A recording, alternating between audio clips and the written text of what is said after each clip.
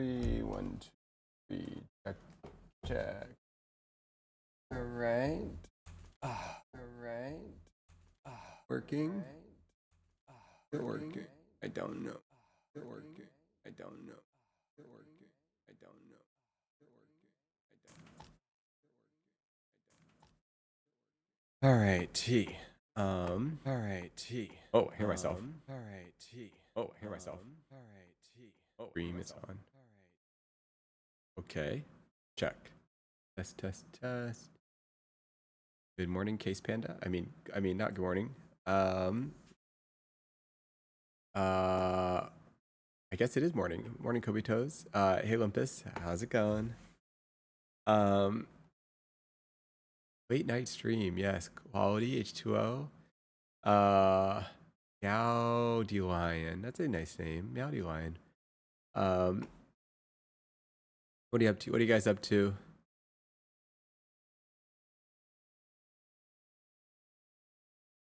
What are you guys up to? I didn't know hi with 3 eyes makes that face. Oh. Is that like a Twitch thing? Check. Check, check, check. In bed trying to fall asleep. You got any good sleepy music? I don't know how the music works on Twitch yet. We haven't gotten that far. Ooh, about to fall asleep. That's great, Swip. You should be sleeping. I fully... Ooh, that made the best of your day off. Hello, Nate. Thanks for telling Tina to make you... Did Tina make you a mod? No, Flip. Does that mean you... Wait, Flip, do you have a day off? Anyways, I'm glad you're sleeping.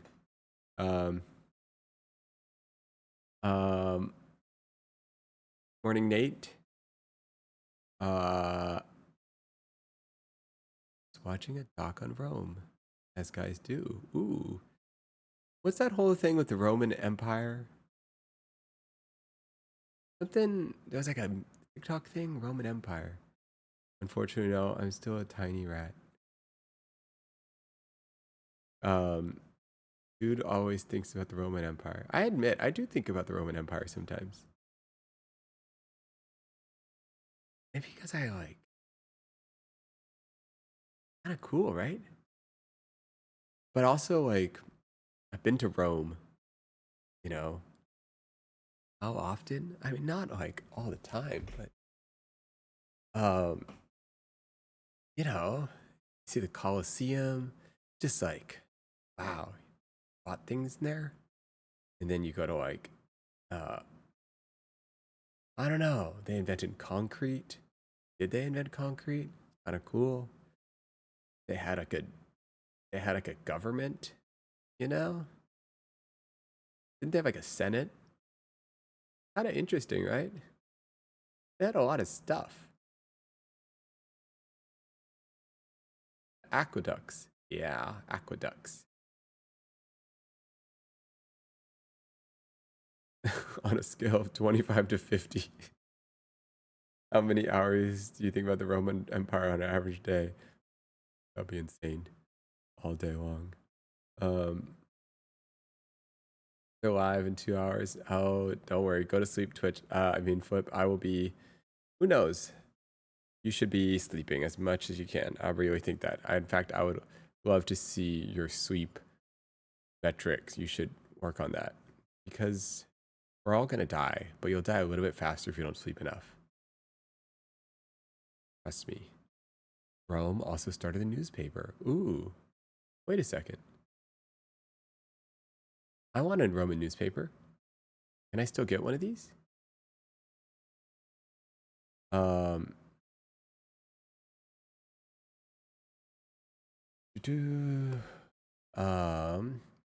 been working on a little bit of a podcast. It was stone or metal. Oh, whoa. Been working on a little podcast booth, podcast setup last couple days. Kind of spontaneous project, really. You know, it's not exactly what I do, but I kind of like these challenges. Like, hey, make this. And I'm like, wait, I don't want to. That sounds cool. Sometimes someone just needs to ask me, like, hey, can you make this? And I'm like, ooh, I think I could. Have you been exporting broadcasting gear? You want to share a bit? Good morning, Michael. I've been, well, what do you mean by broadcasting gear? Like traditional broadcasting? Or do you mean like, uh, or do you mean like, streaming? Oh, streaming. Yeah. No, I've been fascinated by streaming gear. Um, did you see the emote? What? Oh, wait. Whoa. Oh my goodness, there's all these things in here. What? What is this? This is crazy.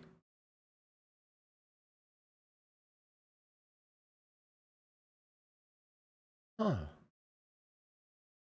Um, wow. Um, this is cool. They're crazy. Ghost. That's Ghost did make some. Huh. I mean, I could just put them on. If do we know if Ghost is okay with me just putting them in there? Uh, um, can't really hang out. Just want to dip and say thank you, Uberdom. Sorry, spaced out for a second. What was I just say? Two thoughts happen at the same time. Oh, I was gonna. Wow, there's like all of these. Whoa, there's all of these things in here. Sorry, my brain is just not there. Morning, AK87. Yeah, I'll message them once I have a moment. How'd the podcast room go? It's 80% done. It went well. Went great. Went really good. I mean, I don't think Gaming Penguin. Good morning. I don't think Yvonne has seen it yet, but it's based on Yvonne's ideas. So, the biggest challenge is building it here in my studio, and then I have to transport it there. So that involves cutting down. The hardest part is honestly, you guys ever work with 3/4 inch plywood? I decided to be fancy and get 3/4 inch Baltic birch. Um, yes, okay, 3/4 inch Baltic birch in a 4x8 sheet, guys. It's heavy, okay? It's heavy. Um, it's probably the heaviest plywood you can buy at that size. Yeah, I made the whole thing out of 3/4 inch Baltic birch. Yeah, it's a little fancy. That's a little unnecessary, but I did it. I have a reasoning for this. These panels, they butt up together, right? So there's like I don't know, 8 panels that butt up, and then or 2 on the side. 6 panels, I can't remember. Now these the thing is, when you put panels like this, um, they have to be straight. Because if these woods are not straight, the seams will look really bad. You can't go and get like your cheapo plywood. You need like decent quality plywood. Yeah, they got to be flush. Otherwise, it looks really bad, especially since lighting is on it, and it's like. So, anyways, to solve that, we got Baltic birch. Now, guys, how many people here actually buy? Does anyone here actually buy 3/4 inch 4x8 sheets of Baltic birch? Because I know a place, and it is a deal. I got a deal. Okay, to give you guys a sense for those who aren't into woodworking or plywood, you can't even buy. Okay, so what is Baltic birch? So there's plywood, right? There's all sorts of type of plywood. You get the cheapo stuff. The cheapo is like, I mean, you can get plywood that's just like, I think you could get plywood that's made out of 3-ply, just like 3 pieces. You can get 3-ply plywood. Generally, most plywood comes in 5 layers or 7 layers. That's the most common. 3/4 inches is probably the most common. A lot of people do 1/2 inch plywood. Now, 3/4 is heavy and it's nice, right? If for those who are in metric, it's like 18, 19 mil, I believe.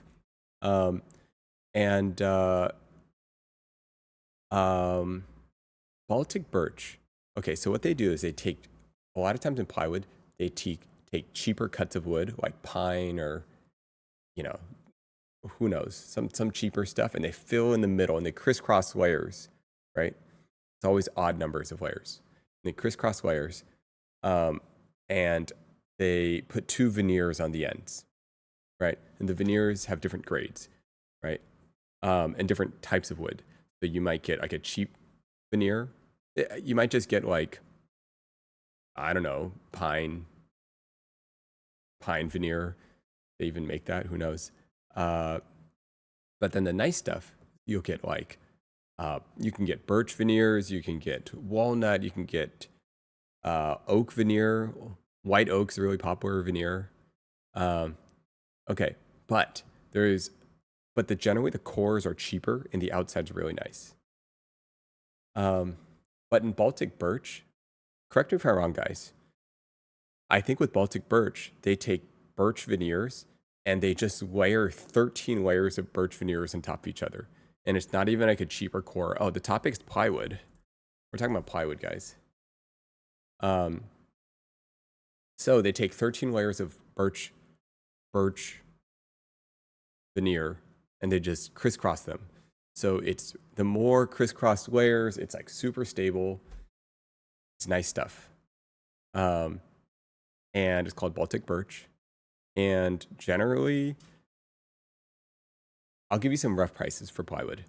Generally speaking, 3/4 inch plywood is $70 to $90.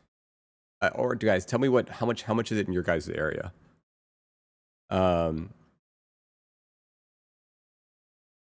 4x8. A 4x8 of 3/4 inch plywood. For me, it's generally between 70 and $90. And we're talking about just like birch veneer, or we're talking about like some rando for veneer, who knows what it is. Baltic birch, you really can't even buy in a lot of places. Wow, you're getting 40 to 50? Okay. So you're not going to Home Depot. You're going to like the local spot then. You're going somewhere nice. You're going from what area are you based in? NATO. East Coast of Maryland. Okay. Yeah. That's Home Depot. You're getting 40 to 50 3/4 ply. Wow. $80. Yeah, it's kind of right in the middle of where we're going. Baltic birch around here is brown tutu. Thank you. Baltic birch around here is 4x8. It is 4 feet by 8 feet. Texas is 50 for pine, 80 for maple. Okay, not bad.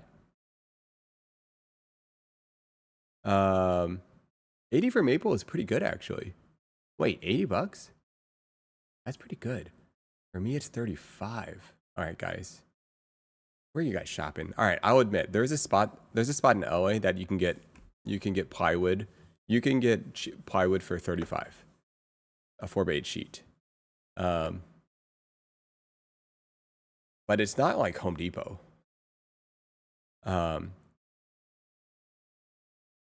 The worst thing about Home Depot is all the 5 top ones are the worst. The worst ones. So you have to like take off the 5 top ones and slide them over to the one next to it because everyone's already gone through those ones. Just don't shop at Home Depot for plywood. And the problem is if you want to buy something like Baltic birch, you usually have to go somewhere a little more specialty. And it's probably around $150 a sheet or so. It could depends on the grading on the top. You know, do they do AA grades? Do they do AA, A, B? You know, there's an A side, there's a B side. I don't know if they do double A. Basically, what happens for those, for those who know, you know, but for those who don't know, there's different grades of plywood on the veneer. And sometimes what they do is they have the knots on the trees will show up, so they've got to like cut out the knot and put a patch on it. That's like not as nice. You don't want those things. But, you know, because sometimes you got to spackle and sand that part down because it's got a little cutout. It'll sometimes look like an oval. Sometimes it'll look like a little butterfly. They look like different shapes. Sometimes they look like a biscuit. Hey, Snowflake. I buy the rejects. Oh, nice. I didn't even know you could do that. Guys, anyone here, if you guys are based in LA, Del Monte Lumber, I think that's my favorite place to buy plywood. And if you guys want really nice veneer, burl veneer, all right, we're talking burl veneer. GL Veneer. You guys know GL Veneer? Is that how you spell it? GL Veneer. GL Veneer Co. Oh my goodness, guys. This is where you need to be shopping. GI Veneer Co. That's an LA-based one. Anything you want. You name it, they probably have it. You want zebra wood, you want ebony, plywood, whatever the heck you want. That day when I carpenter removed, I used offcuts for free. I actually love offcuts. It feels it's more inspiring because they're free. Like I feel like I want to make stuff with them because I feel like, you know, you can't mess up because it's offcuts.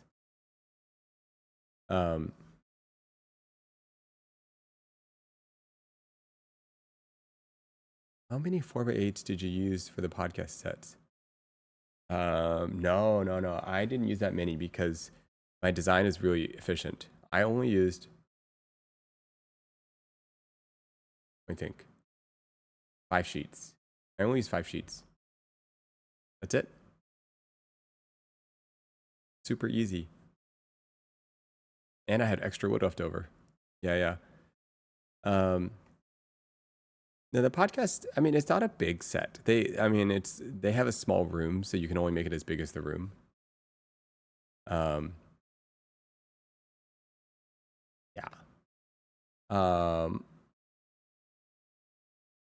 Yeah.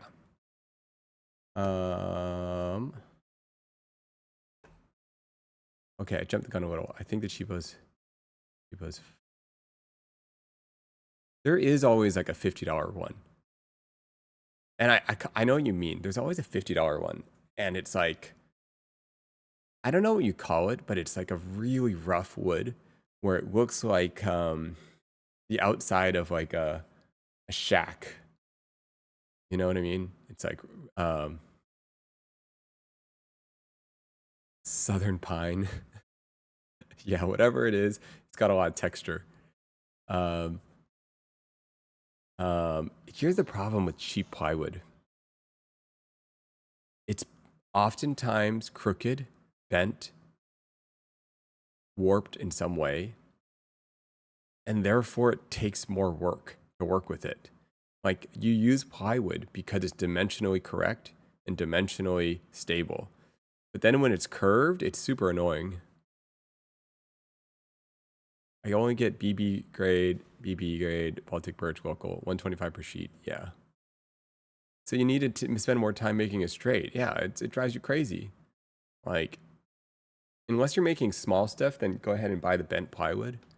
But if you're making big things, I mean, it depends what you're doing. You guys all know what you're doing. I want to try making wood barrel, but it looks really hard. Is that the kind of thing where you have to like make the planks like slightly concave? Hello friends. Hey Neil, how's it going? You're just chilling. You're just chilling.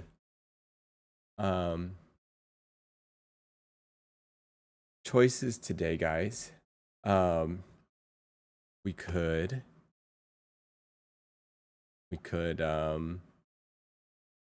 do Discord calls. If anyone's in the mood for that. Trying to catch up on Pokemon. What does that mean? Catch up? How can you catch up on Pokemon? Is there a new show? Catch up on Pokemon. I don't even know what that means. Pokemon Legends. Z to A. New game. Alright, what is this? Pokemon Legends. Pokemon Legends. You have 2 hours for tutorial? Oh no, absolutely not. I mean, you know what? We're not saying anything. Maybe. Really good game. Alright. Pokemon Legends. Dispatch is my new addiction. I mean, it would be nice to... I don't play games, so I don't really have a thing. I mean, I wouldn't mind learning a game. No, it's too much work. Okay.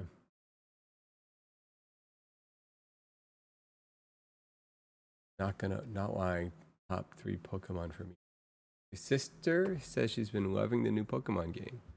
She just likes games in general. I feel like she says that about every Pokemon game she plays. Her doing a Bob Ross with Nat. Really? Is that what we're doing? Did Nat talk about something?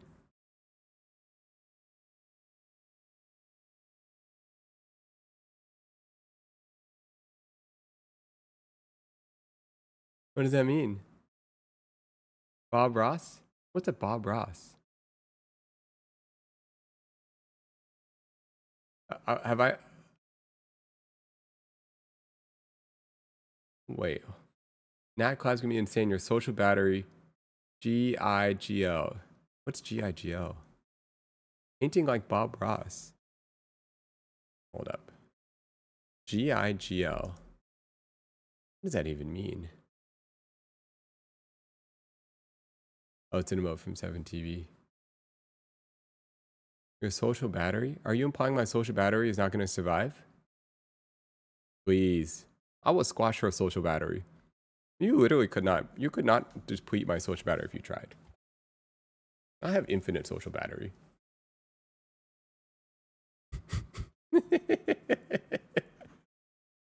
It's just so hard to squash my social battery. Dude, I worked till like 11:30 p.m. last night building stuff. Woke up super early this morning, built and carried over like 500 pounds of stuff. Went to traveled around, did a bunch of stuff, just got home, and now I want to go and stream. Please, I could do this all night long. Easy peasy, man. Easy peasy.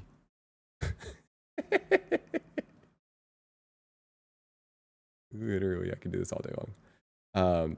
No. The only thing that throws off my social battery is getting nauseous while gaming. Nauseous while gaming. That's what kills me. No, guys, I had to take a nap because I was nauseous. All right.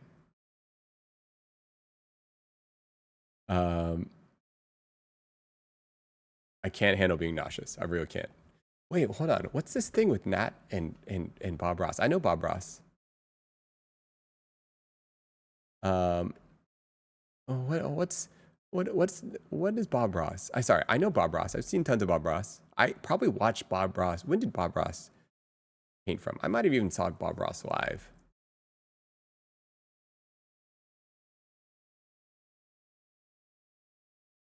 $1995, probably not. Probably not. Did I see him live? Did he paint Late into Life? No, I don't think so. You mentioned thinking about doing art with you. Yes. All right, let's do it. Easy peasy. All right. Bob Ross. That sounds too easy. No. I picture Nat. I think we should. What should we do? I'm trying to think. It's too easy. It's too easy. What are we gonna do?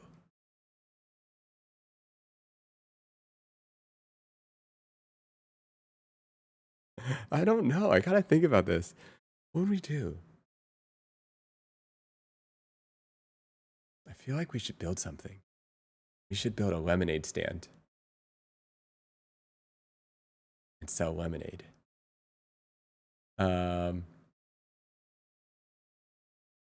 What else could we do?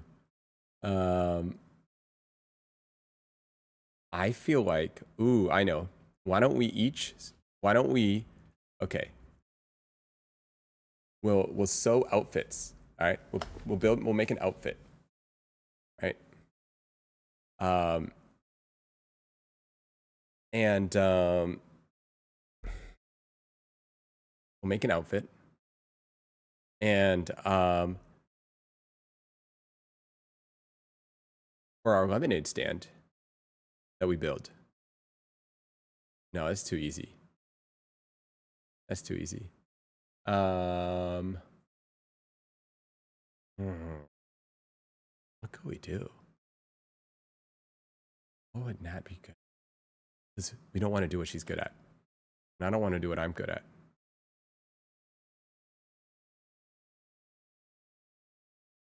What do they do in Australia? We could mine for gold. Don't they mine for gold in Australia? We go mining, right? What else do you guys do out there? Mining? They mine opal, right? Yeah. We could mine some opal. What else is in Australia? Fend off the wildlife. Okay, here we go. I got it. We'll get night vision goggles. All right. We'll get night vision goggles, like the super fancy $10,000 ones. And then we'll go out into the forest and we'll search for some wildlife. And then we'll fend them off in the middle of the night. You guys know those night vision goggles? Those really fancy ones? Yeah. Come on. Be kind of cool, right? Where it can see like the animal from like really far away. And we'll make an outfit for it.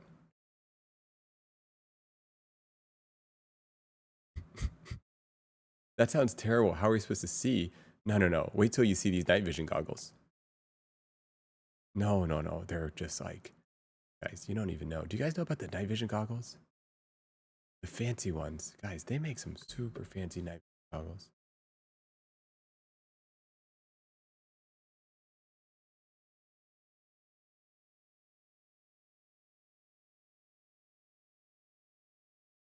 First of all.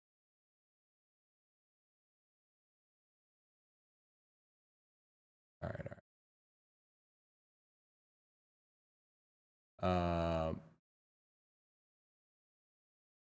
Okay. Okay, guys. First of all, what you want one of these, this is the thermal ones that are really good. You want the thermal ones. Yeah, the white phosphorus thermal one. Exactly. Connor knows. Okay. You got these white phosphor thermal night vision goggles. All right, guys. Clear as day. That's what we need to do. No, it's a thing, guys. Trust me, it's a thing. It's like $10,000. But did you see the clip with Nat and the squirrel? I have not.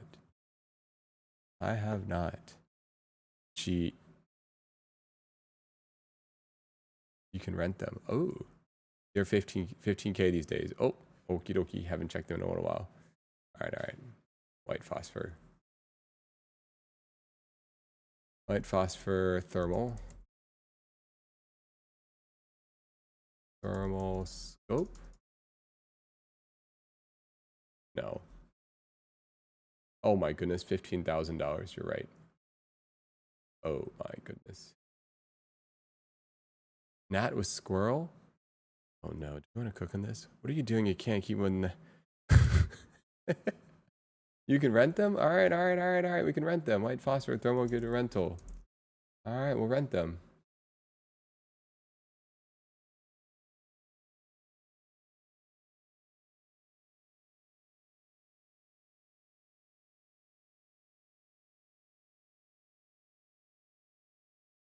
How did we get into this, guys? How did we even get? Also get the 50 to 1,000 cannon guns? No, the garbage. They don't make a 50 to 1,000, do they? No, they don't. Do they? No, they don't. Do they? Oh, a servo. Interesting. Who the heck is buying this thing? 50 to 1,000? What an obscure lens.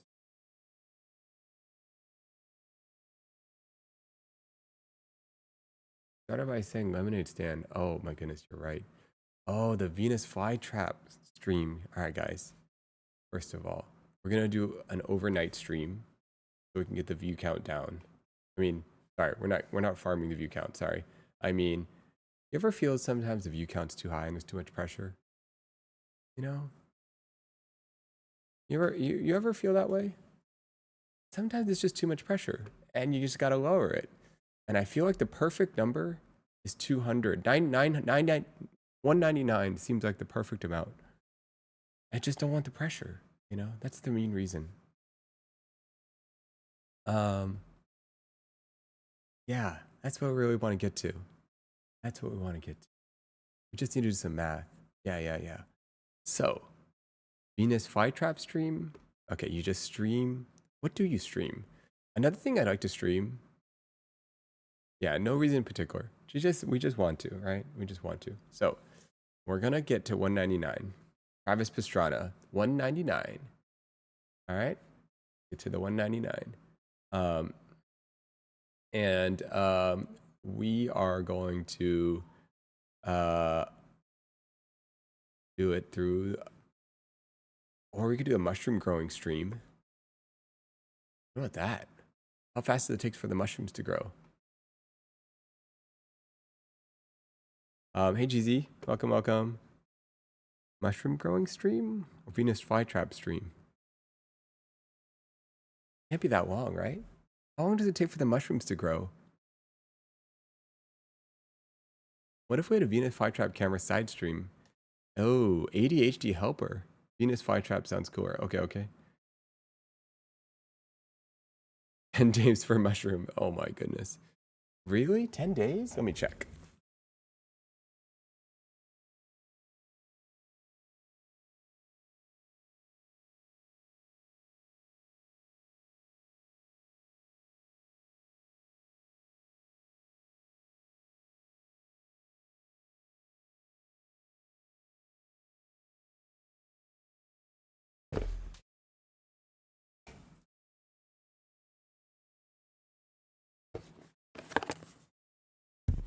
Okay, let's see.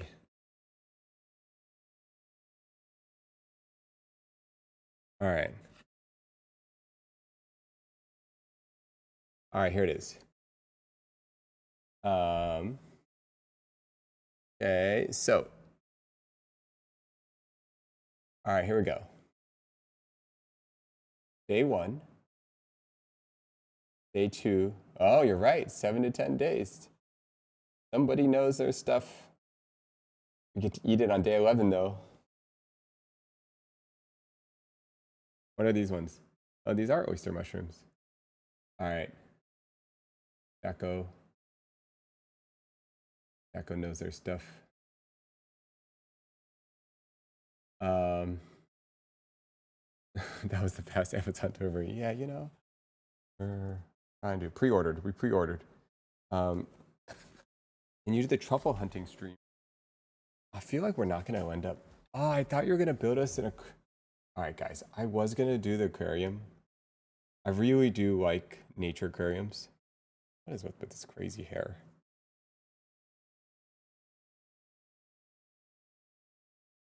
Oh, oh, oh. Oh no. Okay. Jacko's our mushroom expert. Probably. I mean, he knows that off the top of his head. Okay. So, question. Oh yeah, sorry. Aquarium. Oh yeah. Sorry guys. I wish I could have had like better audio and a better like aquarium stream. I wish I could like be a little. It was a little chaotic there. A little chaotic. I didn't get to. It was hard to like read the stream. You're like trying to navigate people, kind of like show the fishes. It's different. You know, IRL streaming is difficult. Those kind of environments. Um, um, I don't know. Has audio. I thought it was good. Okay. Um, the fish are really small. Sometimes they're big. There's just a lot of people everywhere. There's a lot going on. You know, audio is a decent for IRL. Okay. I was a little. I was a little tilted because I brought the wrong mics because someone was borrowing my mics. They didn't return them. And I had a backup pair, but I lost one of the backup pairs. So then I was on my third pair of labs and oh my goodness. I was just like, anyways. I'm sure it helped having Anna to run IRL interference. What's IRL interference? I don't understand what that means. But I did, it was fun. Anna's fun. This is why the warehouse needs its own aquarium, so we can see the fish with your fancy cameras. All right, maybe. Maybe. Like, you can stream while she pays attention to what's happening. Oh, yeah. That's true. Anna likes fish. Fish friend was fun. Yeah. You just change it up, you know? I would stream with Anna again. Fun. Just invited me to go to the aquarium. And I was like, yeah. Why would I not go to the fish expo? That sounds great. She's just like pretty chill. Oh. She was a fish, no? Ooh, maybe. Maybe. Chelsea, yeah, Chelsea. Chelsea was cool. Anna knows nothing about streaming. I feel like she doesn't know anything about the internet. I don't know if you guys could tell. Oh, hey Joy. She's a normie. Like, she's a natural on streaming though. She literally knows nothing about streaming. Like, I don't even fully know if she knows that. I don't even know if she knows like something about the internet. I don't think she knows anything about the internet. Maybe she does. Oh, hey, Huggy. Welcome. We're just chilling. We're either going to do most authentic type of person you see on stream. Is the ones that you don't know anything about streaming. She's very authentic. She's just herself. I don't know if you guys can tell. Got funny comments.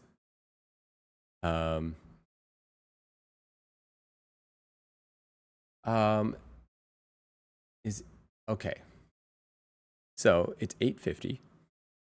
My game plan was to stream for a little bit, maybe till 11 or so. You seem natural on stream. Yeah, she did. Maybe we should stream with her more. She's from Seattle originally. And I think like she could do like nature or adventure streams. She's really into nature.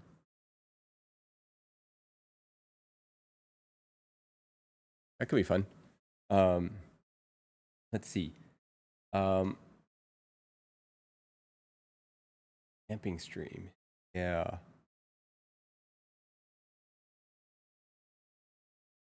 Also, who was it there? Chelsea? That was funny. Oh my goodness. Chelsea was so confused with you guys. You confused her so much.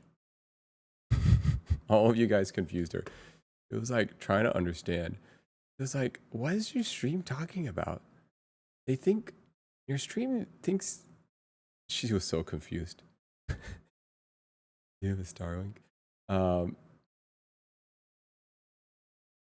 Did she enjoy it? Oh, Chelsea or Anna? I think they both enjoyed it. Always funny to see Chelsea. I think that I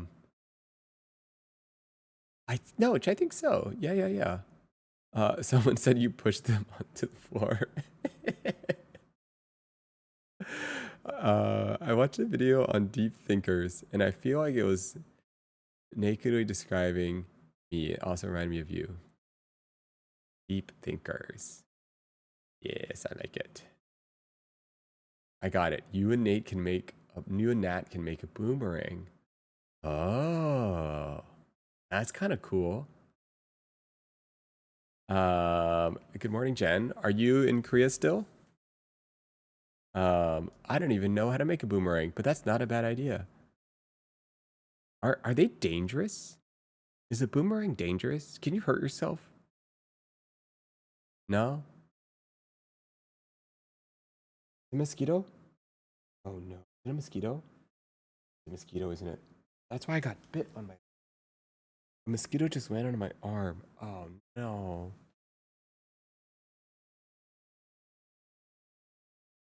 See it. Saw it.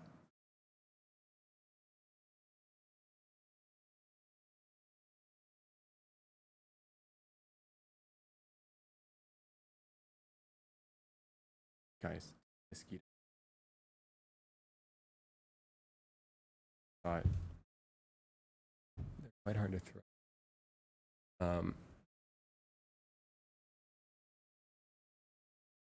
Uh, it's the mosquito distracted me. Where is it?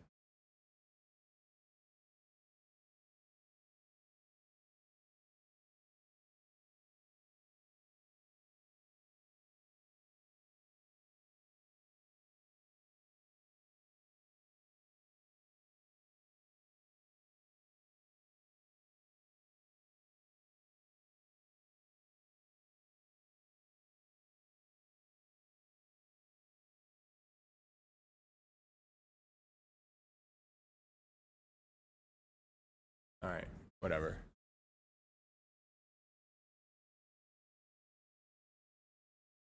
All right.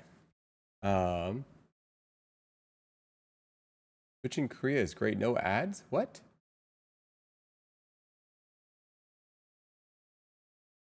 Yeah, and you can't watch the VODs. Whoa. Interesting. Okay, Jen, you're not missing too much other than our fish. Korean law equals no monetization. Wait, can someone explain that to me? No ads in Thailand? Huh? What is that? What? No monetization. Twitch? Korea? Is it just...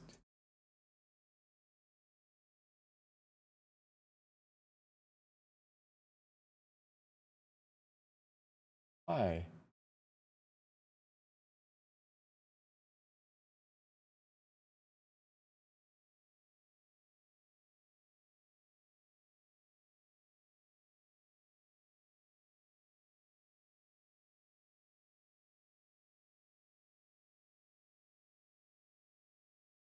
Korea wanted to prioritize the domestic streaming, so they said Twitch can make money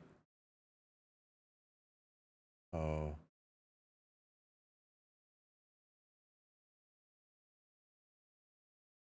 interesting. Hold up. Let me get some water.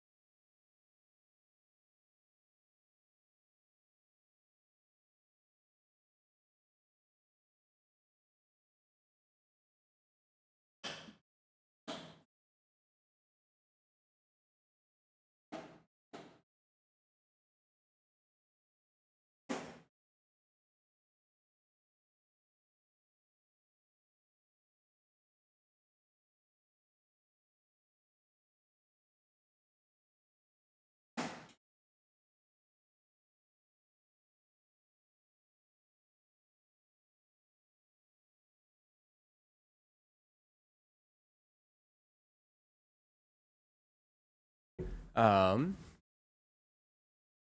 let's see. Um,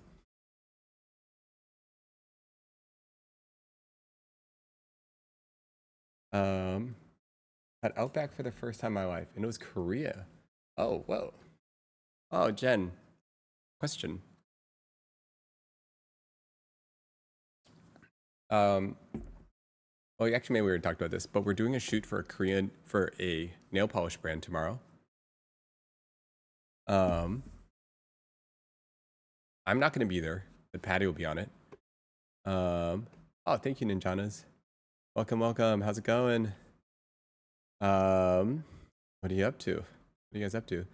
And so we're doing a nail polish shoot tomorrow for a brand.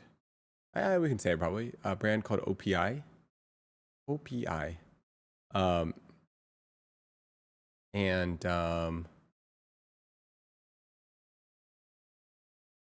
you know what? I don't know anything about the shoot now that I think about it. I don't even have anything to say about it.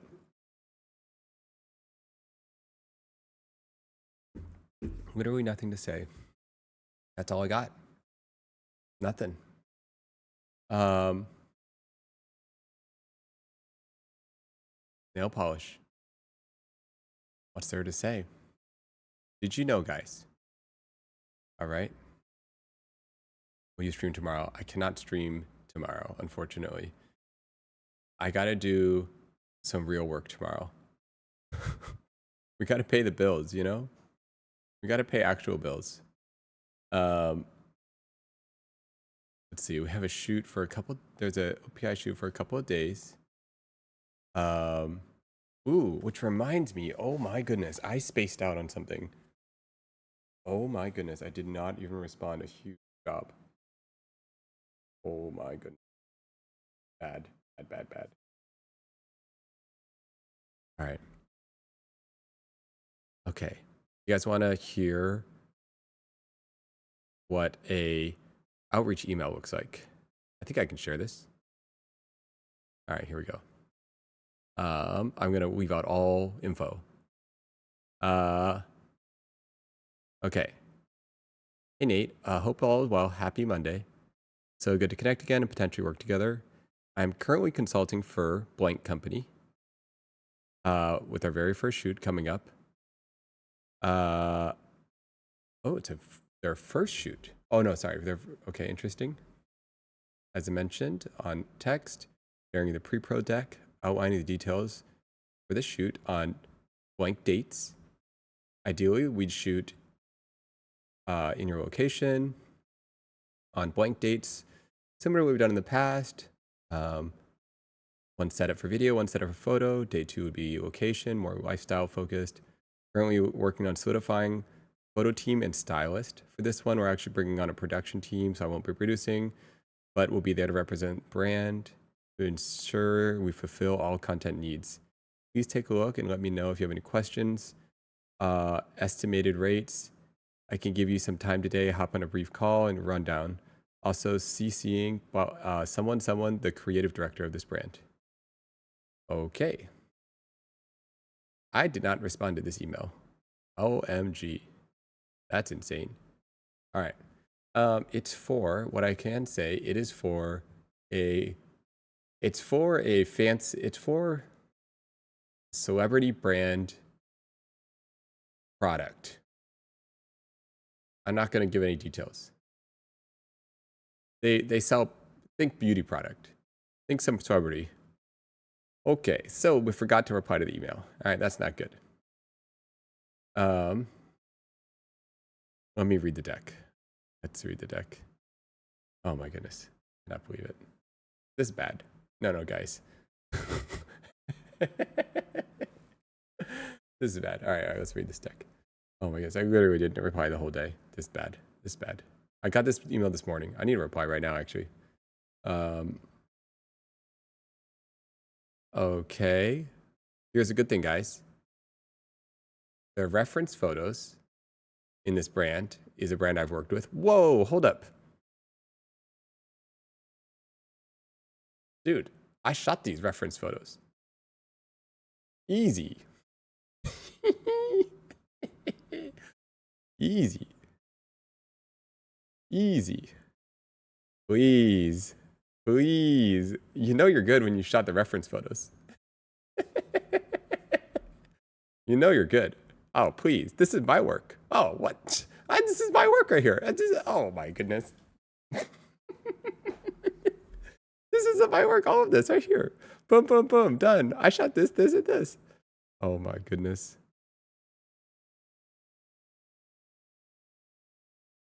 Ah. Easy peasy. All right, guys. We're done. I wonder if they know it's your work. So usually, okay, they probably do. Okay. So usually what happens is like they'll sell you on something because like they have seen some of your own work. Hold up, let me see the rest of this email. Oh my goodness. There's an easy peasy. Okay, I know what they want now. Dude, I know this stuff so well.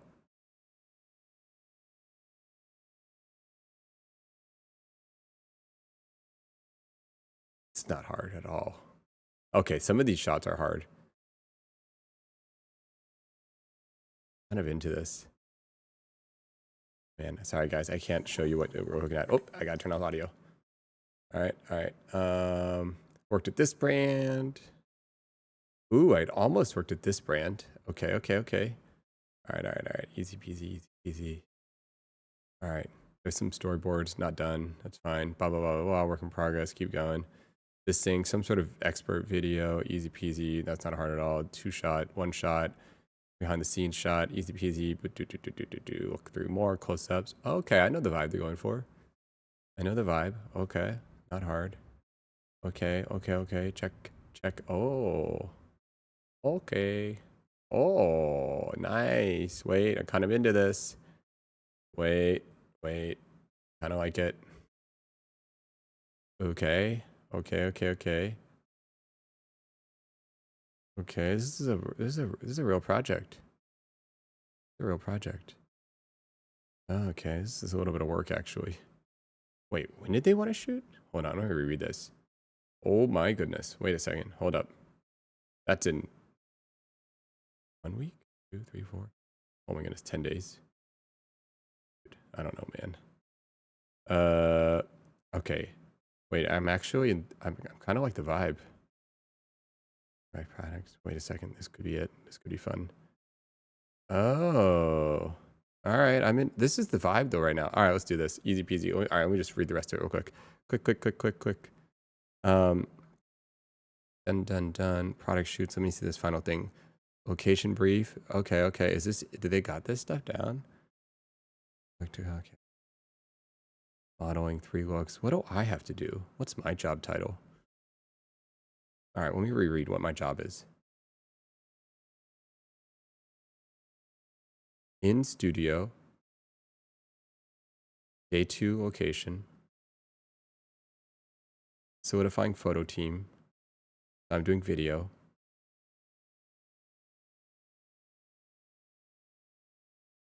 if you have questions, please take a look and let me know if you have any questions. Estimated rates. I didn't see the rates. What were the rates? Let me know if you have any questions. I prefer if I knew approximately budget. It looks like they have money. All right. I'm into this. Let's do it. Sorry, guys. Okay. So, are you not DP? I'm probably combo director DP. But here's the thing, guys. Any of you guys in production? If any of you guys are in LA film production, what's happening lately is the brand is the director and you're the director at the same time. Combo director. So you're never really the director. You're just a sheep. You know? You're the video guy. You know? You just make it happen. But at the end of the day, okay. They storyboard and everything. They didn't for this one. Usually you don't see storyboards until the production gets really nice. You still get nervous with this type of existing celebrity shoot. Exciting. I don't know if the brand, the celebrity owner is going to be there. I don't think they said that they're going to be there. But do I get nervous? No. The last one I did with the celebrity was this girl. What's her name? Kiki Palmer. You guys know Kiki Palmer?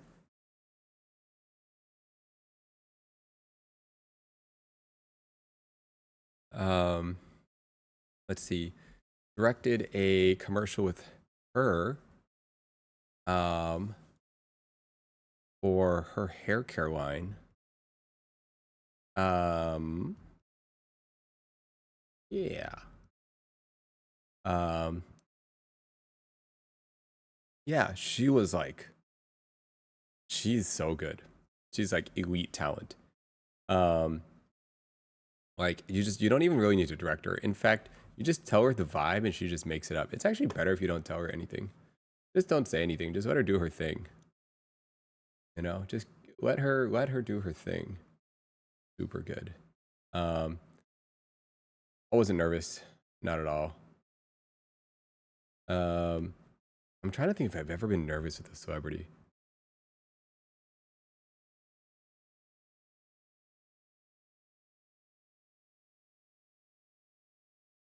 I got yelled at once by a celebrity one time.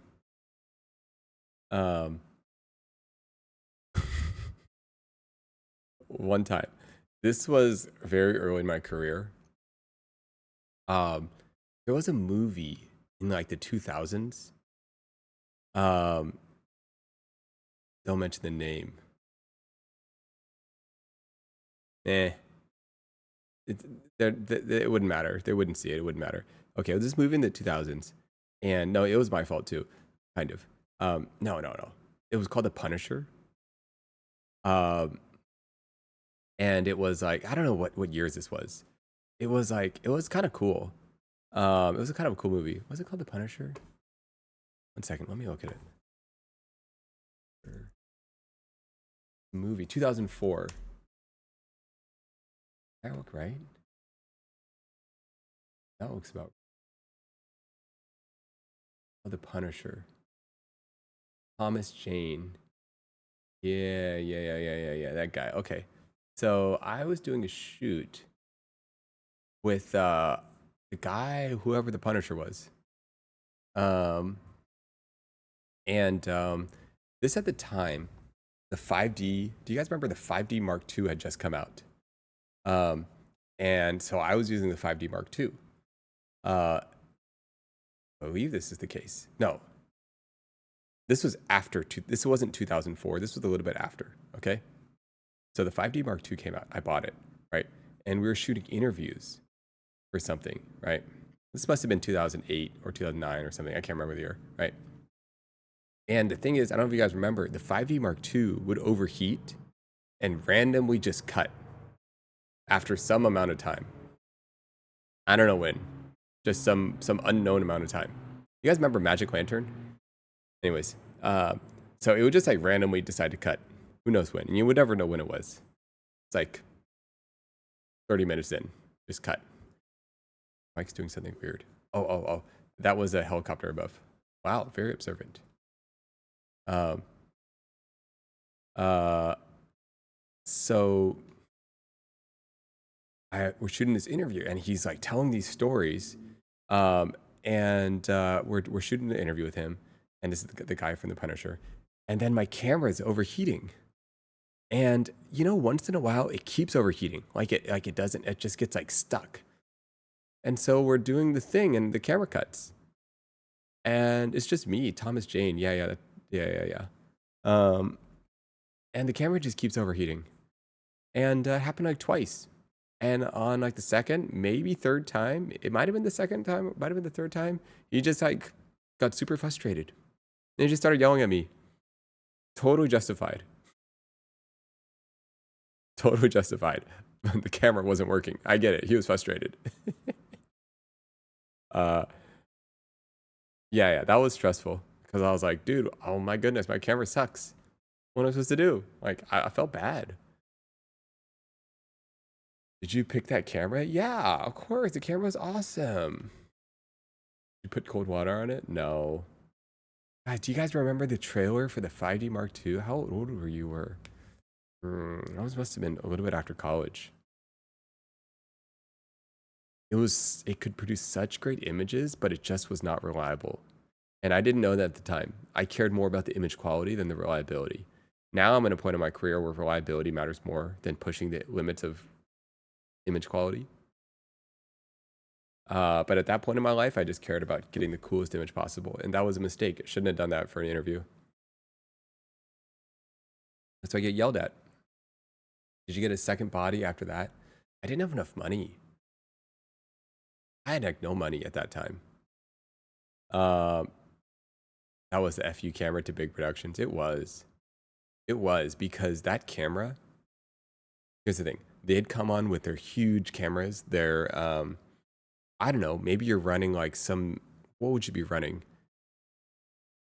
Who knows? Some unknown Panasonic camera with like some sort of, maybe like a 35mm adapter or something, Ariflex. I'm trying to think of a digital camera at that time. That was like high end. Anyways, someone walk in with some huge Panasonic. No, the Alexa wasn't even out yet. Was it? Oh, maybe it was. No, Alexa was out. Alexa was out. 2008, 2009. But the Canon was incredible for that time frame.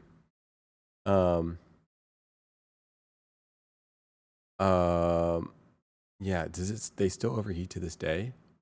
Oh my goodness, they haven't fixed that? That's insane. Do you stress test your cameras before taking them to shoots now? Yes, I do. Yeah. We also have like mini cameras. I have two identical red Raptors. So if a camera goes down, I just swap it instantly. Yeah. Only happened one time.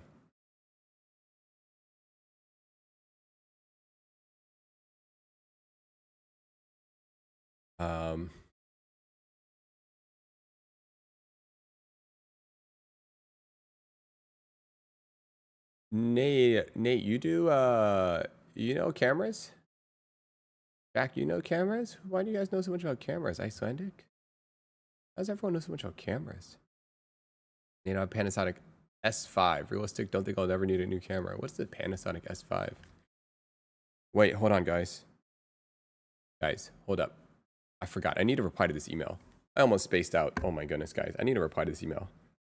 Oh my goodness. Oh my goodness. I'm working all day.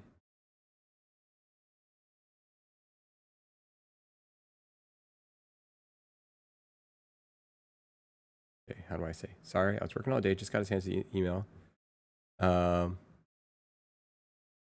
Overall, pretty good. Looks pretty good and fun. And something I'd be good at. You know why? Because I shot reference. That's why I'd be good at it.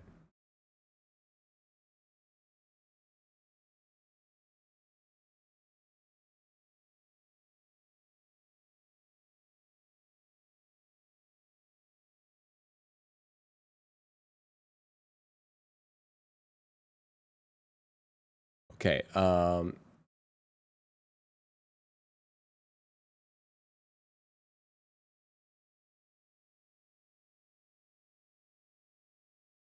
I wonder if they realize that. No, they must know. They must know.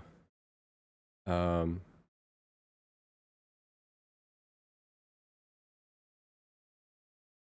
dude, how do I reply to this email? All right. What do I need to say in this email? All right. Real quick. Okay, what are they asking me? This is what you need to do, guys. When you reply to an email, you got to reread it and figure out what are they asking you. All right. Let's find the question of this email.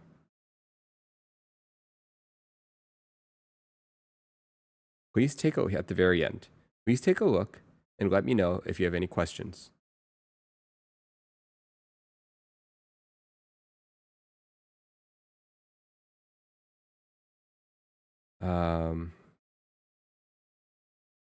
Okay, they are asking semi about estimated rates at one point. Hey, all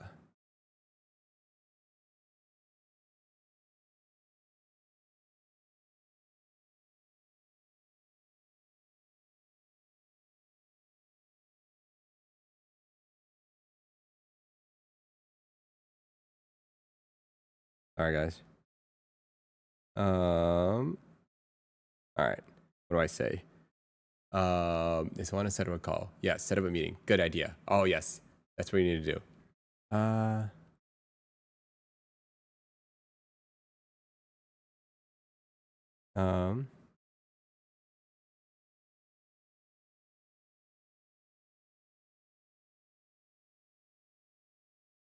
Set up a meeting.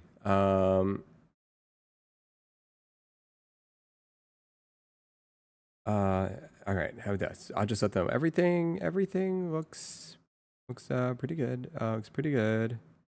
Everything looks pretty good. I love the style, which I really do. Love the style of the shoot. And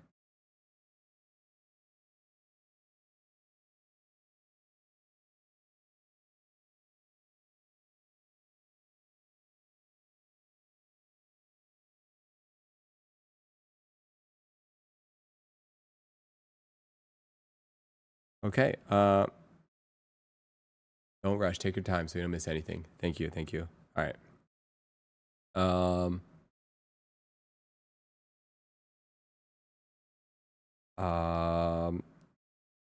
Free to phone. Yes, tomorrow before 3 p.m. or what other day?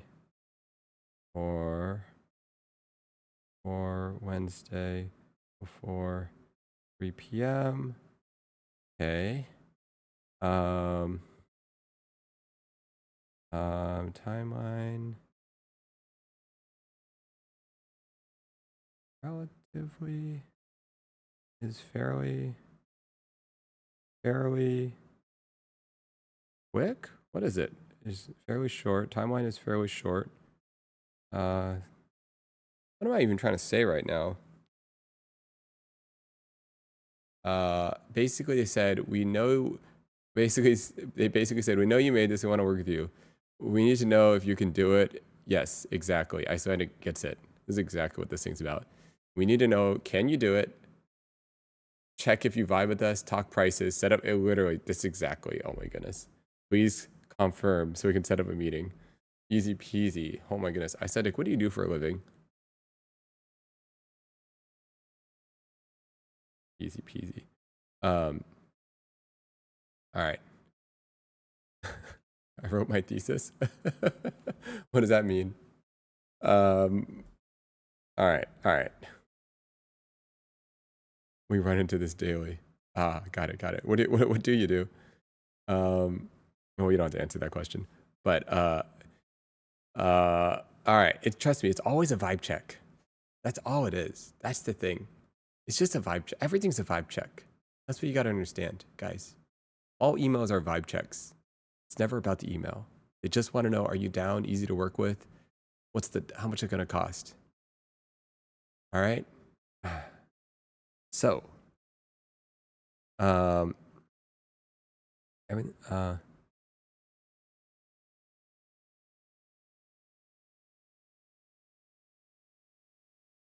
um,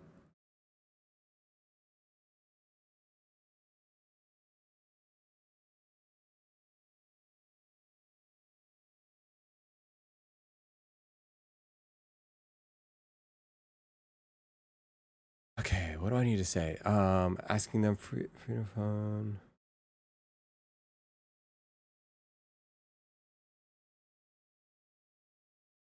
All right, also I'll have to set up a meeting. Free to phone. No. General. Okay. I'll ask them. Guys, should I ask them? Question. Agreed. The email I just received asking for my tax number is definitely a vibe check. Oh, William, you gonna ignore that? Wait, William, we know William.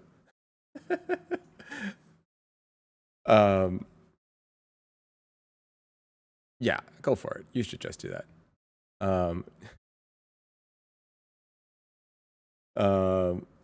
What are we trying to do here? Ask them what?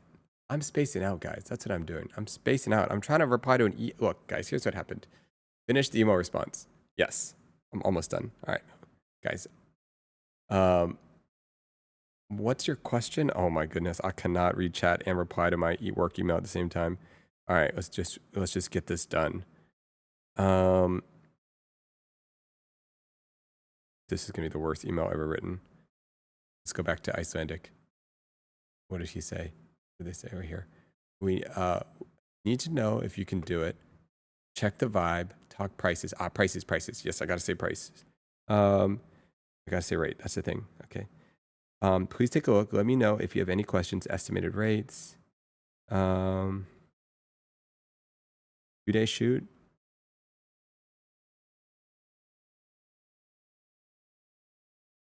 All right. Here's the problem. I need to give them a general rate. This is a tough one. Based on that.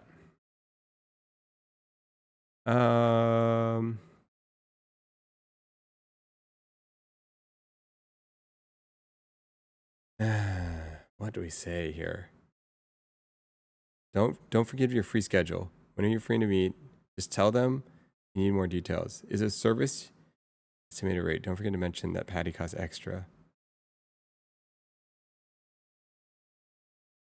Yes. My usual rate goes. Let's set up time to discuss later. Yes. Okay. General. Okay.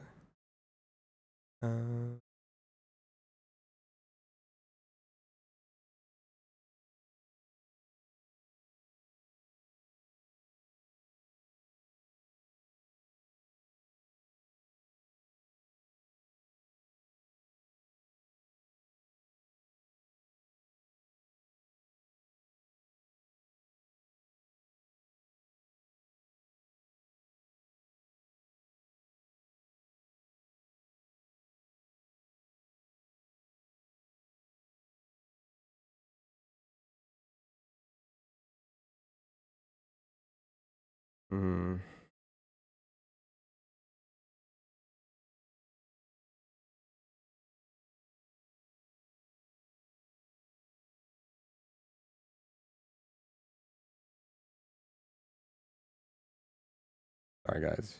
Trying to figure out this rate thingy. Okay, I need to write the most general thing. What is it? How do I say this? Okay, generally. Better.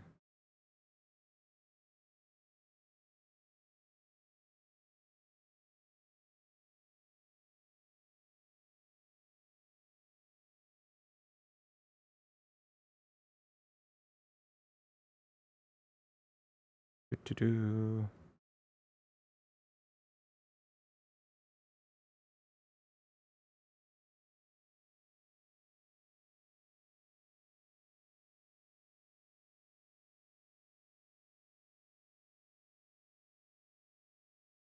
Uh,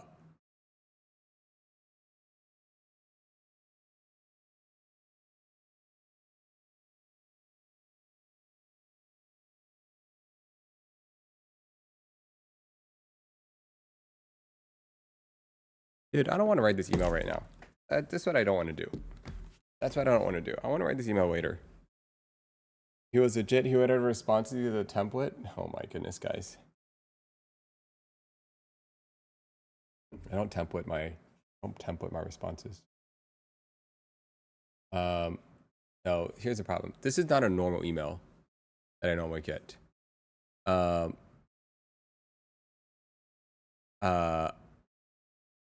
this is outside of the range of what I do. So basically, the thing about this job is I don't really. This job requires a little bit of directing. If they just want me to shoot products and it's really clean, then it's like, here's a rate. But this one involves a little bit of creative. And when it involves creative, there's like a variable amount of effort involved, you know?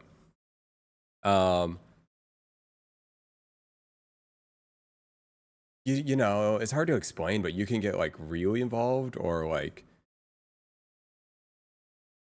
it's outside the range of what I do. Directing is like, it really depends. Like, here's the problem. I've never worked at this brand, right? This is a totally new brand. And the brand is actually a legit brand. And this is, okay. Show the email.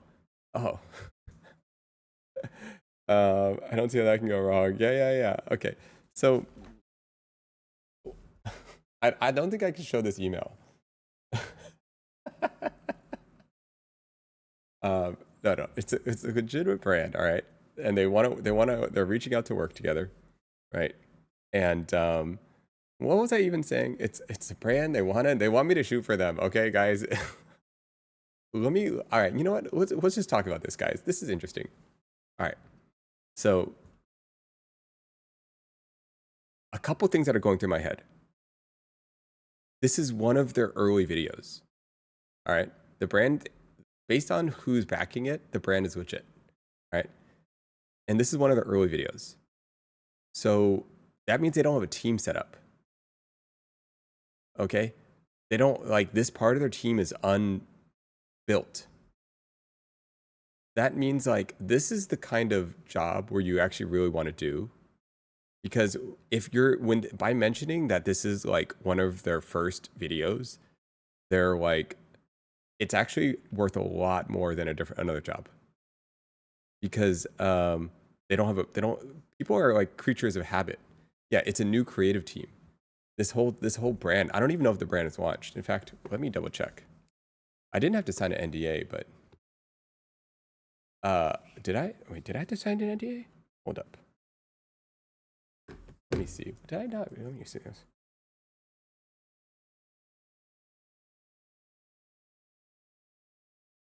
Okay. The brand is launched. Don't worry, guys. We're okay. The brand has launched, but they don't have much stuff out. All right. Don't worry, guys. Don't worry, guys. I didn't say anything. Who knows? I know it's legit because it's a celebrity name. Yeah. It's a celebrity name that most people here would know. Okay. So this is one of their earlier videos. So what I'm trying to wrap my head around, these are the kind of jobs that you really want to do because, you know, people are creatures of habit. You hire them once and then they're like, well, he did a great job. Let's just keep hiring them, right? I think the meeting is crucial. And you might need to think about how you're positioning yourself in email. Yeah. Think about the positional power you want to show in your email. Yeah, dude, I was not focused enough. This is actually a legit email. I think I was just spacing out right now.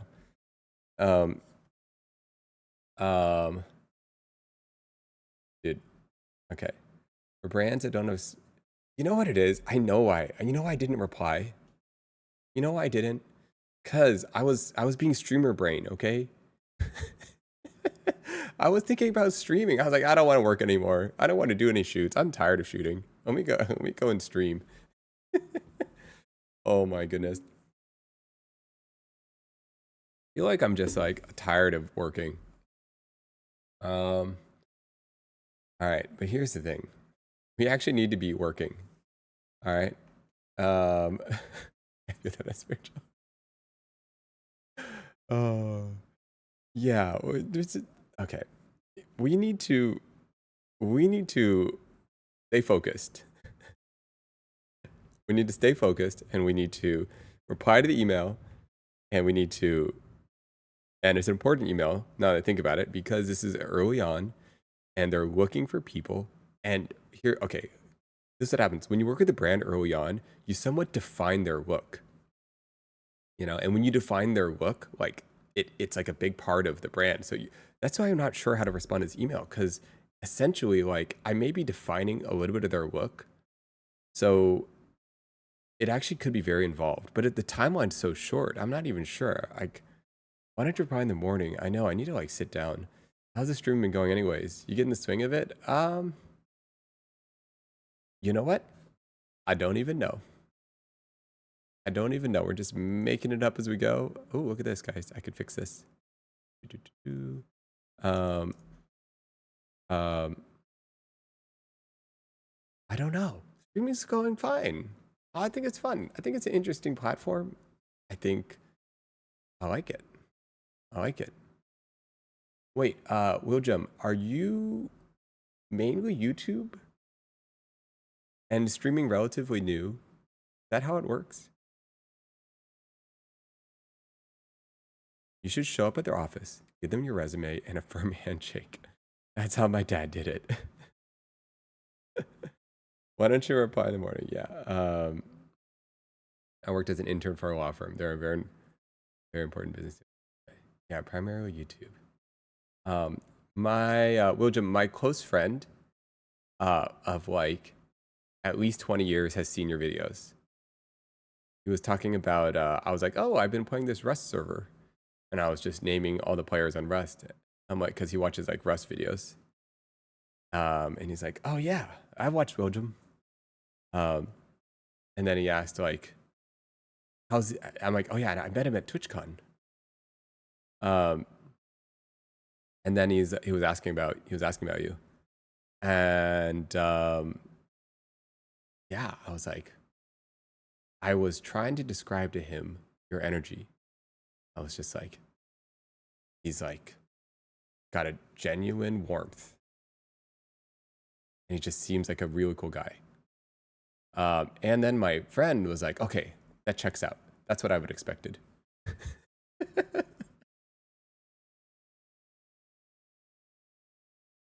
So it got confirmed. He was hoping, he wanted to know that people in real life are the same, And he was really glad to hear that. That's the vibe he was got. He was like, yeah, I think, he's like, yeah, anyways, I don't know how we got in there. Um, I wish you were there for his concert in the Rust event. Oh, thank you. Yeah. You guys are awesome. Oh yeah, me and my sister, we did this little impromptu meet and greet. Well, we didn't do an impromptu meet and greet. My sister got swarmed by a bunch of people. Okay? It was not an impromptu meet and greet. Got swarmed by a bunch of people. And then somehow my camera brain mode turned on. I was like, oh, there's people here. I gotta go camera mode. Okay. I didn't know she had posted it. I didn't know she had posted it on Instagram. I found out later on. And then I went into camera brain mode, and then I was like, oh man, this is so intense. And now it made me like start thinking about, I really want to like kind of get into camera streaming for the camera. No, what do you call it? I want to be a cameraman for streams. I kind of like this. Kind of fun. IRL streaming. Yeah. I want to be the cameraman. That's what I want to do. I mean, I'm already the cameraman. But I don't know. It's like a different part of your brain. Making a really cool camera stream. Be the cameraman. I don't know. Is the streaming backpack heavy? No, no, no. No, not at all.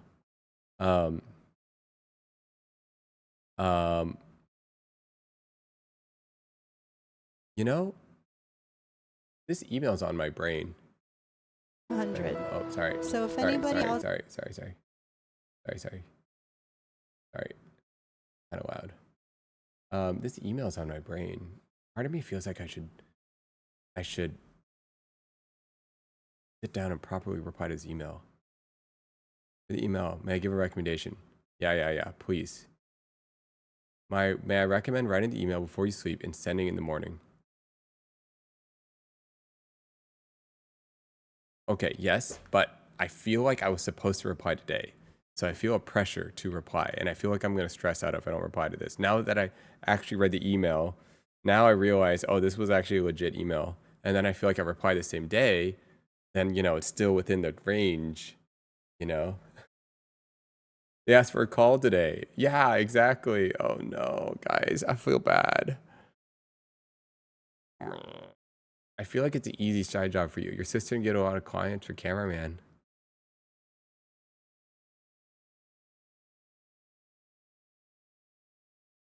How long since you got the email? 14 hours ago. On my mind. All right, that does it. I'm just going to reply here. Give me a moment.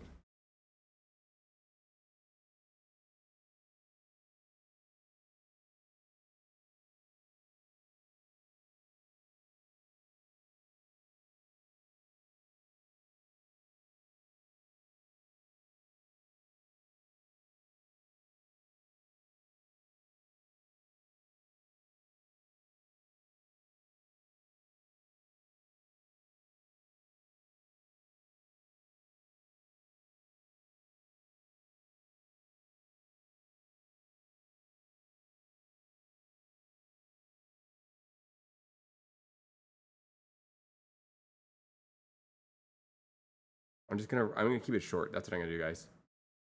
When in doubt, just keep it short.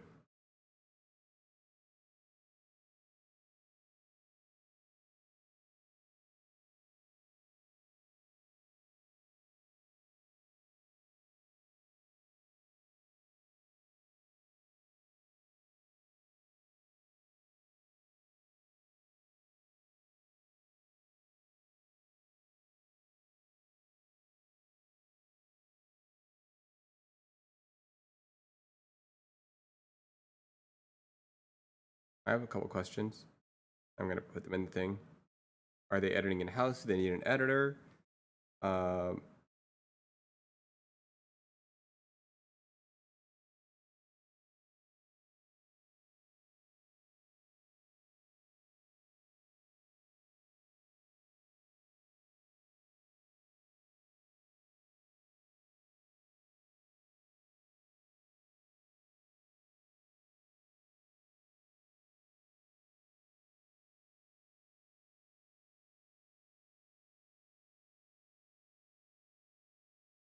Okay, I think I'm done.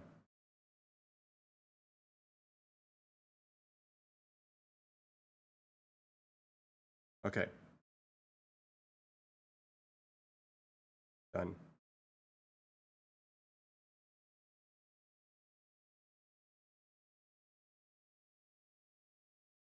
Okay, 1 second. All right, guys, don't hate on this email.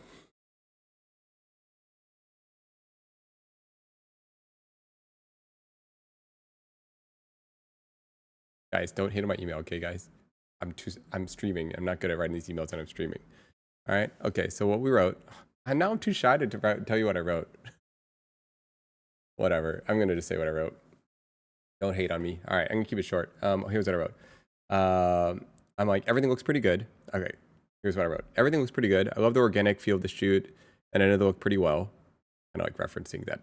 Yeah, I know the reference. Okay. Anyways, here's what I wrote. Everything looks pretty good. I love the organic feel of the shoot, and know they look pretty well. The timeline's very short, but everything seems controlled.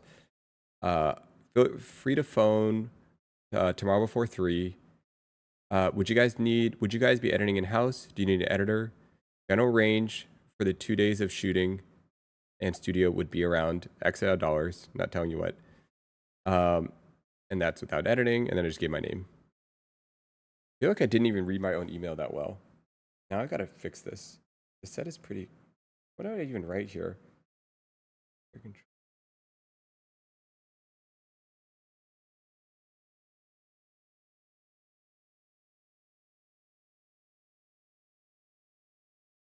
I'm rewriting some stuff. Jenna. All right. Maybe saying sorry you're busy today. Sorry for the late reply. Just hey, okay. I'll tell them I was shooting, kind of shooting, prepping for a shoot. No judgment. Cute.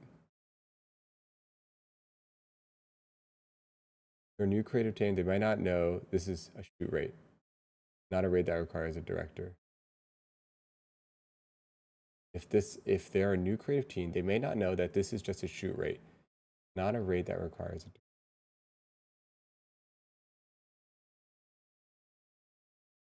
Nah, don't feel like apologizing. Do I apologize or not? You know what? I do. Sorry, I just read. Chat's gonna make Nate lose a job. Good energy, but did you mention your intention to touch base? Free to phone tomorrow. Okay. You're right. Let's make this more intentional. Can we phone tomorrow? Can we phone tomorrow before 3? All right. We set the intention. Great. All right. What else do we do? Dude, this is the worst email ever. This is for real work, guys. Let me do this correct. Sorry, what was that other note? Oh my goodness. Say sorry for the late reply in the beginning. All right, I did write that. All right, let's write that. Okay, I added that. All right, here we go. I'm gonna explain briefly. All right, here we go. Hey, sorry for the late reply. I just got off a shoot. I was prepping. Okay, sorry for the late reply. I just got off a shoot. Everything looks pretty good. Sorry for the late reply. I'm streaming. All right, for real. Okay. Sorry for the late reply. I just got off a shoot. Everything looks pretty good. Love the organic feel of the shoot and know they look pretty well. The timeline's fairly short, but this shoot seems manageable. Can we phone tomorrow before 3? Would you guys be editing in-house or would you need an editor? The general range for the 2-day shoot studio is around X amount of dollars. And I wrote without editing. I feel like the ending is poor, but I also want to just send this and not think about it anymore. Sorry for the reply. I forgot to hit send. I feel like, I'm watching the stream right now. I don't think they know I stream. I'm pretty sure. Looking forward to chatting you soon. Punk. Thanks for subscribing with Prime. Sorry. My brain not working. Oh.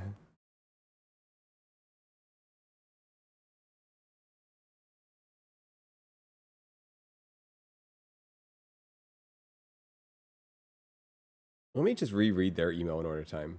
Please take a look. Let me know if you have any questions. Great. Got the creative director CC'd. Okay.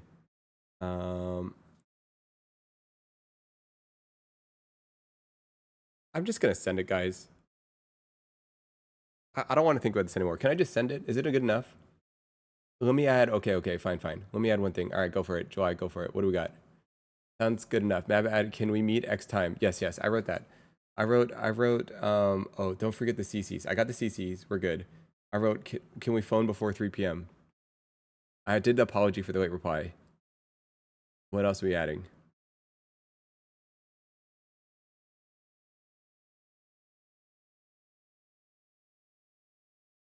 All right. Oh, Icelandic says send it. Boom, done. We sent. Easy peasy. All right, we're done. Not stressed. All right, guys, can I explain something? Wait. Wait.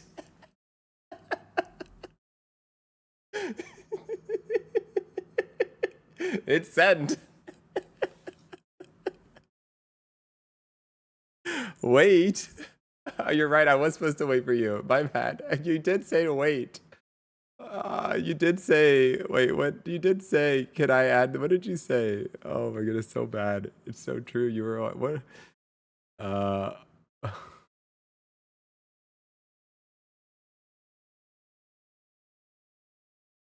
oh well. Okay.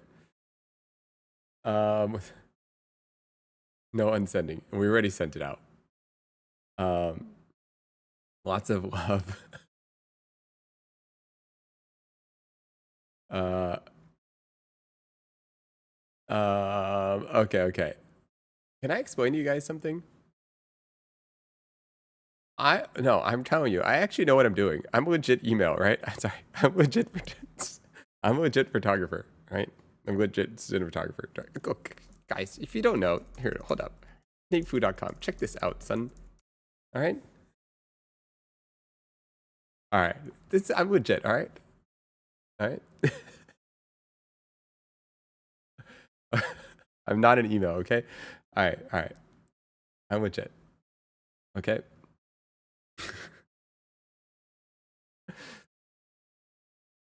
But, all right? Despite the fact that I've been working as a freelance filmmaker for like 20 years, freelance whatever, I still don't know how to reply to an email. Isn't that crazy? It's like you never learn how to reply to an email. Maybe you guys learned. It's like I've never learned. They all sound like that. Every one of my emails from 20 years ago to this day sounds like that. Every one email sounds like, hey, sorry for the late reply. And I'm always trying to figure out, like, here's my, what do you guys need? Or it's always the same thing. I've never learned how to reply to email. When do you learn how to reply to email?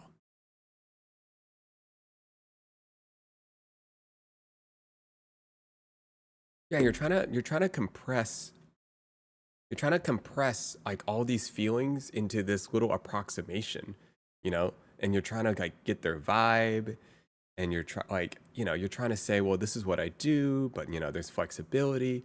For example, I didn't even say this, but like, you know, generally speaking, like this brand seems pretty cool. I would work for them at a more flexible rate. You learn when to get chewed out by your boss. I've never had an actual boss though. That makes sense. I've only had people that hire me as a freelancer. I guess they're all my bosses. I learned how to reply to email when it came out with ChatGPT. My first big kid job was in office, so I learned there. If you don't have that, it's kind of rough. I've never had an email. Am I in the minority?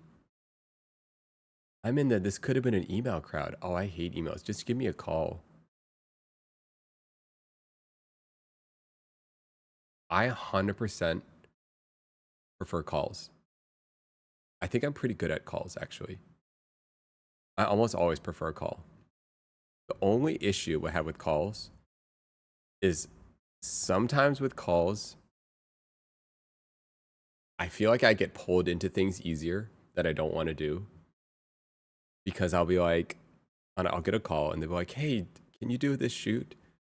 And then I'll be like, well, it's not really my style of shooting. I don't know if I'd be the best at this. Like, I think you should find someone that specializes in what you're looking for. And then they'll trick me, right? They'll be like, oh, well, how would you shoot it? In what way would you want to shoot it? And that I'm like, oh, well, I mean, if it was up to me, I would shoot it. I would change this. I would reset this whole thing. I'd get rid of this part of it, and maybe we'd like add in some of this. And then they trick me. They're like, wait, that sounds great. Can we do that?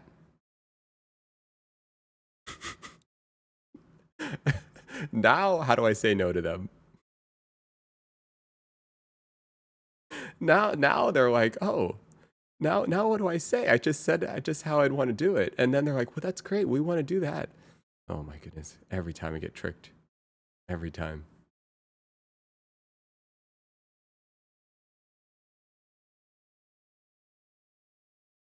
A big part of an email is showing you care. Honestly, Icelandic has got this thing figured out. Demonstrating you genuinely care, or not, but just demonstrating you care about what they care about is like all of it. Your ability to understand, I think for me, your ability to get what they're trying to do. Like, do you get it? Do you understand their tone? Do you understand what, like, you know, if I had more time, I would have written a shorter letter. Ooh, it's good. Good. Gotta practice saying no. No. Not gonna practice that. Absolutely not. No, I can say no. I can say no. Easy. Easy peasy. No, it's not hard for me to say no. Good morning, Russian. Welcome.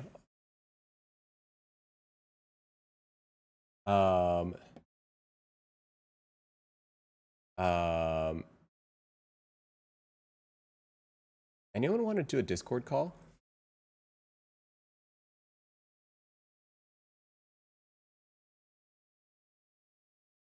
Icelandic? Nate? Any of you guys?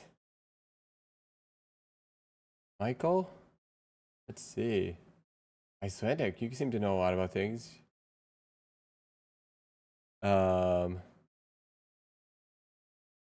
Oh, cool.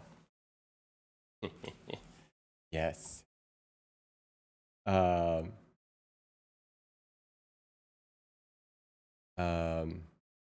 have Cozy Darling. I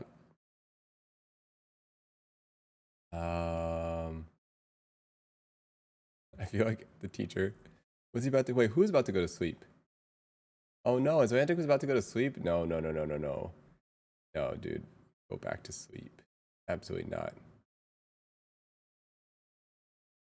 You sleeping?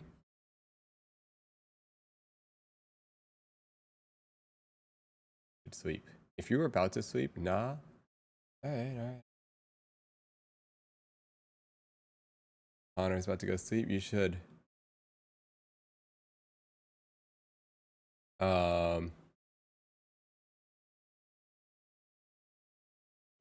We could do a call with 3 people. Is that a crazy amount?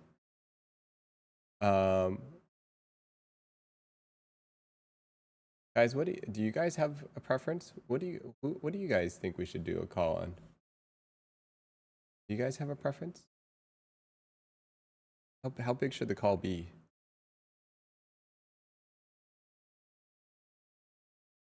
Do like calls with 6 people? What the? No way. There's no way.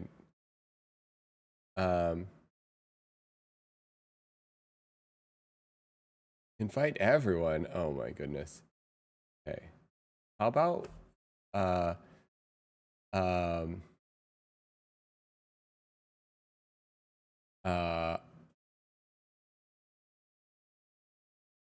does anyone want to join?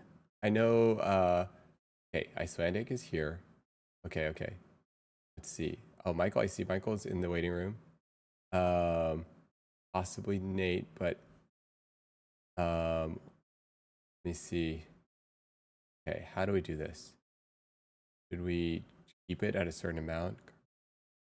Okay, you're right. What topic? Oh, this is a good point. Before we even start, we should figure out what the topic is. Great point. We could we should talk about talking to clients. We were kind of talking. I mean, I was kind of curious. Like Icelandic, they seem to know a lot about talking to clients, communicating. I don't know, but we don't have to talk about that. We can talk about anything.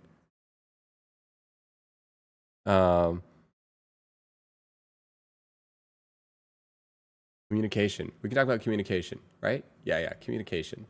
That seems like fair, right? But here's the thing, guys. I don't know if we can fit what number is it? Okay, let's definitely bring in. What's a good number? People, whatever. What oh my God, spacing out. Okay. 8 people? You think so? How can you have an 8-person conversation? I feel like yeah, 3 or 4 is like the max you can have for a conversation. Yeah, we're all on the same page here. Yeah. Right? There's no way. There's no way. Anyways, okay. Icelandic and Michael, are you down to join our conversation? Or Nate, you maybe we could try the 4 of us. I don't know. I'm just gonna see. Icelandic, I'm gonna throw you into the stream room.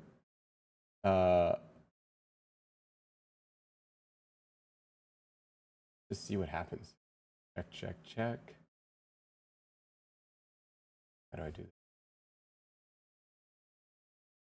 this? Now, here's what I gotta figure out. Test. Am I in it? Hello. Test. Am I in this? I hear you. You. Okay, I hear you. Sure. Yes. 1 second. Wait, now I need, okay, there's a little button that shows up. Hold on. What is this technical challenge?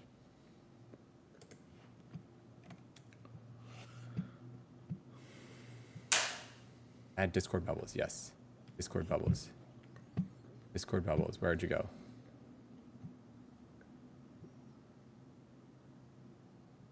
Ta-da! Oh, I'm a pro now, guys. I'm a pro. Oh my goodness. Okay. Our pro streamer. I am a pro. Look at this Discord bubbles. Whoa. Working. Hello, is everyone here? Hey. Hello, welcome back, everyone. Or not everyone. Welcome back. Is that Nate? Are you Nato? Are you in here? Yeah, I'm here. Okay, nice. Ooh, yes, I can tell by your microphone. Is that a good thing or a bad thing? Yeah. Great microphone. All right, I'm just fixing the thing.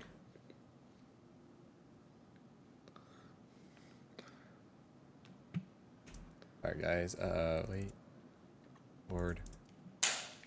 This board calls topic communication.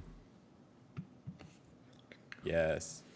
Well, Icelandic, I guess I kind of curious to start with you.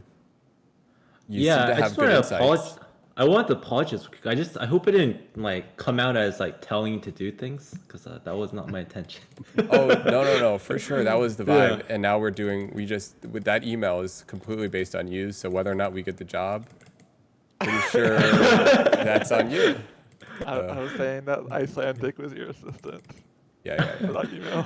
Well, I think you did a great job of like, I mean, you just summarized exactly what the point. You just are able to very clearly. Yeah. Sorry, Icelandic, is your mic like close to your mouth? We can hear like your breathing, I think. Sorry, I'm using a $17 mic. So I don't have those like $100 setups. What's the name of this mic so we can never buy it? What is it called? Like, it's called Fifine 2-pin microphone. Yes, it's not very good. But I do not feel like buying a whole audio setup for this, because I'm only going to be here for like 2 years or so. So yeah. Yeah, Olympus says turn on the Discord voice isolation, the noise suppression. Yeah. Hello. Does Oh, better? oh, that's great. Yeah. Okay. So I'll tell you what I do for a living. So I'm a graduate student and I'm doing my thesis, and part of my work is talking to people and talking to experts who are either making money off of the thesis I'm interested in, or it's just or people who's done research on this topic and I want to talk to them. And depending on who it is, I have to change the pitch and the tone and the way I speak with them. And so that is a brief introduction to what I do and why I do this communication a bit better sometimes. So yeah. Nice. Nice. Awesome. Communication. You know, it's like I guess real quick, kind of just like talking, just summarizing like the work stuff. I feel like one of the places of communication I struggle with is, well, how about this? I excel in candid conversation. Like I excel in like quote unquote real talk. So if I can get on the call with like the owner of the company, and I can have this moment of like, hey, like what is exactly you're looking for, like in just in the most candid way, like what's going on, what's the problem, what's your challenges, and I can have this like very real conversation, then I excel. But where I really fail is when I'm in this like feeling out quote unquote semi-professional conversation where you're both like not able to talk about the actual problem or what's the actual amount of, you know, there's that moment when everyone's like, okay, here's the thing, this is what we need, and they have this very real moment. That's how I communicate. I'm terrible at the other stuff. Yeah, kind of like superficial business like conversation where like you don't want to like offend the other person. Yeah, and I can't just be like direct about what is it that you're looking for, you Yeah. know? I wish I could just be like, so could you just tell me exactly the problem?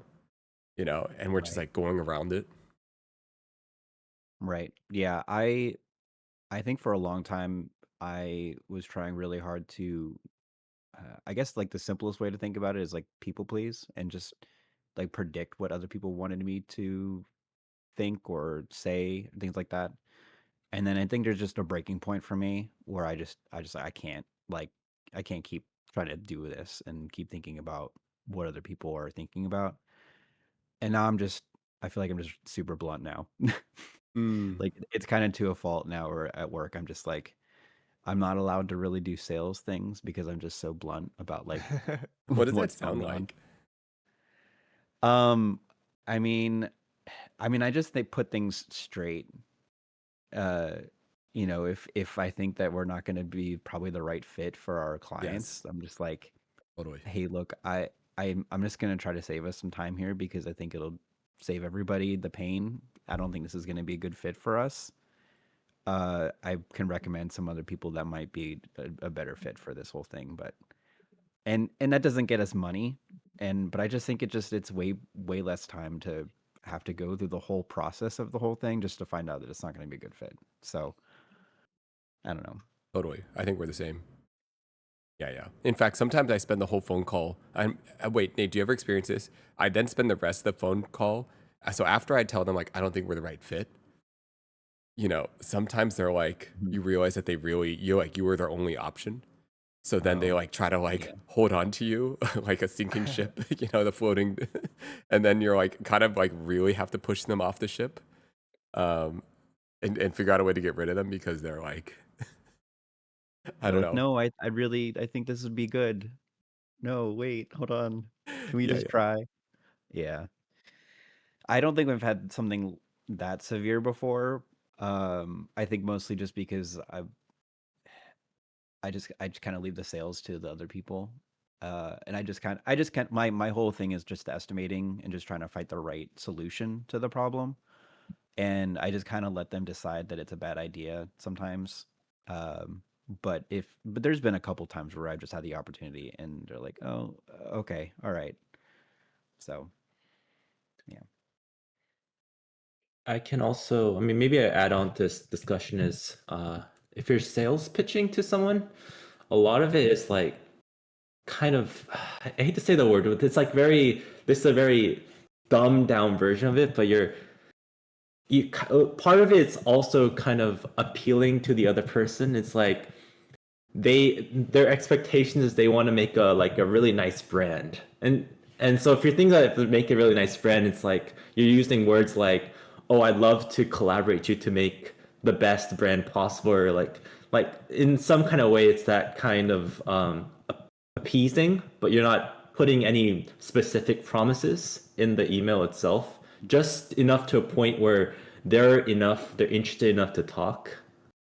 And so I mean, I would say approach this like a artist almost. You're kind of pitching their vision as your directive, and then that's like a really good way of kind of oftentimes selling your business or your services to the client as well, in a way. I don't know if that makes sense, but Yeah, yeah. What makes this Yeah, totally. specific scenario a little tricky is that I genuinely am in a weird place where I'm not sure how much I want to invest in the long term as a director, if that makes sense. Like I'm also like, okay, so for example, I've been making this little podcast booth, right? Or the podcast thing, and Yeah. it's been really fun. I'm like, I feel like I'm making things. I'm not reading decks, like there's no Mhm. anything, right? And I like made it and they're like, "Wow, it's like super cool looking." I'm having a great time. And I feel like part of me is like, man, like I just want to do more of this stuff. I just want to like make things. Mm. And so by saying yes to this, like I guess here's the thing. I feel obligated to reply professionally to this email. And I feel obligated to like take this seriously. And I think the brand and everything is like good. But then at my core, my heart doesn't want to do this anymore. Like I don't Yeah. really actually want to do this job. I don't really. It's like I don't know. So that's why it's like hard to write this email because at the core I'm like not that excited about it. Like I just want to like not get the job and then be like whoa, because I have all these like streaming ideas. For example, like I'd really rather collab with Nat and make a boomerang, even if it doesn't make money. I don't care. I don't know. That's what's going through my head. I mean, what I would say to that, Proust, is it really depends on what your state on it is. If you're like dead set on not wanting to do this, I mean, from what I'm hearing about you, I think you're kind of open-minded, but you're not fully closed to the idea. If am I getting this correct about your thoughts on like Yeah, work? yeah. I'm still. I mean, money is great. Like paying bills is great. So yeah, I'm always open to paying bills. Yeah, I mean, so what I'd say that is probably is just try to just keep it open-minded, you know? It's just like you say, yeah, like it sounds interesting, like, but then it's never a bad thing to like really just be general vague about it. Be like, yeah, I'm interested, but I need to talk more about this to get a better sense and Yeah. get in there. Yeah. And also it just depends on like what's the power balance here? Because in the email, they're asking for you specifically, Hmm. and then versus like let's say you're asking for their cooperation, and that's like a different kind of power balance. And so if you like think about how you're approaching this, that's also one way of looking at it is where is the power, where's the who's more desperate, and then you kind of gauge in that kind of level. Mm.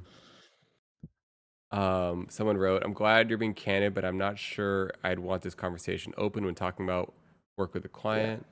Well, you know, I work with so many different clients. I You wouldn't know which one it is. Yeah, I mean, you're talking in the abstract too. I mean, one of the Yeah. questions I was thinking of was whether how much of this is because it feels like one or two things where uh, I get the feeling of there's a project that seems maybe it's because it's new or because it's really fun in the moment and we just want to try doing that one thing specifically where it's like I, it's not like a full on this is what I want to divert my entire future into completely. It's just of the priorities and and the things that are interesting to me at the time. This is slightly above this other thing. But then also what I'm also hearing from you is just like this I think like a lot of professionals kind of get stuck in where it's like you really enjoy doing the thing that you do, but not really the business side of it, like the emails, the Hmm. working with people, having to like talk about all this stuff that is really just kind of the process of getting to the thing that you want to do. And that's understandable too in the abstract. No, totally. That's a great like assessment. Yeah, yeah. Um, it's interesting to just work this all out with chat in real time. You know, like I think like, and there's also this aspect where it's like a new client. You know, like you were mentioning, like it's yeah that aspect. Like I have never worked with them before. It's not like I don't know the dynamic. I don't know the expectations. I don't know what they're looking for. There's a lot of unknowns, and I have all these thoughts in my head. And because it's all done through email, there's like the chance of misunderstanding is very high, or misunderstanding expectations is very high. Um, it does help tremendously that they're referencing my work, so there is this dynamic where they inherently want my work. Um, um, but yeah, I don't know. It is an interesting thing. Like my brain is like, I just want to like make stuff. I'm in this excited place where I'm like, I feel like kind of alive, you know, with this like, oh, I just want to make cool streams. That's what I want to do, and I feel like that's like what's exciting me. Have Yeah, you and thought? Oh, sorry. go ahead. Hmm. No, go ahead. Have you thought about hiring an assistant, perhaps, for like research and then maybe also helping with your emails? Like not me, but like other people, like professional assistants. Like, because I mean that's really helpful because when you go into the business world, it's like a lot of times you have like these companies pop up. And one of my jobs at the law like firm was I was in an M&A firm, and so what we did is every time there's a new client, they would give the work to me and say, uh, can you research this company, look at like what the reputation is and where they are and what kind of intentions they might have with this email going forward, or like this proposition they're sending over. And so I think that might be a really nice way of kind of maybe working with clients in the future, perhaps. But yeah, Um, in general. yeah, you know, I I feel like then I have to manage an assistant. If that makes sense, like Then that's Yeah. yeah. Then that's more of the thing that you didn't like from the email part of it, yeah, right? It's the business side of it. Then now you're yeah. I I get it. want to just like my you know what it is? If I had responded, if I had seen this email earlier, I would have just jumped on the phone call right away. I like in a dream world, if I had seen this email earlier, I'm like, can we call right now? Are you free? My ideal, unfiltered ideal response. Can you chat right now? Question mark. Phone number. That would be my dream response because I don't like emails. I Mhm. just don't like communicating through text. I can't spell anything for the life of me. I just don't like, I think that I don't, my brain does not work in email format. Mm. Yeah, I mean that makes sense.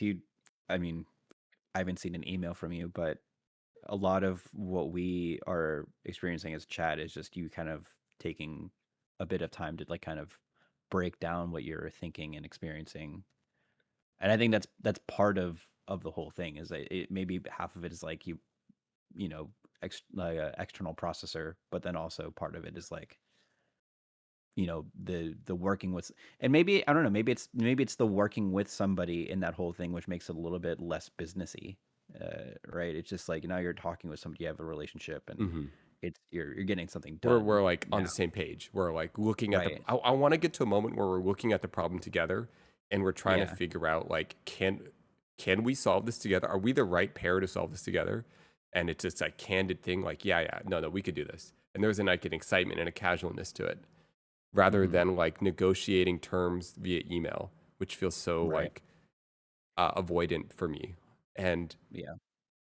if you, someone asked how Fuslie handles clients, oh my goodness, I feel like she avoids emails too. She's got a manager. She's got a manager. They do all of that stuff. No, okay. I don't know. I think that people know this, but okay. She's got a manager, right? And then she had an assistant that the manager talks to. So she doesn't even. I don't know exactly which word, but this is how I imagine it in my head. All right, I'm Hmm. making this up, guys.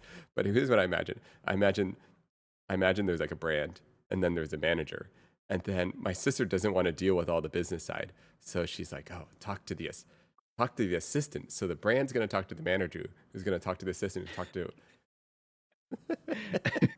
anything to avoid the business side.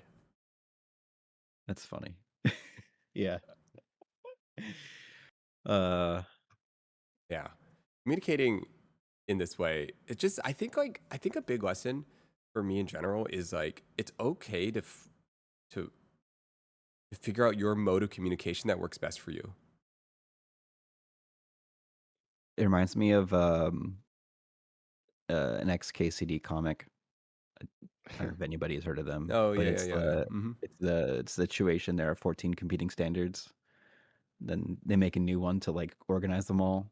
Situation now there are 15 competing standards. It just you just keeping adding on to the problem by the solution.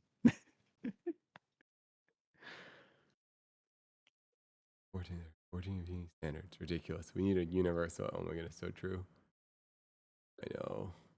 I know. It's counterproductive by trying to Okay. be productive. Then a question. Do you think the idea that USB-C, do you think USB-C has turned out to be good or bad? I think it's been good, just because like, I mean, I know that I'm a Samsung user. Sorry, Mhm. not a sheep, but Yeah. um, I know that like for Apple, like they would change the charger for like every generation. Um, and I knew that like at least for Android, like there were a bunch of different chargers. Like I had a different one than like, other people in my family, and it was like, we couldn't like share a charger because everyone had a different one. So I think Okay. that USB-C has just been like, Can I yeah, explain where it becomes problematic? sure, As a charger, generally speaking, USB-C is fine, right?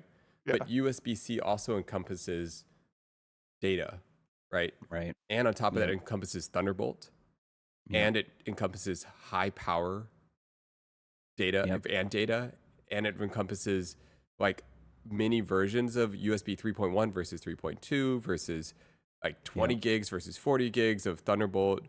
And Yep. each cable has different requirements and things. So you can have a hard drive with the slightly wrong cable, or a port that only goes to 3.1 and the drive goes to 3.2 and the Mm-hmm. cable is a 3.0 cable. You know what I mean? And so all the cables Yeah. look identical, and there's no way to differentiate what is what. They all are unlabeled unless it's maybe a Thunderbolt and then it's labeled. But even then,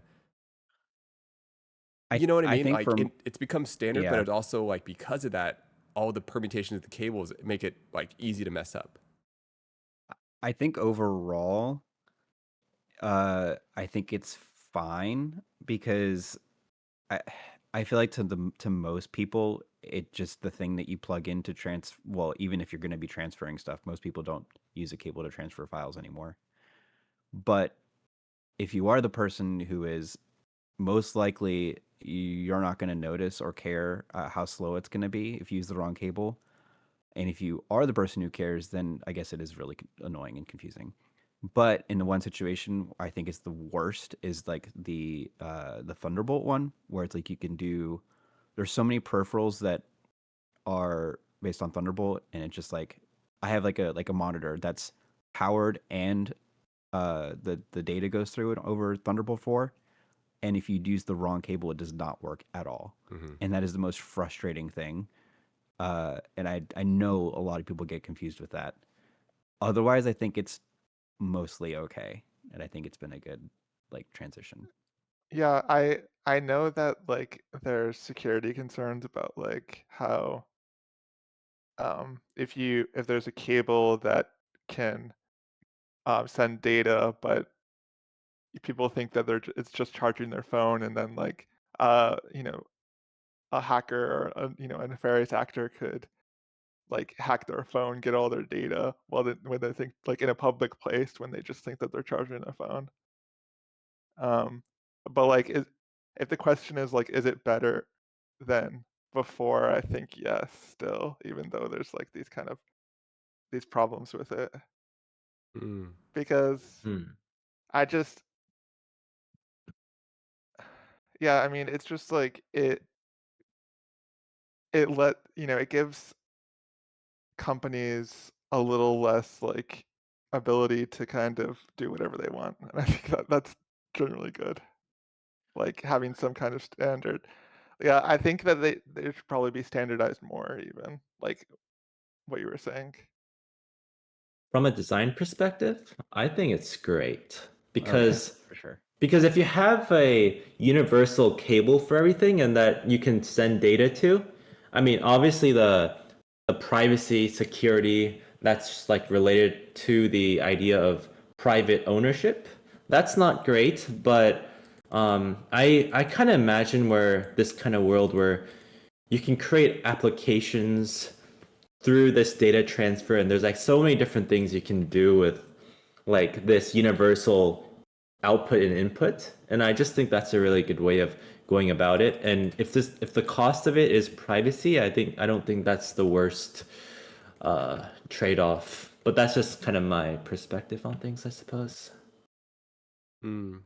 I run into a lot of scenarios where transfer speed is a big deal on Right. Yeah. USB-C, Mm-hmm. and it's very hard to tell if I have a USB 3.2 cable. Mm-hmm. It's just an obscure thing, not everything like Mm. people don't label a USB 3.2 cable, and Yeah. so what I had to do is I just use like Thunderbolt cables for everything. Oh jeez. Because like for Huh. when it really matters, I just use Thunderbolt cables for everything. So Yeah. I'm like, well, if it's Thunderbolt, it's going to be fast enough. And then even then, sometimes it's like basically I have a very specific thing. I have these red cards or red cards that I'm transferring to my solid state drives, Yeah. and we're transferring footage nonstop all the time, and they're massive files. Each card is like 2 terabytes. You know, Mm-hmm. Wow. so Yeah. the Yeah. range, we're doing this twice a day Yeah. when we're shooting, right? Like So an ingestation. exactly. And so our scenario is that we've had really inconsistent transfer rates, um, Mm. where sometimes like you'll get a transfer that just says 4 hours for no reason at all, you know. And we don't know if the computer needs a reboot. 5% of the time it's a reboot. Yeah. Most of the time it's a cable. But then the problem is what will screw us is we'll start a transfer and then go back to shooting and then come back 30 minutes later when it's Yeah. supposed to be done. And then it'll say 2 hours left. And so cables have been really frustrating for us in the professional setting. And I just got fed up with it. And so then I'm like, okay, we'll just use Thunderbolt only. Anyways, this is the real deal because this is the real issue because if you don't have all the cards transfers at the end of the day, the producers, they can't leave. So then you're sitting Mm-hmm. there for an extra hour waiting. So anyways, that's my scenario. And so I'm Yeah. fairly frustrated with USB-C, but No. yeah. Yeah. No. and, Like that's an excellent case for like how it's not going well because that's for sure Mm. probably like because they keep making them more crazy and then there on top of that there's the combination of the Thunderbolt and then USB 4 Hmm. which I think they're on Thunderbolt 5 now, I know. right? Yeah, yeah, And yeah. it's I like know it. I'm so confused with the Thunderbolt 5. When did that even and it's happen? like and it's like is okay, does the USB 4 was that supposed to kind of overlap with Thunderbolt because that's an Intel thing, but at the same time it's going on to Macs too, which don't use Intel anymore. And it's like there's just so many conflicting things here, and it just you just want to have the thing work. You just want to be able to like it's amazing that you can get it that fast now, and it's like, but if it and when it works, and you would probably try to do a different strategy if it what didn't do that thing at all. But the fact that you have it now available makes you want to use it. But if it doesn't actually work the way you want it to, then you don't feel like using it anymore. And it's got to work if you're gonna, Yeah. you know. Thunderbolt 5. Yeah. There's no drive solids. All the Thunderbolt solid state drives, they're so crazy expensive. The ones that can do true Thunderbolt. Um, Hmm. they're like these rated Thunderbolt drives. The problem is that these drives are usually they're usually owned by the client. So they're almost always bringing like a Samsung T7 type thing, T9. That's like the standard that they're gonna bring. Mhm. Anyways, Yeah, I know the ones. yeah. And the red mags are proprietary. Like they're not going to let you. You can't use any other mags It's or a sword. little confusing. It's technically there are other brands you can use, but they're all generally speaking CFast Express Type B. Oh, okay. Who knows? They got a million versions of these. Um, Anyway, sorry, I don't know how we got talking about USBs. Oh, I think we were talking about standardization. Yes, Um, because it came from emails oh yeah. because you're hiring an assistant and then you had to hire a manager to manage the assistant because you don't want to do the management of the assistant. Oh, it was because of the XKCD. Yeah. Oh yeah. We Yeah. ended up talking about emails. My bad. Focus, guys, focus. Uh, Sorry. no. It's on me. What do you guys want to talk about? Is there things that you feel like you guys are interested in talking about tonight? Any topics, or we could stick in communication. We could stick on. I don't know. Got any things? I could always talk about communication. I that was my major in college, I guess, like what, Oh, 8 years ago. what's the hardest conversation you've had to have? Oh my gosh. Um. Oh man. Uh. hmm,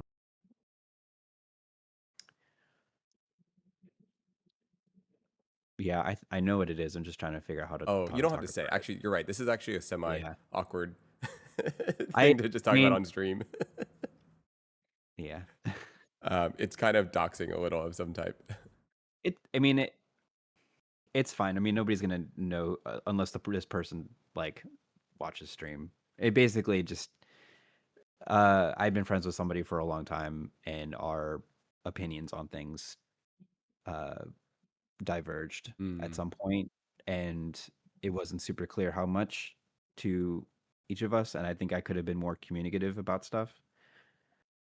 And just that conversation was really difficult, and we're no longer talking. And now it's just like a long friendship that it just kind of ended. Uh, and I think it just there's a lot to reflect on it too because it's one of those things where just hard to I'm want to be friends with somebody and but also be transparent about stuff, and it's just like, okay, how much is this really going to mean to this person to like talk about stuff that might hurt them or might like, I don't know. It yeah. No, I get you. Yeah, it's tough.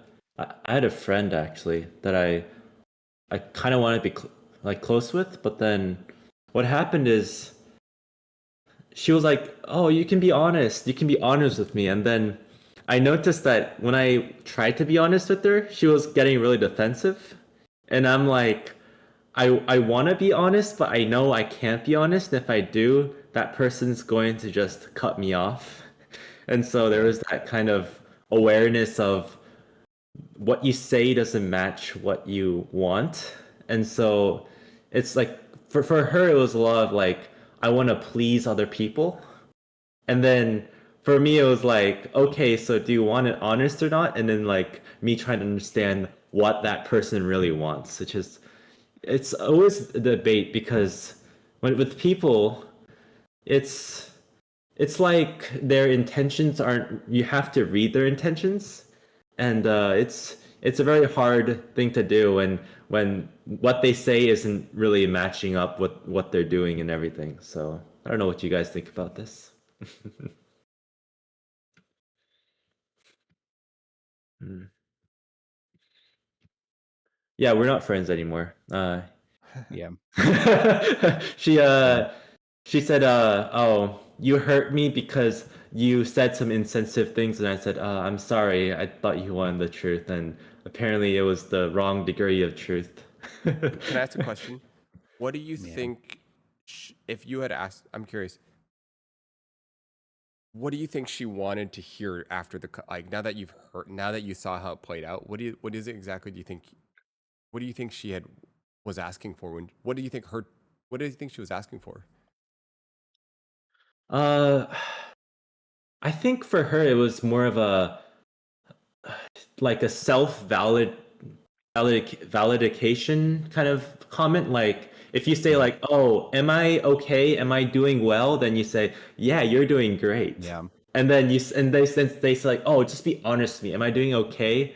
And then then they're wanting that reaction of like, "Oh, yeah, I'm doing great. I'm wonderful. You're wonderful. We're all great." But then I gave her the response of, "Yeah, you're not doing so well, but I'm not either." Which I don't think she really took that really lightly, so Yeah. Yeah, I think sometimes people aren't truly prepared for what criticism can be heard. I don't know. I think we all have friends who can be like that. I mean, but I don't know if it's like a gender thing, but for her it's like I realized like when I talk to like a lot of women, it's just like I have to kind of also be conscious of how I phrase things. Because with guys, it's like, oh, did you go to a gym? It's like, why did you go to gym? Because I was depressed as hell. And then it was just like, it's a very straightforward conversation. But when I talked with a lot of my woman friends, it's a bit different because it's like I have to be conscious of how I phrase things and how I talk to them and how how blunt I am about the things that I am feeling at the moment. Mhm. Um, but yeah, it's a lot of listening and then responding in a very self-conscious way, and then code switching and so things like that. I think like being able to demonstrate. I think for some people, you have to demonstrate a minimum level of understanding before they can hear anything. Mhm. And the further you can demonstrate understanding, and the deeper you can demonstrate understanding, I think like uh, the more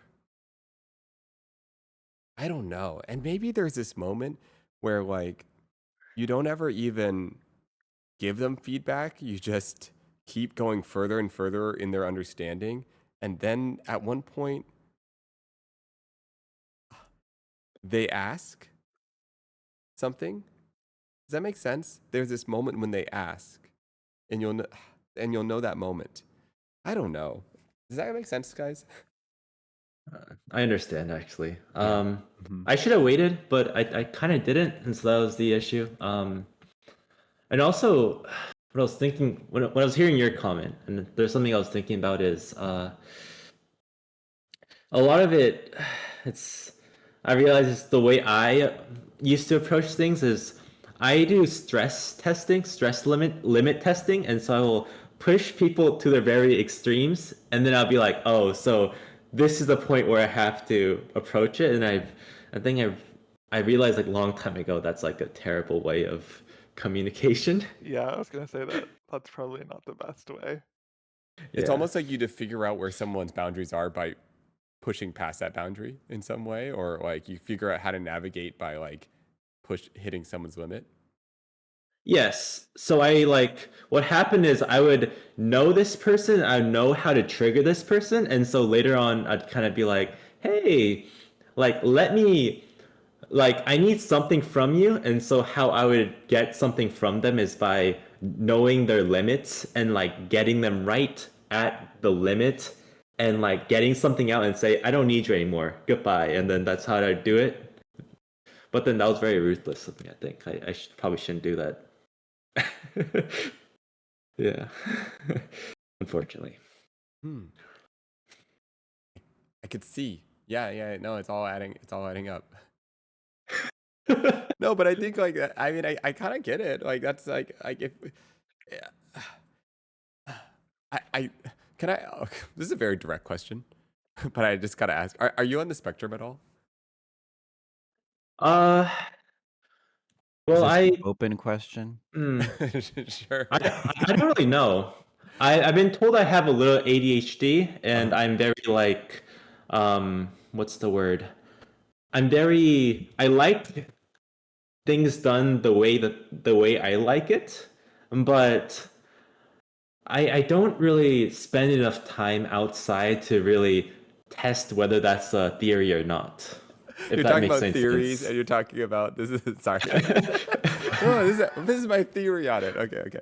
Uh, no, I I am very ADHD. I don't think sometimes I think I might have a little bit of autism, but I've just decided to not Yeah, yeah. think that. they're Like not aligned. think that. People will say like odd HT, Yeah. odd DHT. Yeah. I got a little I bit of mean, both. I might have it. I don't know. I just know that I have AD. I've never been tested or talked about for autism or anything. I don't really care. I'm just me. I know I have ADHD and that affects my life, so I'm just gonna deal with that. So I mean, I guess the reason I bring it up, like, I feel like with like communication on the spectrum is like its own world. You know what I mean? Like sometimes like things aren't clear enough. Like sometimes like for example, like I bring this up because it's like the feedback you need from like I feel like communication's easier when it's direct sometimes with people on the spectrum. And so like you need like a definitive response from someone to understand their boundary. So for example, like I need them to tell me stop talking. You know, I need them to tell me like, hey, this is too much. You know, but for a lot of people, by the time they've had to say that in a conversation, you've pushed them too far. Um, and so, I mean, I just more reflecting on my own conversations when I was younger, in the amount of times that I mean, I spent it just like you. I had to, the most of the time when I feel like I learned how to talk by offending way too many people, by like pushing my conversations way too far. And like, just doing that so many times where I'm like, oh, okay, I think I understand how people like to be talked to now. Yeah, I mean, I'm kind of like kind of post phased on that. I mean, so for me, I know what I'm not supposed to do, and and like I know the limits and why I shouldn't do it. But then sometimes it does come out, and I think that's just when I'm stressed. I'm not gonna lie. Yeah. And yeah, and I'm just like I just apologize afterwards. I'm like I'm sorry if it comes out badly. It's just if I'm a little toxic, that's probably because I'm very stressed. I'm not sure. I mean, I feel like Nate, you're very like chill and everything, but maybe it's just like an age thing. Maybe when you get older, you just kind of it goes away. Yeah. I definitely am in a place where I'm like unfazed in the sense of like I used to feel this need to give my opinion, or sorry, I used to have this feeling where I need to say something specifically to like I don't know, maybe this need to fix something. You know, I hear someone going through something in life and I'm like, "Oh my goodness, you just need to do this." And I think I'm sure we all experienced this. At one point you realize like everyone needs to go through the lesson that they need to go through. Everyone needs to go through their own plot in their own journey in their own arc. And you'll never really understand someone's arc or why they need to go through it or when they need to go through it. So now I'm more just like curious about understanding the point in the story that they're at or their arc they're in or their background or what led them to their beliefs. And so I kind of shifted from like generalizing their problem to like being curious about the nuances of all the different stories that exist. And so, and I'm not so worried. Like, I guess I'm not, I don't know. That's kind of how it works in my head. Crystal Crystal says, said, "You gotta struggle like me." oh yeah, guys, I don't know if you know this, but Crystal is someone that struggles. It's got like a really big arc, you know, like, you know, you got the uphill battle climbing the mountain, you know, and little does she know, she hasn't even reached the base camp. She literally hasn't even reached base camp. She's in the storm. She's in the storm, but she hasn't even reached base camp, right? And she's at like 6,000 feet in elevation. She doesn't even realize what 25,000 feet feels like. That's okay. Are we talking about a Sisyphus Example, or what kind of example are you talking about here? I don't even know what he's saying. The guy who pushed up a boulder up a hill. Oh yeah. I was Yeah. talking I was talking about like the Mount Everest climbers that like talk about how hard it is just to get to base camp, and then they realize like how much further they have to go, and they just get really depressed. Um, but that's also a good example. I can't pronounce that word for the life of me. Sisyphus. Sisyphus. Sisyphus. Base camp is Sisyphus. 15,000 feet. Oh my goodness, I would Yeah. die. There's Base no. camp is taller than very many mountains. Oh my goodness, I would It's die. crazy. I think it's Kilimanjaro is only 17,000. Oh, I say only. It's still like a feat to get there. It's like 17,000 feet up, Oh my goodness. and base camp for Everest is 15. Wow. Yeah, that's rough. That's rough. 15,000 feet. You can barely even breathe at 15,000 feet. Hmm. Nate, Um, would you ever climb Mount Everest if you had the money to? nope. Absolutely not. I have no desire to be that uncomfortable. Like people talk about wanting to go to space, want to go to Mars. Absolutely not. Like, there's no way. I feel like if this is just me, but I feel like, how do I say this? There's something not at peace with your body if you feel the need to do this. I don't know.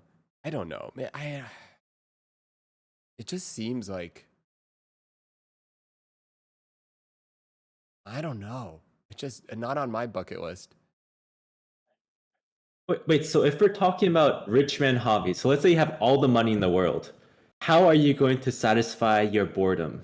So like, what would be like the thing to do for you, Nate? If I had all the money in the world, Yes, and you have to do something that is almost unattainable. Hmm. it's an interesting question. I'd also be interested in hearing your guys' answers. Um, if I had all the money in the world, um, I would like to do something. I mean, okay, I understand. I get the Everest thing in the sense that like it, you put this challenge in front of you that you've got to train for. It's physical, you know, and there's something like intriguing about that. Um,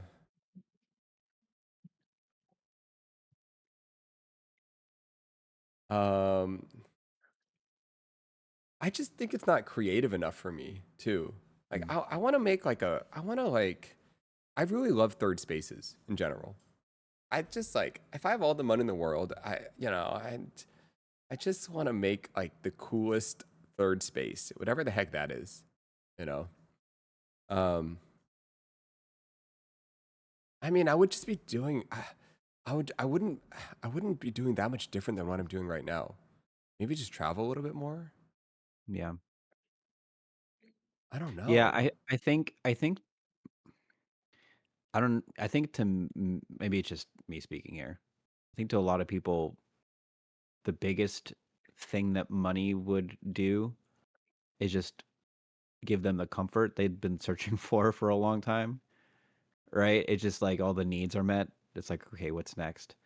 And then after that, at least to me, it's just I don't know, what am I going to do by going to the moon or something? I don't know. Like that doesn't seem like it's going to really solve anything for me. Yeah. I you I know when like Katy Perry and all of them went to space, Right, yeah. it was just like, to everyone else watching it was just like, wow, this is like a huge waste of money and like what could this money have gone to otherwise? Mhm. So that they could have this experience like and it was just Yeah, I mean to be clear, would I go to space if was given the opportunity to? Absolutely. Right? Like but it being like the thing that I would do, like that would like the most aspirational thing I could have in my mind. Like I don't know, I don't think there is an aspirational thing in my mind that would, right? Because I feel like what we're asking here is like what's, I don't know, maybe it is superficial and I'm thinking too hard about it, but it's just like I don't know. I feel like the thing I would want to do is just learn more. Yeah. You know, figure things out without having to be impeded by just like the constraints of money, you know? I'm on the same page with the more and more. I think like two things come to mind immediately, like tools and teachers. Like I want to learn from the best in the world, and I want to learn from really good teachers, like teachers that are patient, teachers that like make me feel encouraged, and but are also masters of their craft. And I like tools. I just like really good tools. I love tools. I just want to buy the Yeah. coolest tools ever. I would just buy like I just want to own an excavator. Just want one. Yeah. True. Yeah, but I mean like even then I have a friend who I work with who for his career, he's done just cool dude things. Like he's an electrician and he worked at a port. And so he's worked on these giant like crawler cranes that are unloading these massive container ships and stuff like that. And to me that just seems really cool. And I feel like just living that life is just part of the experience of having done those things, you know? Mhm. It's not necessarily, oh, I did I worked on I touched a container ship or anything like that. It's like, no, part of my life was doing this and that's meaningful to me. It's just you can't just get that by money. You just have to have done that and pursued it and it lived it. And you know, Yeah, a boat. a boat. Yes. On a boat. You know, my friend bought a boat, and he said everyone that owns a boat says the two best days of your life of owning a boat is Is- the day that you buy it and the day that you sell it. Yep. Oh my gosh. Uh, Literally my parents. They bought a boat, they loved it, and then they realized how much crap it was. And they spent a year and a half trying to fix it up to sell it, and then they were so relieved when they got rid of it. 100%. Speaking on boats, I just want to say I'll go on Facebook Marketplace and there's so many people selling boats for free. I look at them and what? like I'm like, why are they selling boats for free? And like the two things, boats and pianos. And I realize one, It's it's funny. too much maintenance, it's too heavy, and the Yeah. storage. And I'm like, and they say you only need to pay for the shipping. Guys, this is true. Los Angeles. I just on Craigslist free boats. I see Yeah. like a bunch of them that are free. Wait, this is Yeah, what's wrong with crazy. it though? I I think there's an interesting thing there about like the aspiration. Like when you're thinking about buying a boat, it's like, oh, I wish that I could like, you know, sail and like be in, in the water like that. And you love the idea of it, right? But then you actually buy the boat and you're like, well, then I have to like deal with all the other stuff. It's kind of like what you were saying, Nick, with like having to answer emails. It's like, you know, you just kind of focus on the main thing and you don't think about all the other stuff that you have to deal with. Yeah. I don't want to do the email. But guys, look at this boat. It's free. Yeah, definitely nothing wrong with that one. This could be ours, guys. Wait, The it's chat got an boat. inside? We could stream off this boat. Oh, this boat. Ooh, I don't know. Probably smells like smoke, But it's a boat. but it's a boat. Okay, Yeah, stream idea with Nat. Get a free boat. It's actually not a bad idea. no, Wait, it's the but I I'm don't gonna say know. it's a bad idea. I don't know anything about boats. Is it Just say it. illegal? Do you need a license? Like, how do you You need to drive a boat? to to you need to register it. You drive a need a boat, yeah. license to do it. If it's of a certain size, you need a specific kind of license for it. You need and then one it needs constant maintenance if it's being left in the water, because stuff sticks to it. Salt water's awful. It corrodes everything. If you're taking it out, you need a place to put it. If it's in the water, you need a slip to keep it, which means you either need property on the water or you need to buy property or rent property to keep it there. It's not just a free thing. You got to keep working on it. It's Hmm. kind of like owning a car, no? You have all the fees attached to it and everything. Yep. Buy a boat, sail to Australia with Nat. Oh yeah, that doesn't sound risky at Ooh. all. That's good content though. That's good content. Oh How my many goodness. hours is Day that like from? 47 at sea. Oh my goodness. That would be insane. Oh my People goodness. keep people keep adding Nat. Oh yeah. The trip is estimated to take between 45 and 60 days. Win says buy plane.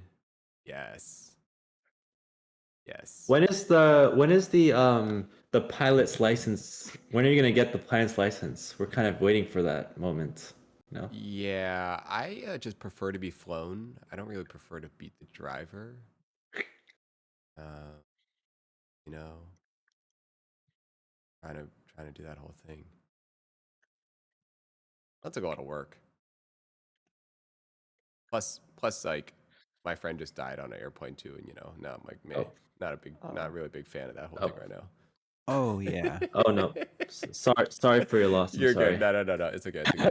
Oh, sorry. He was he is that's what he gets, man. That's what he gets for being too crazy. You know. What was it Wait, like what? a single plane? Like it It wasn't was like a a Huh? plane. it was a jet plane. It was a Oh, single engine okay. jet plane. It was Yeah. yeah, single engine jet plane. Uh yeah, you know. Wait, you said this is your friend? Yeah. I mean, yeah. Okay. You just said that's what he gets. We were very I'm just gonna close. are you We were are very you close. okay? Yeah. Okay. No, this is a while ago. This is like 2 months ago. Okay. Yeah. No. It's all good. I helped plan the funeral. We roasted him on the funeral. That's what he gets, you know. Um, Okay, this is all right. Okay, I get where this is coming from. Okay. yeah. No. We were good friends. We talked about all this before. Um, yeah, it was kind of crazy. Um, kind of crazy, but no, it was crazy. It was intense. Um, okay, you know what was? Sorry, I don't know how we got into this. The hardest thing. It was so crazy. Oh my goodness, sorry. Um, yeah, it was. He was a really like existential person. He's a really kind of like we talked about death all the time. You know, and like, he had a playlist, for example. What's it called? I mean, it's like a lot of his theme, everything was about like death with him. He was just like kind of just a morbid guy. He was like, you gotta throw a party when I die. He's like I'm requiring you to like you had to spend $1 million at my party. Anyways, he's just like this type of guy. But yeah, we talked about death a lot, and it was kind of surreal to see it all happen. It almost like I don't know if this makes sense, but it almost made sense that he died. Yeah. It almost made Hmm. sense. Like it was so we had like literally the weekend before he died, we had a conversation about him dying on a jet. We like for 3 days before, you know. And Mhm. then like 3 days later, he dies on a jet, and like it's kind Wow. of crazy. Um, so was Wow. he obsessed with death? He was like just obsessed with just pushing things. Yeah. Um, and it almost like I mean, for those who knew him, it's almost like it all made sense. Really hard to explain. Um, Hmm. yeah. The craziest part was I was one of the first people that found out, so I had to call a lot of people. Hmm. That was the craziest part. I had to like, I had to I had to like call like I had to call like people that were very close to him, like tell them stuff. So I don't know how we got Yeah. down this route, but yeah. Anyways, so maybe and you know what it is? He was super obsessed with flying. He like Mm. loved to fly. He like bought a whole he got it. He got like 2 jet hangars. You Oh know, I wow. stayed in his jet hangars. He was into aviation. He talked about aviation all the time. That's why I know a lot about aviation randomly, like because all he would talk about is aviation and jets and helicopters and stuff.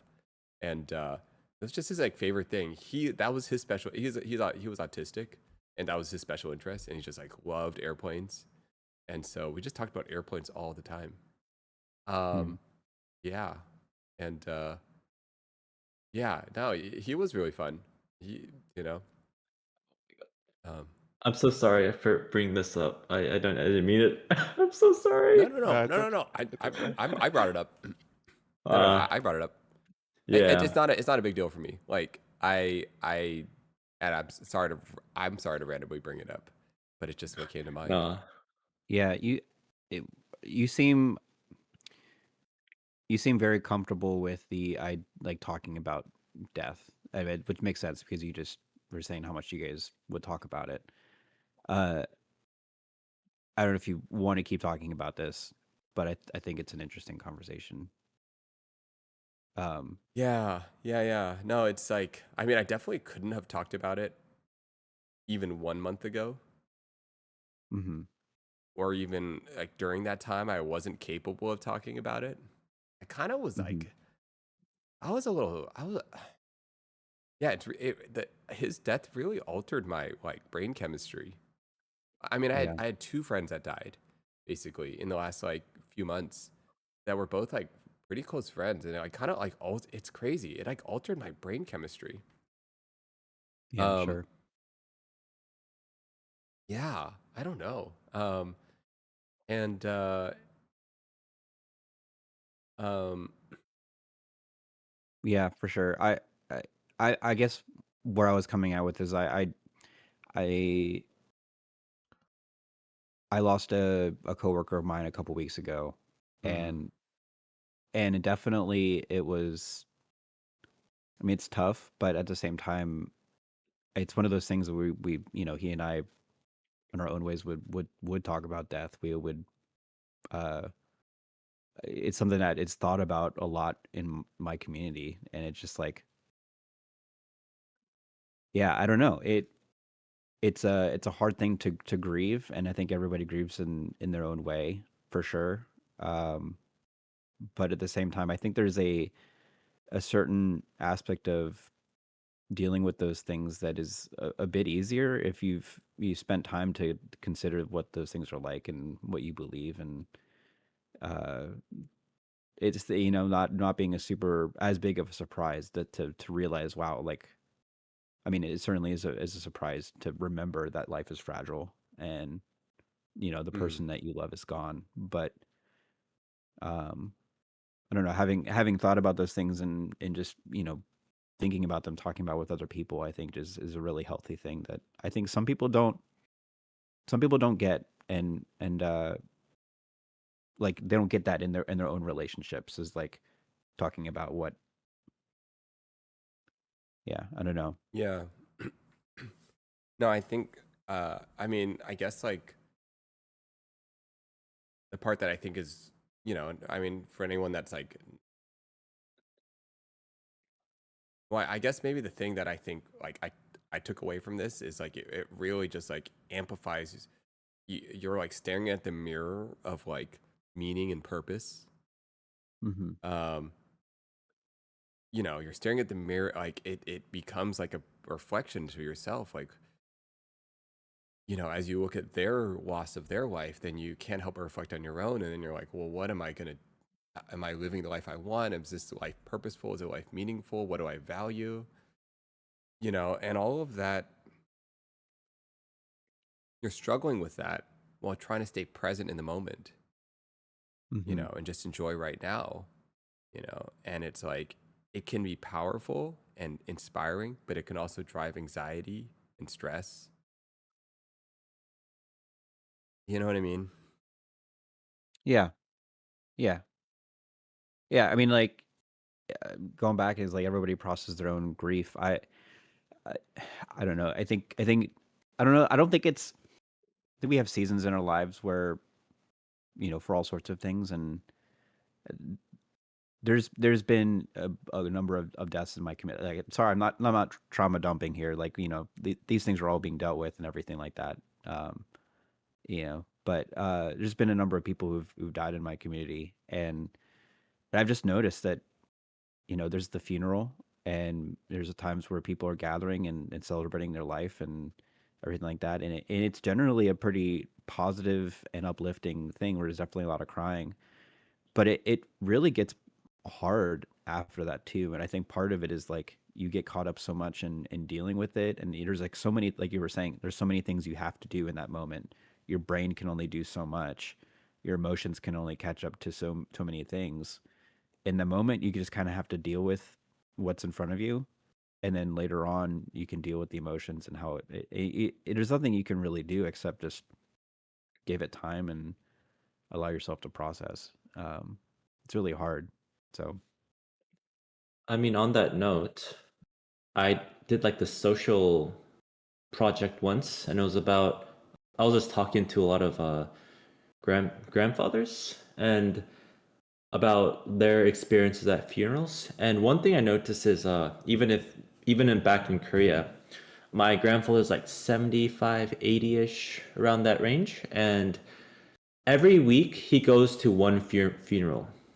And so I asked him once about this experience, and he said, um, a lot of the things we were saying was that it's like a social gathering, and it's also a way to like kind of talk with people who are still alive, and it's like this way to like keep the friendship still going. And so I found it very interesting because it's when you get to that stage where you've accepted that it's coming or whatever it is, then it becomes more of a part about celebrating the fact that you have a network around you and you're still talking to people. And I think that was a really great insight from one of those interviews. So yeah, I just wanted to share that out, I guess. It's Yeah. always, I'm always fascinated by like people that are older that talk about, like how they're processing being older, mm, you know. yeah. It's always like fascinating talking, like you'll see these videos online, they'll talk about like there'll be people that are like, I'm 70, I've never felt more alive, You'll see people that have regrets. You'll see people, I mean, all sorts of stuff, Oh, this is what I would have done when I was 40. There's like so many different versions. And I do think it's really fascinating to think about. Like, I often think about like, how will I process the world? How I perceive life at that period. I mean, I've even done that for the period that I'm in now. I'm almost 40. I'm 38. How much of my life have I pictured that moment of being 40 and how will I feel? And it is like 10,000 times better than I ever imagined. But like, as like, I don't know, it's just so interesting.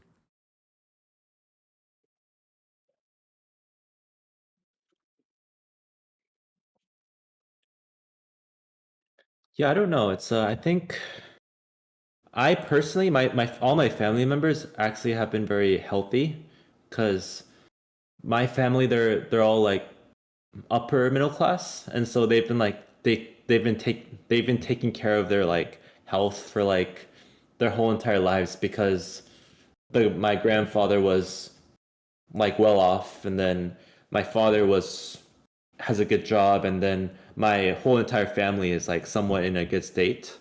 And so I think I was kind of sheltered from all this, but the I did a lot of like social projects, and that's what kind of brought me into this awareness on other people, and it's really beautiful. And then reading a lot of books about death is kind of interesting because if you don't have a context on it, it kind of becomes like, why is this person being so dramatic about it? But then once you actually understand what it is that they're viewing the lens and the perspective, it really changes the way you view and think. But yeah, thank you for your thoughts, Nate. It was really wonderful. Yeah, it's not. It's an interesting. Yeah, death is a. I'm definitely like. I mean, maybe when I'm thinking about death, I'm thinking a lot more about like how it's affecting the way I live today. Mhm. Man, I just feel like there's such a paradoxical thing between like I think the best way to live your life is to be present and to like not be obsessed with the future or the past. But at the same time, you also like have to have a really clear vision of the life that you want to live.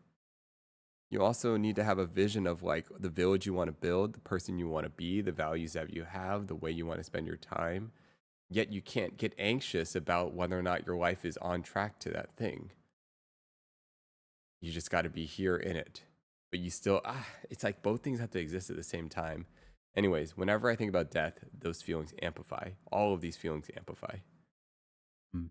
Um, What do you think about the feeling of being lost in life? Is that something that you've kind of do you feel like kind of anxious about being lost, or is there like understanding that when you're lost, there is an understanding that it's okay to be lost at that one point where you're at?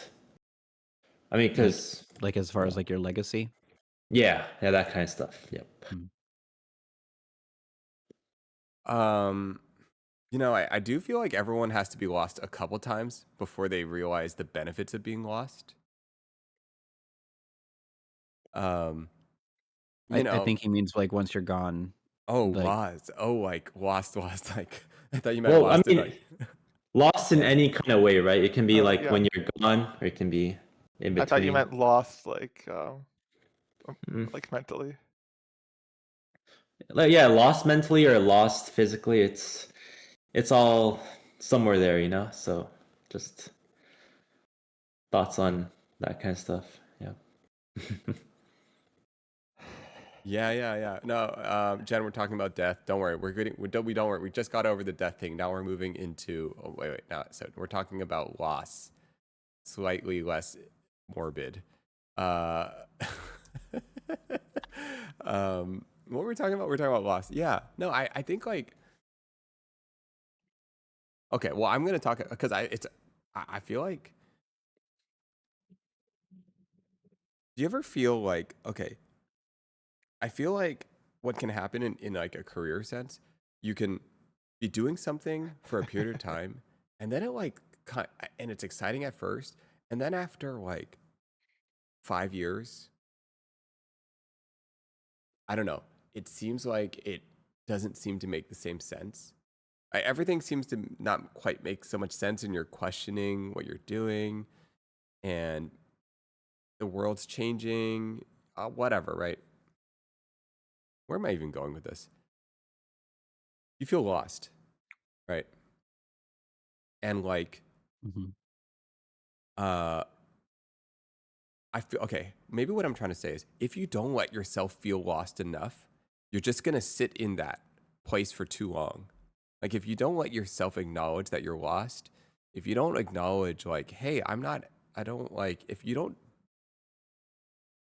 feel it and you just go numb, then you like, I feel like I have friends that dissociate and they just like go into Mm. autopilot mode, but they're really jaded and they're Yeah. frustrated and they don't like what they're doing, but they don't have they're not like they just tell themselves that they're fine, Hmm. and that this is just how life is, or they just tell themselves these stories that make themselves stuck in the same place to turn into any action, or they're like genuinely hit a type of depression and that immobilizes them and they're unable to like get the inertia they need to like escape this feeling. And I Mm. do feel like by allowing acknowledging that you're lost, you like let yourself set up yourself up for like, getting out of it. I don't know, doing something about it. Yeah, I kind of talked about this last time I was on, but like that's that was how I felt. Like I mean, it's still kind of how I feel still now, but like I think that there's a helpful part of being feeling lost and that like you can figure out what's actually important to you and Mm. like what you actually want to do. Um, I mentioned this last time too, but like I'm still kind of figuring out what I want to do with with my life. Mm. But I think that like yeah, you kind of just have to, as you were saying, Nate, like just feel okay with like um not being sure of like what you're gonna what or sorry, Hmm. what the future is gonna be like as opposed have that kind of idea of what the future is gonna be like, but you never know obviously until it like actually happens. I mean, I also kind of agree because, um, I mean, I'm going to talk about my thesis journey, but Yeah, it's I was doing a lot of like research and imagining what kind of future I wanted, and then I had this honeymoon stage where I had this set future of I'm gonna be working at a museum or I want to work in museum studies and this whole fantasy in my head. And then at one point, I was so fixated on that, I just realized I'm actually kind of lost in the moment and I have to stop thinking about it and have to go back to the very bottom and rethink of what I really want. And I think I had a lot of breakdowns from that point. That was like 2, 3 weeks ago, but and then I told myself, this is this is what I want, but I don't know what I want exactly, and I'm fine with it. And because I'm at the rock bottom, there's the only way up, the only way going forward is going up, and so I'm just Mm. gonna live in the present. And similar to what Nate was saying, I think it's very Mm. relatable in that kind of way as well. Mm. Nate, did you have any thoughts on this? Yeah, just what you were just saying, Icelandic. Um, I think I was talking with a friend a little bit ago, um, just about how I've heard a lot of people saying this on stream recently, just like what it means to be in your 30s. I'm 31, yeah, and uh, the thing that people keep saying is like find like you found yourself, or like you know yourself or something like that. And I think to me there was so much, I think, maybe low key, maybe high key panic in my mind in my late 20s about feeling like I had to fulfill the thing, or like find the thing that I'm going to be doing, or like be like there's so much potential here in my 20s, right? And finally being in my 30s, it's like I think there's part of it that's like I know myself now, and I feel like I'm here, but um but at the same time it's just like, okay, similar to what you're saying about being lost, it's like I've I've I don't know, I can just kind of accept where I am at the moment. I'm not feel like I need to be somewhere. I can just be where I am now. I'm not lost necessarily, but I think I'm in a position where I can just move forward a little bit better without feeling like I have to like do a specific thing, or I have to succeed in everything, or yeah. all that stuff. I think like in your 20s, there's a lot of like compare comparing to others, and like I mean, a lot of people that are have high expectations for themselves or and others, and maybe they get what they want, maybe they don't. I think, yeah, like I'm the same age, 31, and I've just felt like there's just less pressure to kind of appear successful to other people in a way. Hmm. Like I can kind of just do what I'm doing, and I don't have to like perform in the same way. Right. Yeah, I think it's like an interesting like you're saying, many people say that phrase, finding yourself in your 30s. Mm-hmm. It is like a really universal feeling, and it's almost like a reflection from your 20s. Like you can't find yourself in your 30s without this interesting setup of your 20s. And I feel like in your 20s, like everyone's in, they, for the most part, either finish high school or college. And everyone is on this same path. They all start in the same place. And then like everyone's trying to just like jump as fast as they can to success. But then like what happens by the time you're like 30, you realize everyone's path diverged so much that the definition of success is really blurred. Yeah. You might find someone that went back to grad school, someone still getting their PhD, someone started their own business, someone decided that they're happy, whatever. Like by the time you're 30, the definition of success it's become so blurred that you like you in the beginning of your 20s, you're just like there's a hustle culture, everyone's trying to grind, everyone's trying to like everyone's so afraid, am I going to make it? Can I survive in the real world? And then in your 30s, you're like, oh, everyone's definition of success is so different. Everyone turned out so differently. And then you kind of settle into yourself and ask yourself, well, then if there isn't a single definition of a career, what is it that I want to do? And then you kind of like look at your own life. You're like, you know what? I think I kind of either like or don't like what I'm doing. And so then you start moving towards what is it exactly that you want to do without outside expectation. Yeah. Yeah. Wynn says, finding yourself in your 30s for me is just trying to undo what I did wrong in my 20s. Or catching up. Oh, it's good. That was me at 23. I was trying to catch up to all the things that I didn't do when I was like 18 or 19. Cause like when I was at 18 or 19, I was like, I gotta be an adult.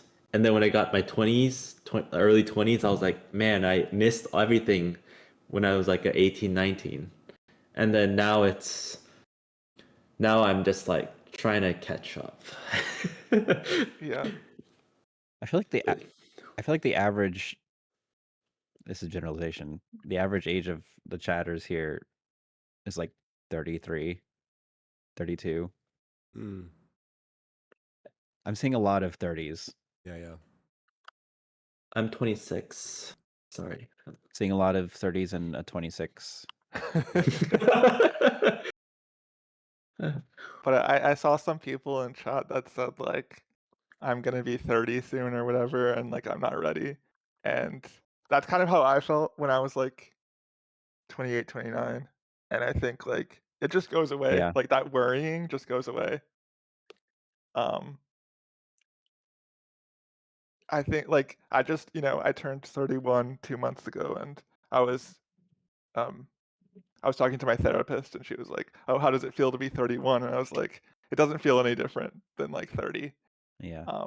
I like it doesn't bother me getting older anymore. Like I just yeah, kind of feeling just satisfied with, whatever you're doing.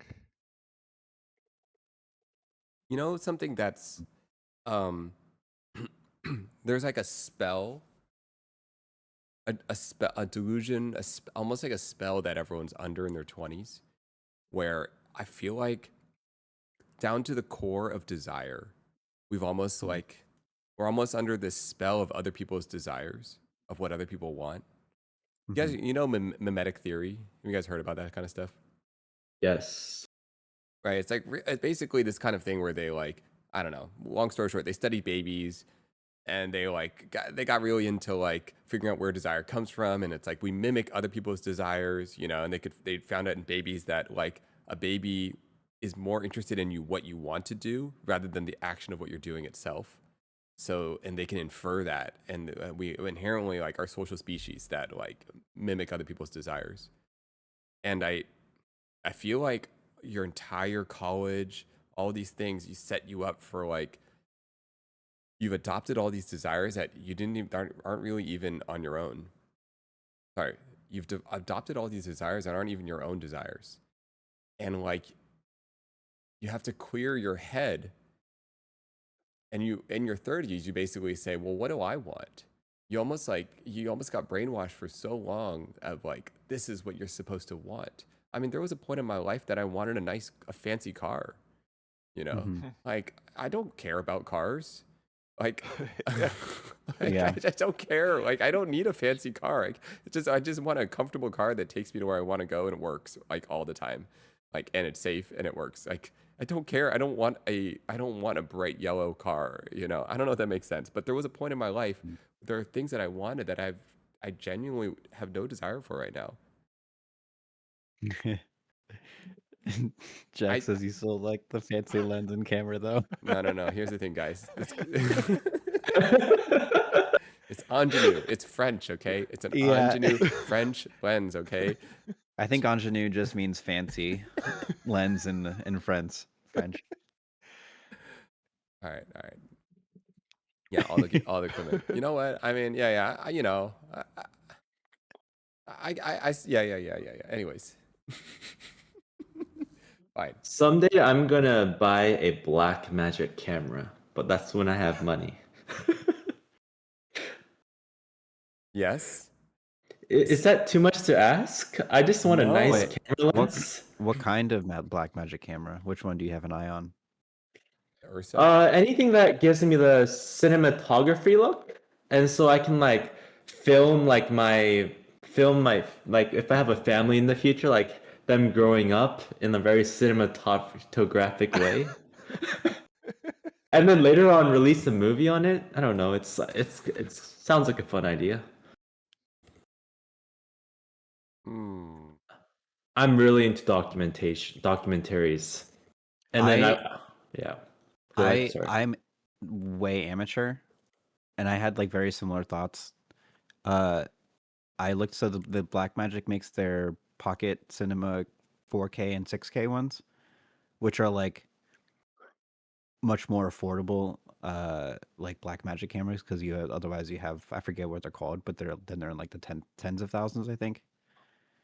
But for me, what I liked about the Panasonic cameras is that a lot of the mirrorless cameras are getting really good quality that's pretty much all that you would need from them. But also you can take photos, and uh yeah, there's just so many features packed into like a more practical kind of camera body. I mean, it's true, but hear me out. Because like when I was young, my dad would have like a whole photo album, right, of like us growing up, or the kids growing up, or the family growing up.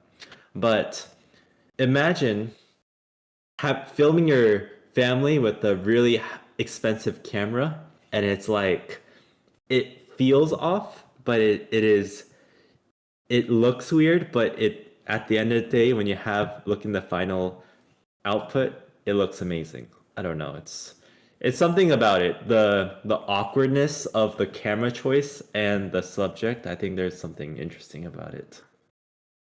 I don't know if you understand, like, or if you understand what I'm trying to say, though. But Nate, you own a camera. What do you think? Yeah, I own cameras. I own a lot of cameras. I'm, one of the tricky things is with the cinema cameras and friends, the moment you point a cinema camera at your friend, uh, they perform differently. And I Mm. think over time, I started to resent that. Um, Nate's like, I have all those cameras. No, Jack, I do not own those garbage cameras. We do not use black magic here, okay? Those are paperweights, okay? Literal paperweights. We would not be using, honestly, if you gave me a black magic camera, I would just give it away. I'm not kidding. That's just me being honest. If you gave it to me, I would just I give it to Crystal. She needs a new camera. You know, like literally don't need that thing. Cause okay, and hear me out. Hear me out. Let me explain why. No, I have a good reason for this. All right. There is I can basically put cameras down into two distinctive categories. All right. When I look at the world, when I look out at anything with my own real eyes, and then I look down into the camera lens, into the camera monitor, does it look better than my eyes or worse than my eyes? Hmm. And if it looks better than my eyes, I like the camera. If it looks worse than my eyes, I don't like the camera. That's all it is. It's like, it's really simple. When I look down in the camera, does it look better or worse than what I see in real life? And I need it to look better than what I see. And if you guys have not experienced this, you need to experience this. Most people, their main experience of a camera is that they take a picture and then they look down and it looks worse than what their eyes see. Yeah. They rarely ever get that experience. But it's such a hard thing to communicate though. Because like if you're looking at your phone, which is the main thing you take your photos with, Mhm.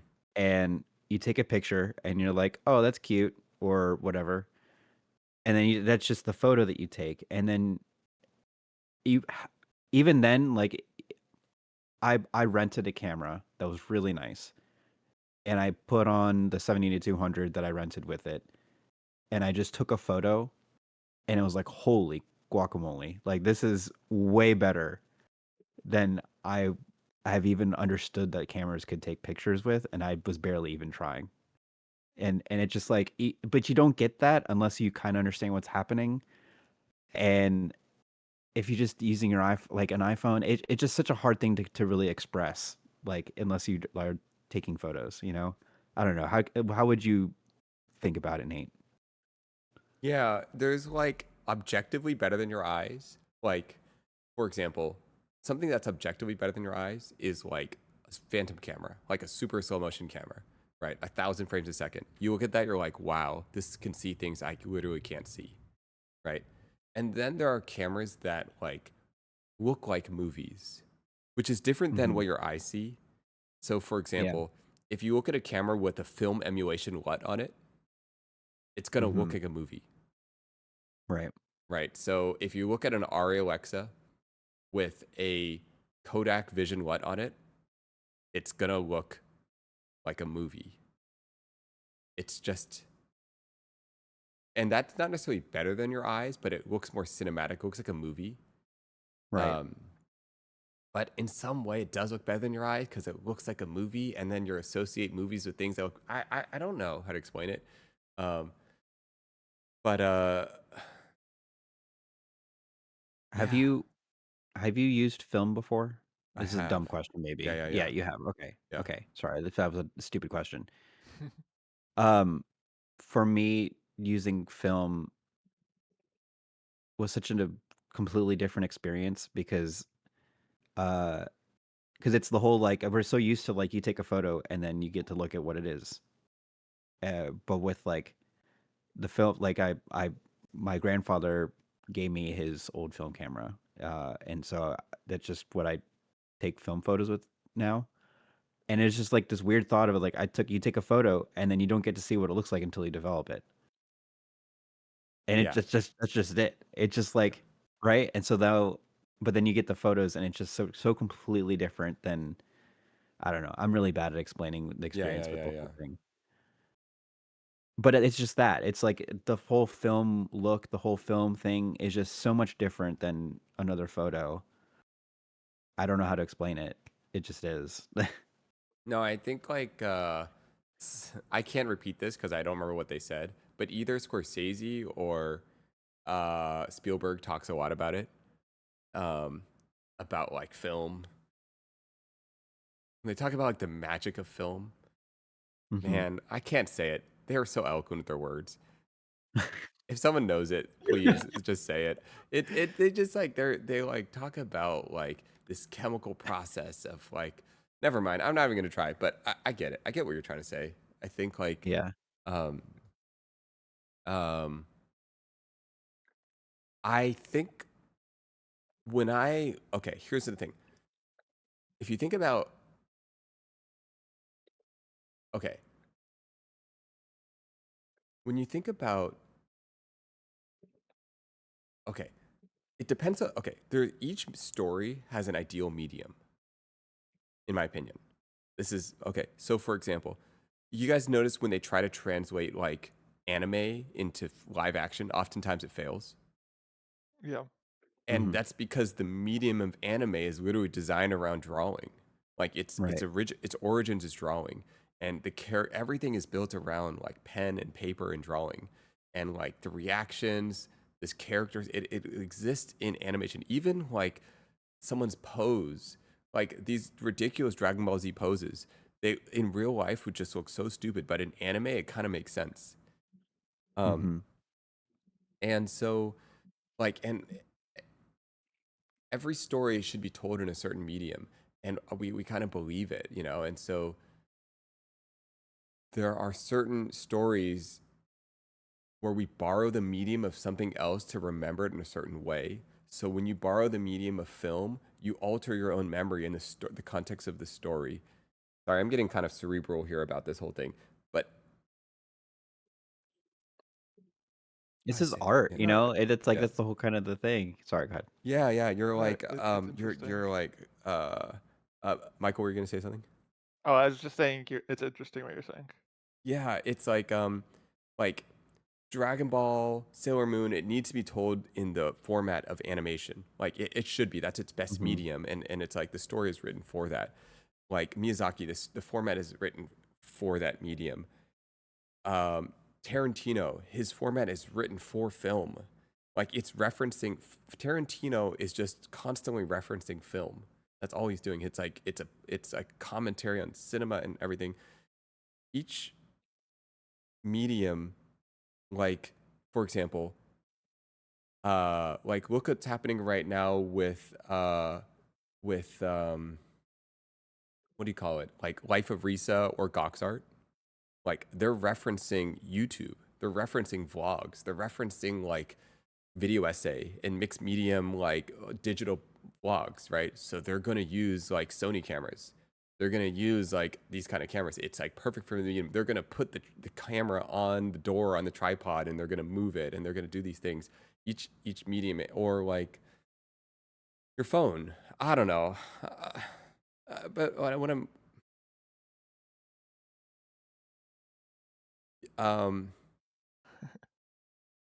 I'm, I didn't really have an Yeah. idea here, you know? Yeah, let's know it because like okay, just things like really subtle aspects of whatever you're doing. Uh, I think of every frame of painting. It's like the famous video essayist Hmm. Yep. on film. I love it. Um, it just really explains a lot of these concepts, I think. But because every single like between the aspect ratio, between the framing, between the shots that you're deciding to take, like every little bit of this is like just subconsciously putting in a specific feeling to you. That's beyond even just like, oh, red color means like, or flames in the glasses means they're like the antagonist and they're the devil or something like that. It's like real things that really portray a feeling to you when you're watching it as the audience. And one of those things is with anime, like with it being on twos or like switching between twos and ones, you know, having a unique frame on every a unique drawing on every frame versus a unique drawing on every other frame. Like those things really impact your sense of understanding of your the way you feel about the whole thing. It just like there's so many aspects of it that are just so hard to really put together, and that's what I think the art behind it is. Like you have to take the thing that someone doesn't understand why they feel that way and do the thing that makes them feel that way, right? I think somebody said it at one point. It's oh, I think he even said it. It's like no, who said it? Where uh oh, what I can remember saying. It's like you feel the things that you think versus like thinking the things that you feel. As far as film, I don't know what the quote is, but it's something like that. I don't remember the quote, but I kind of imagine where you're going with it. Are you talking about Buddha? Or sorry, I'm just. No, Hmm. I don't remember what it was. I don't know. What you I lost think? Yeah, I don't think it was that. I think it was more like about film.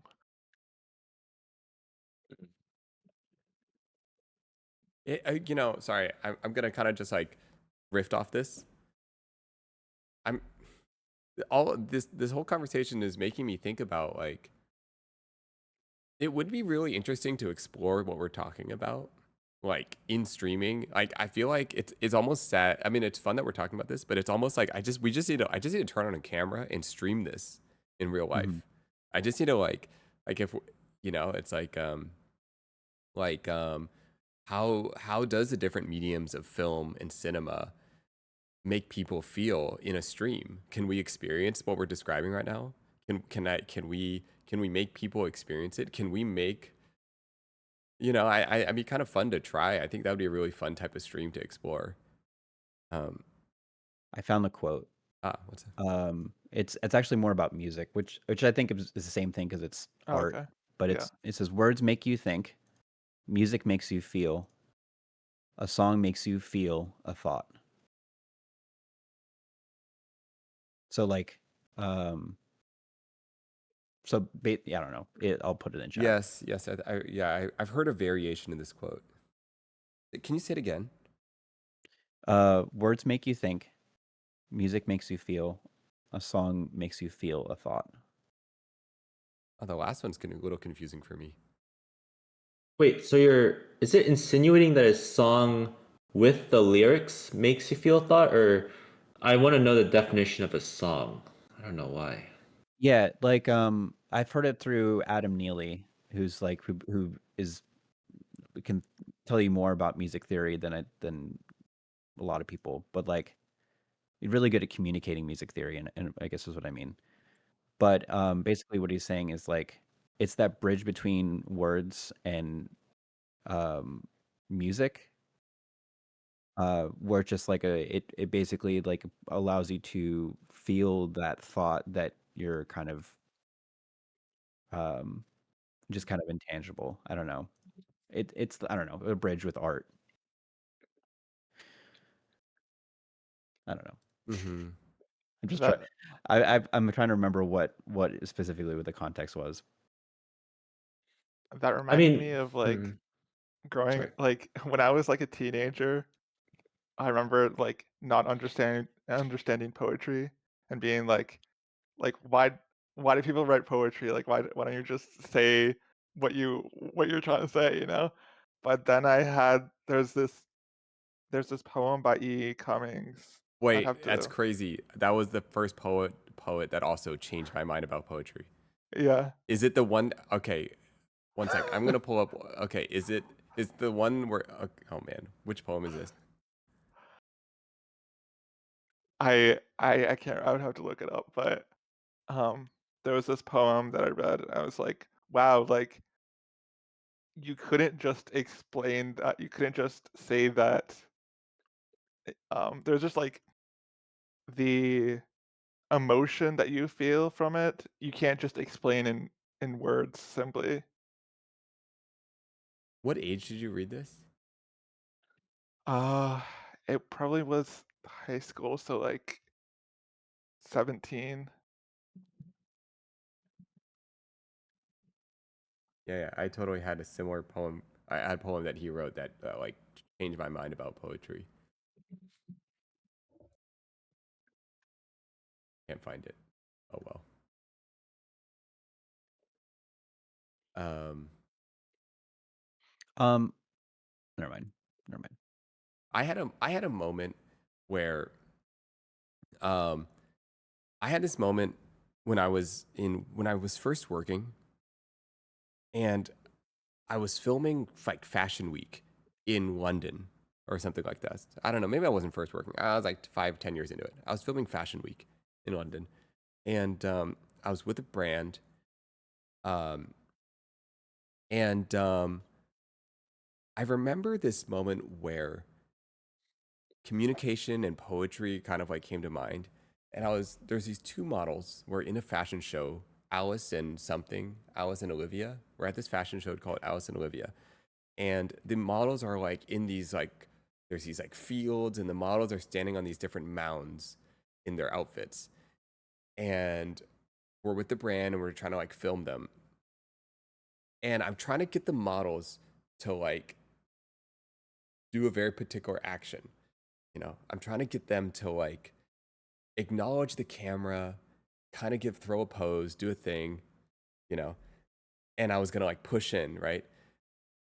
And I was like trying to figure out, how do I word this like in a way that's confusing? And I got to sync up the two models at the same time. Like, this is kind of confusing. I was trying to figure out like, what are the words that I use? And then the producer that was with me immediately picks up on what I'm trying to do.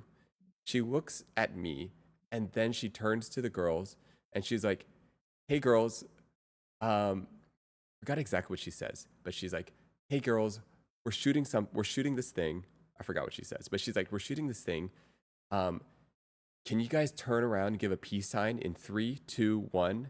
And both girls, perfectly in sync, turn around and throw their little like peace sign, and they like throw a pose. I forgot exactly the wording she used, but they throw this pose, throw a peace sign, and then they go back.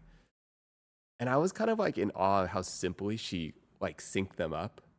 Right. And I was like, man, like I don't think I could have done that. Like, I was like kind of sad in this moment. I'm like, I don't know. I would have like tried to over explain it. I would have gone there and like, all right, guys, so I'm shooting and I was just like, oh man, like language is so beautiful, because Mm-hmm. she managed to get them to do exactly what they want in such an easy going way. And I was like, I wish I could talk like that. I wish I could like say so much with so little, Right. I found the poem. It's called "Unjust." Ooh. You want to read it? Ooh, poem time. You don't have to. That's kind of just put you on the spot. But. Yeah, it's kind of like Okay. Let me just. that's tough. Oh, But I I see. linked it. Yeah. All right. Yeah. Okay. It's it. You don't know me, dude. Okay. Oh, and also, E. Cummings is like especially hard to read. Like, Yeah. it's like like I feel like his poetry is inherently just difficult to read. Yeah, what's wrong with this poem? No, that's like his There's thing. kind of a tempo to it that you have to Yeah. read. I feel like he. Never mind. We don't have to go too into.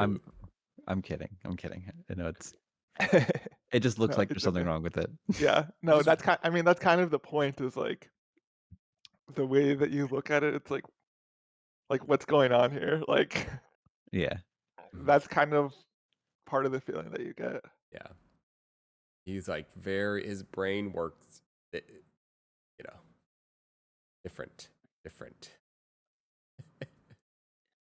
Is anyone obsessed with my favorite poem these days is Icarus by Fiona, but that one is there's a voiceover that's super crazy, but I love that poem. Have you guys heard of it? No. Um let me send you the so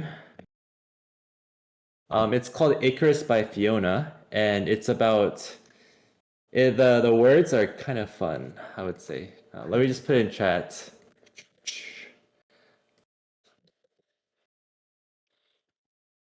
This one I just kind of find very there's a really funny, like a really fun voiceover.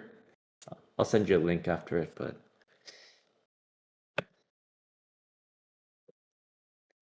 this poem I find very interesting because it's so vivid. I don't know. I like the vivid poems nowadays. It's super dope.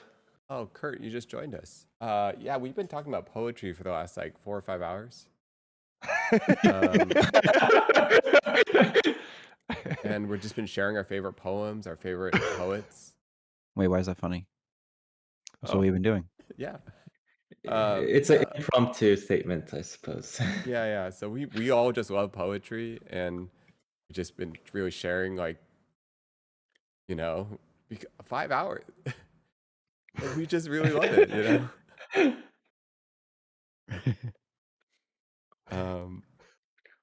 Yeah, we've just been sharing stuff. Also, I wanted to say is that I'm also really into Korean poetry, Oh. and the thing about Korean poetry is it's all about trauma, I feel like. Like Okay.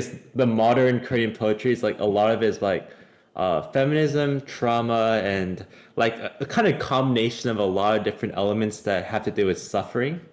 And so I don't know, I don't really read too much if I can, but when I'm sad, that those things really get me in the mood. They kind of Can it's you I would speak recommend. Korean? Oh yeah, yes.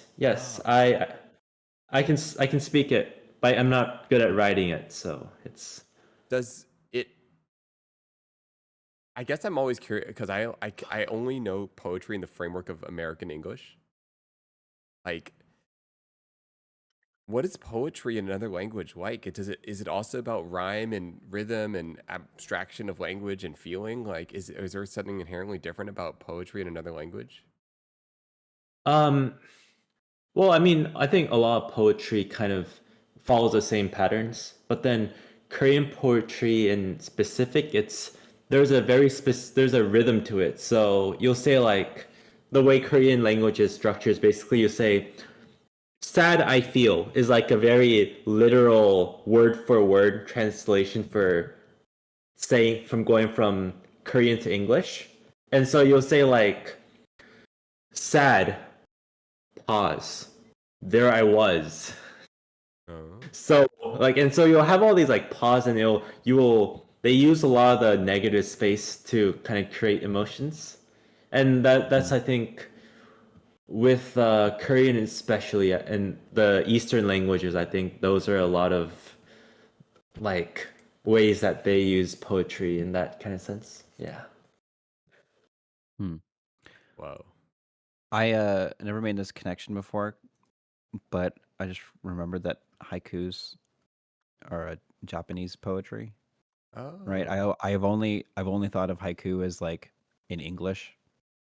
Yeah, yeah, same. But I guess it makes sense. It kind of lines up with what you're saying a little bit with like kind of the non-standard way that it's laid out, I guess. Yeah. I'd like to hear Japanese haiku. That'd be fun. I I've kind of wondered, like, I've tried to research this, but like why haiku, like what about that like 575 um rule is like where that comes from. But I imagine that like there's probably something in Japanese that makes that more meaningful. Hmm. Yeah, I Yeah, never I don't know. considered that.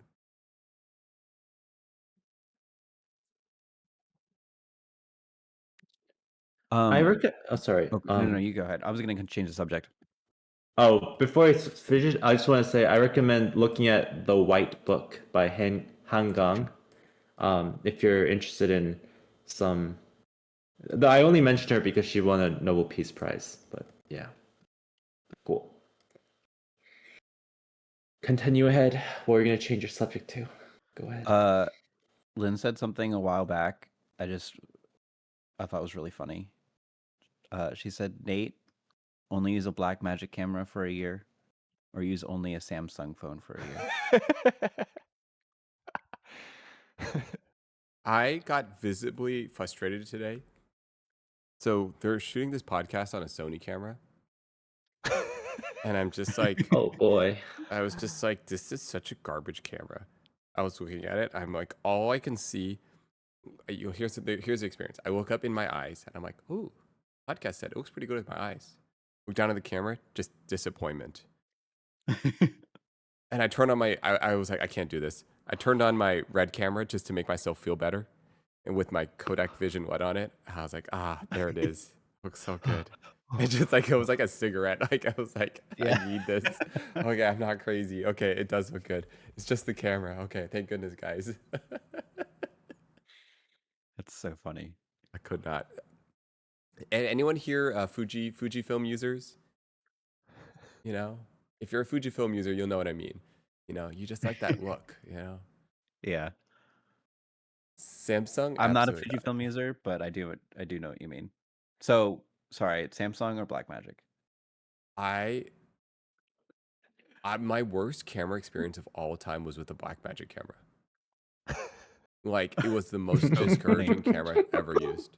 That's so funny. Like, seriously, I remember the shot. I remember everything. It still confuses me to this. Wow, do I even remember it? It was bad. It was really bad.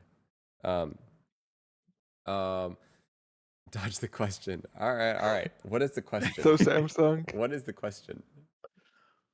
The question was Samsung, only use yeah. a Blackmagic camera for a year or use only a Samsung phone for a year. Okay, so here's the thing about Sony cameras. All right. Okay, hold on. Somebody gotta answer this. Sony cameras have to have bad color straight out of the camera. It takes some work to get it looking posted nice. All right. Okay, I have a whole theory on this. All right. Do you guys ever notice Japanese TikTok looks different than American TikTok? Like the way they do their colors is different. Is it the Sony sensor? No. They just the way they view colors is like different than American colors. Like if you look at Japanese editing, they're like things are a little more saturated. Their blues are different than the blues that we use. Their yellows are different. Notice like look up like your name TikToks, with Japanese like filters. The way they perceive color in Japan, I'm telling you, it's different than America and it's different than Europe. And Europeans perceive, if you look at European film and European style stuff, it looks different. The tones are different. So Europe, America, and Japan have very different interpretations of color. And then it's interesting because if you think about the main cameras, Ari, which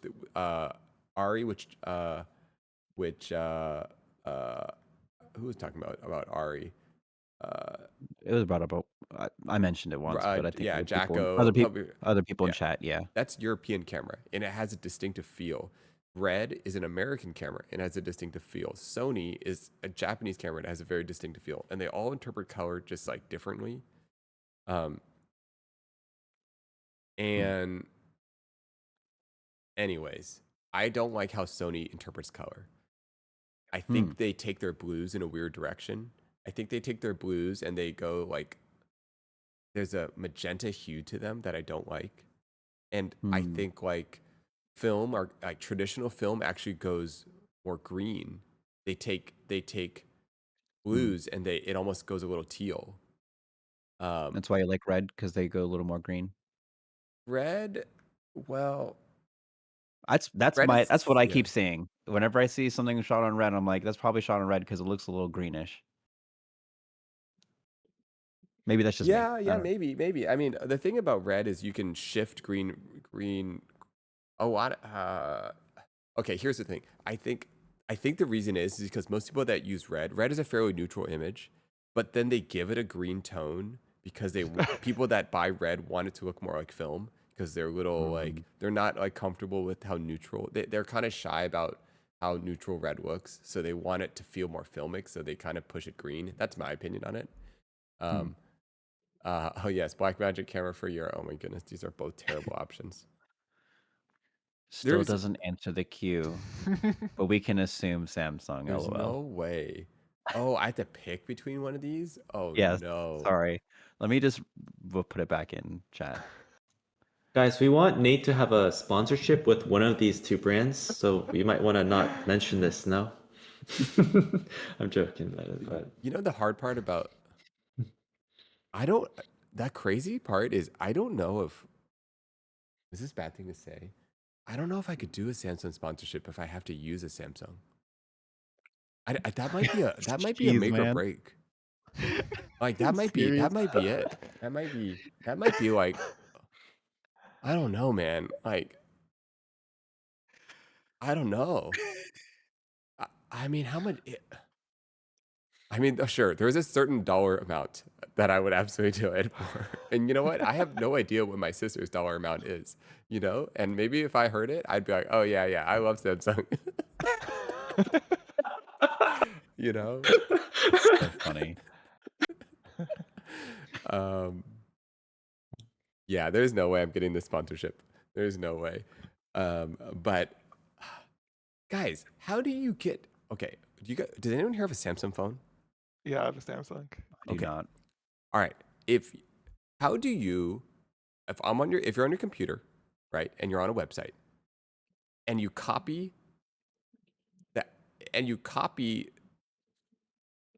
the text or hyperlink or whatever, how do you paste that into your phone? Wait, hold on. You're on your phone already?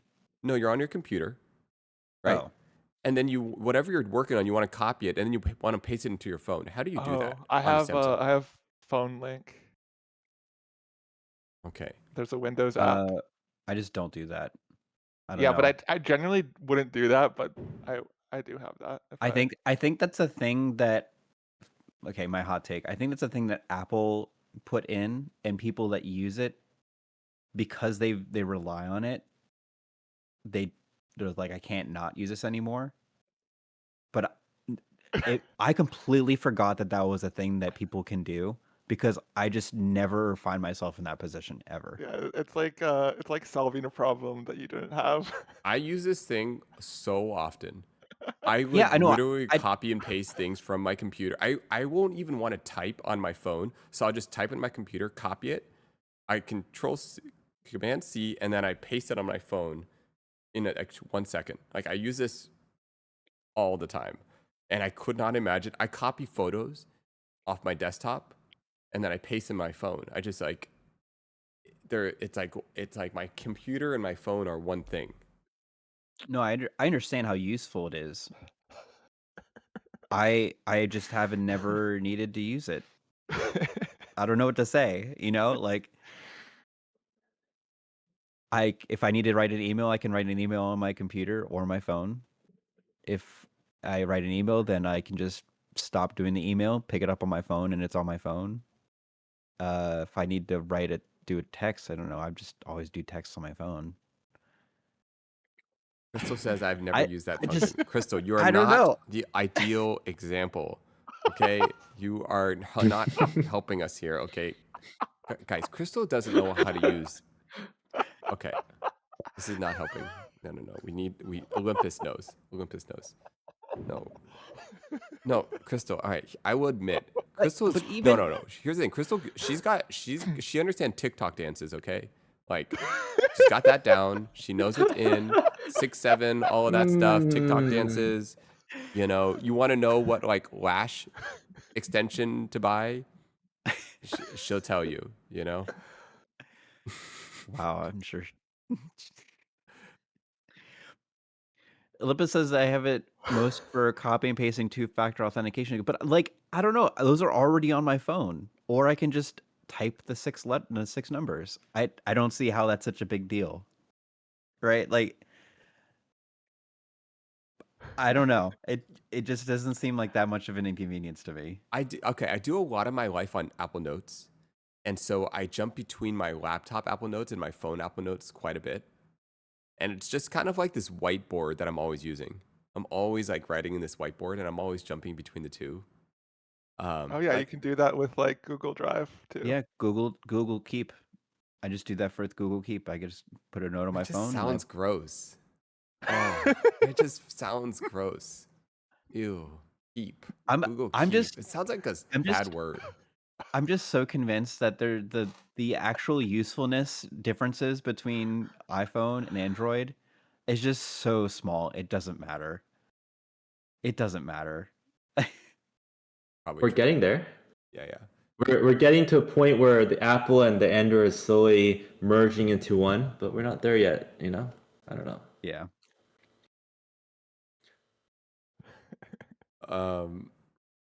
Somehow we got on the Apple tangent. Yeah. We're never gonna get that sponsorship. Oh well. 1 minute to Oh, it's midnight. because you Oh, didn't that's such answer a the good point. question. That's You such a didn't good answer the point. Okay. question. No, Oh, Flip has a great point. It is 12, guys. What are we gonna do? Are we going to sleep? How about we just okay, I've been ruining my sleep schedule. I don't care. Why don't we just like go to sleep in an X amount of time and we just commit to it? Let's just go to sleep in 20 minutes. yeah. Well, I'll just live with the fact that you would rather use a Blackmagic camera for your. You know what? I'd be okay with that. I would rather use a Blackmagic camera than I would rather use a Blackmagic camera than have to use a Samsung. I would go That crazy using a Samsung.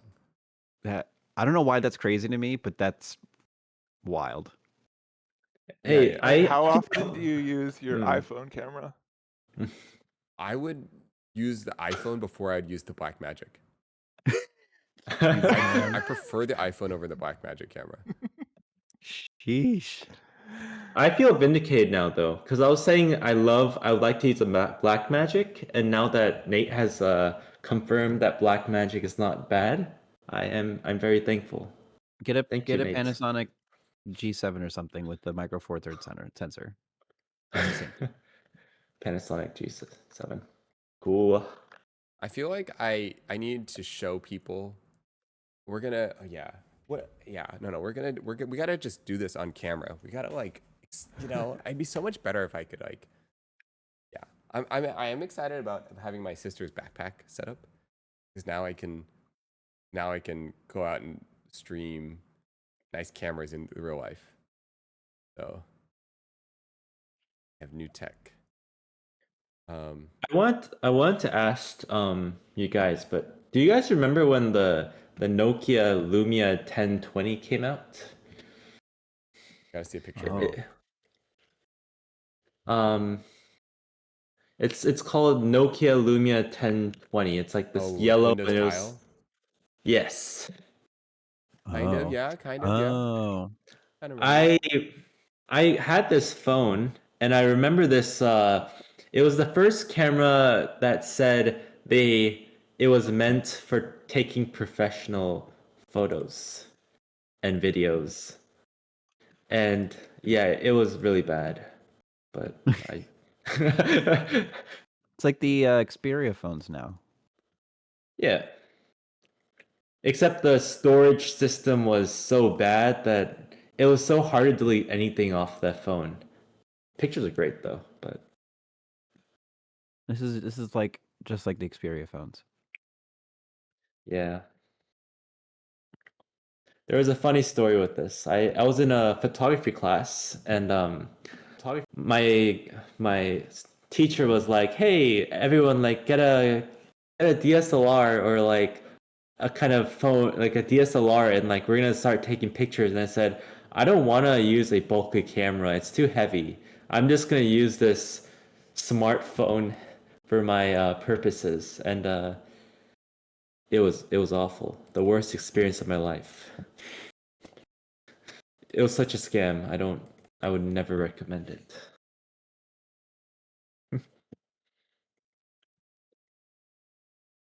Yeah. So yeah. Buying buying a tool and then being disappointed with it, whether it's a camera, is like something you've invested money in is such a terrible feeling. You know? Yeah. It's like the boat. I know. You're like so excited about something and then you get it and you're like underwhelmed. Like I hate that feeling so much. Like I've felt that way about things I've bought for sure. Yeah. You feel betrayed almost. Like they lied to you. Like they promised you something that they didn't deliver on. I mean, that was also with me with I bought the camera I'm using right now is a Canon RP, and I was Oh, yeah. promised 4K and it doesn't do 4K, and I'm a little sad and angry and unhappy at the same time. Yeah. It's like really upsetting when a product doesn't do Yeah. what yeah. Yeah, what you hope it does.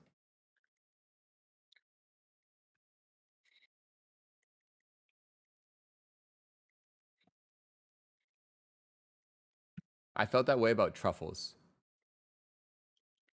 What the heck Like is what's up with the truffles? mushroom. The first yeah, like when they shave the truffles over your like Yeah. your Yeah. pasta and you're like so excited to try truffles for the first time. Oh, yeah. And they're talking about how like amazing of an experience it is, and it's just like the most underwhelming bite of dirt you've ever had.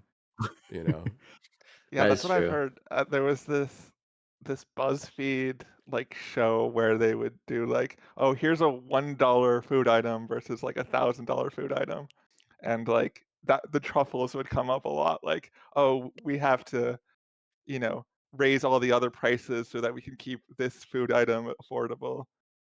Um, I've Yeah. never had truffle, but yeah, I've heard from people that it tastes like dirt. I tried both. Caviar is even worse. It's like you're tasting salt, but it's like kind of useless because you're like, this is like just salty, but what's the point of this? Like apart from getting a spoon and putting it on your hand. Now, what kind of caviar did you try exactly? Uh, shit, what was it? It's a I can't. I tried the Russian ones in like one time they brought it over for the Russian ones, and I tried the really expensive ones, the one that go for like $2,000. Okay, scratching on Wow. caviar. Okay. And both of them, they're not great. I'm telling you right now. It's like if you're going to go for something expensive, just go for foie gras or whatever. Although it's kind of unethical, but foie gras is probably the better of the three. That the first time I had foie gras was like, wow, this is crazy good. It was like 20 years ago. I was like in awe of how tasty it was. Fancy food that we hate. I was a kid when I had it, and it was wasted on me. Mm. I to this day, I'm not a foodie just because it's like the vast difference between the like good. Well, actually, sorry, the opposite of that. To me, the experience I get with really good food is so fleeting and not that much better than just normal food that's good, right? I don't see it justifying like the extra cost for it. I don't know, but I What's understand why people like it. But not even necessarily the best tasting thing, but what is the fanciest food you've ever had? Like, I'm not describing taste. I'm just saying, like, purely from the most fancy presentation, situation, everything. What's the fanciest thing you've ever had? mm, Oh, I Hmm. don't know, but I was gonna say like I went to this place and there was Wagyu steak, and that was pretty fucking good. I have to say, I was not disappointed with that.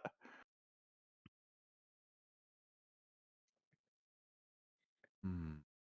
um, when I was a kid, let's see if I can find. There is a restaurant in DC. So I live more close to Baltimore. There's a hotel in DC called the Willard, and there's a restaurant next to it. Anyway, I'll make it short. The restaurant next to it, and we went to it, and I was maybe 12. Again, lost on me. That's the thing. That's where I had the foie gras.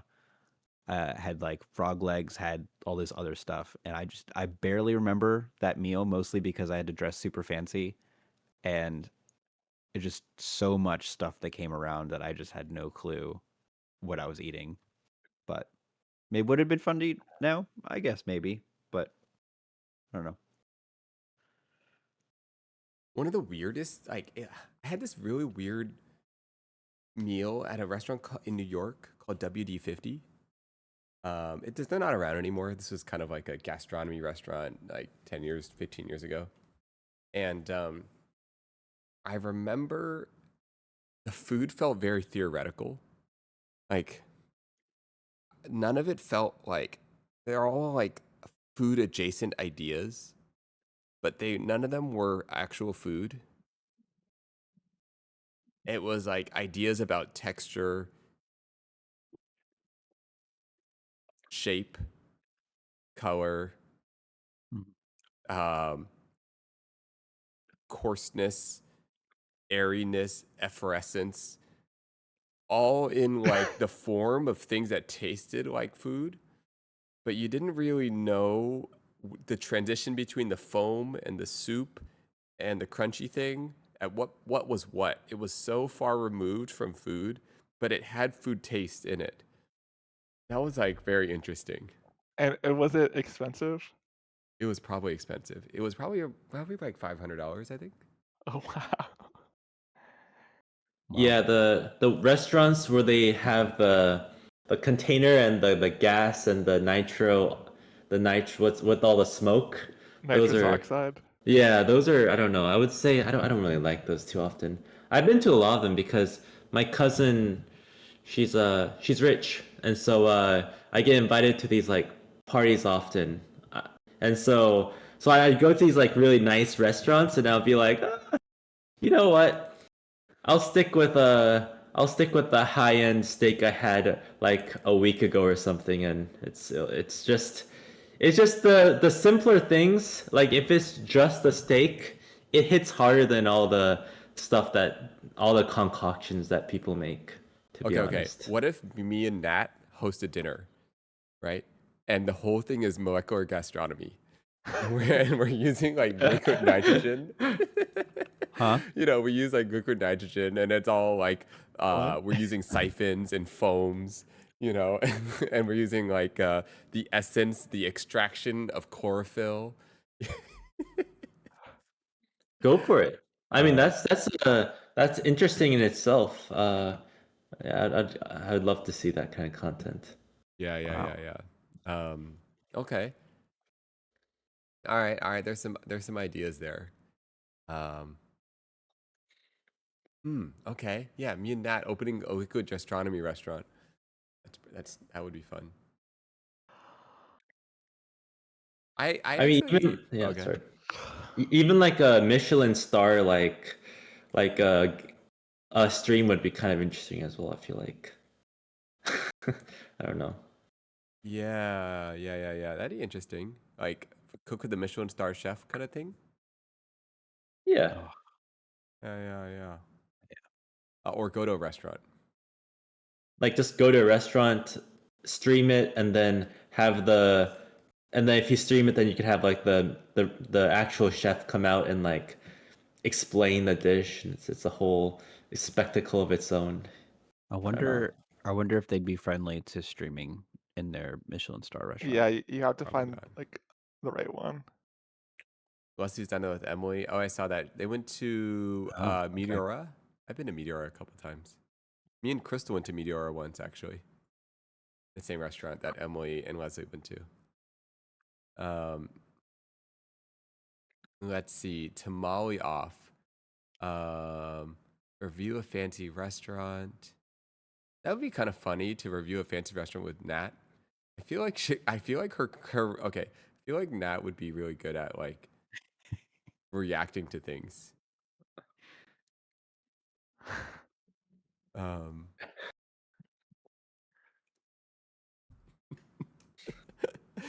yeah, that would be funny. What restaurant would even work? Um, uh, Sorry, what was the concept again? Going around and reacting to food? yeah, Yeah, reacting to going to like fancy a food, high-end restaurant. Hmm. molecular Like, gastronomy. yeah, what does that mean, molecular gastronomy? You know, Uh, the molecules in the gastros. I feel like it's like you guys know the book The Modernist Cuisine? No. It's like Nope. a book series written by the co-founder of Microsoft or something. Um, and I own this book set actually. It's like a 5-part book series. And they kind of go through like the science of cooking. Um, what's this? Right? Molecular gastronomy is a scientific discipline of cooking that applies chemistry and physics principles to understand and transform the physical and chemical properties of food during preparation. Ooh. So so I can cooking. explain the concept if you guys want. Um, I'm so sorry, I don't know how this is different than cooking. So I'll explain it to you guys. Molecular gastronomy is basically saying is taking the concept of food. So like say, oh, to make chicken fried rice, we're getting the chicken, we're getting the rice, we're getting the whatever ingredients together to make it. But this is saying, let's let's go deeper into what makes the smell of chicken, and then let's take that and create that same feeling through science. Hmm. So like, Cooking. well, no, I think I understand a little bit better. So, so like, if you were to synthesize, I don't know, was just gonna use the same words that you did. Um, I don't know, why does chicken smell the way it does? Or I don't know, how can we make tofu taste like chicken without using chicken? Would that be something like that? Yeah, it'd be something like that. But then, yeah, it's just you're just adding the scientific terminology to it, right? That's and so the whole thing itself is an experience. And so it's an experience of looking at food in a different perspective, or that's like, and there's a meaning to the food. And so there's that kind of extra level, you know? Olympus. So basically, how do we make food but worse? Cooking Yeah. for deep thinkers. How do we make food but worse? Oh my goodness. So yeah, Yeah. just think about it this way: you're extracting meaning from food. That's kind of interesting. I don't know. Yeah. El What Bulli. do you You guys guys? know El Bulli? What was that? You guys know that restaurant El Hopefully. Bulli? El Bulli. No. Like it's I don't they're not in business anymore, but they were like a famous they were like one of the first restaurants that like they spent like 2/3 of the year just researching food and like a third of the year to be open, and then it would just like Anthony Bourdain did a little special on it, and it's just like, yeah, these food concepts that push the limits of what food is, and to be fair, they did have a playful element to it. So, for example, Mhm. they had like a noodle dish where like you slurp up the entire noodle dish in one single noodle, but it wasn't like an actual noodle. It was like I'm gonna make this up, but it was like some fish bone collagen marrow thing, and so, but they're kind of like playing on like uh there's another book called Culinary Artistry. I don't know if you guys have heard of this book. Um, but it talks about the five senses, and then it talks about a sixth sense. Um, do you guys know Love. about this Being at able all? to talk to ghosts.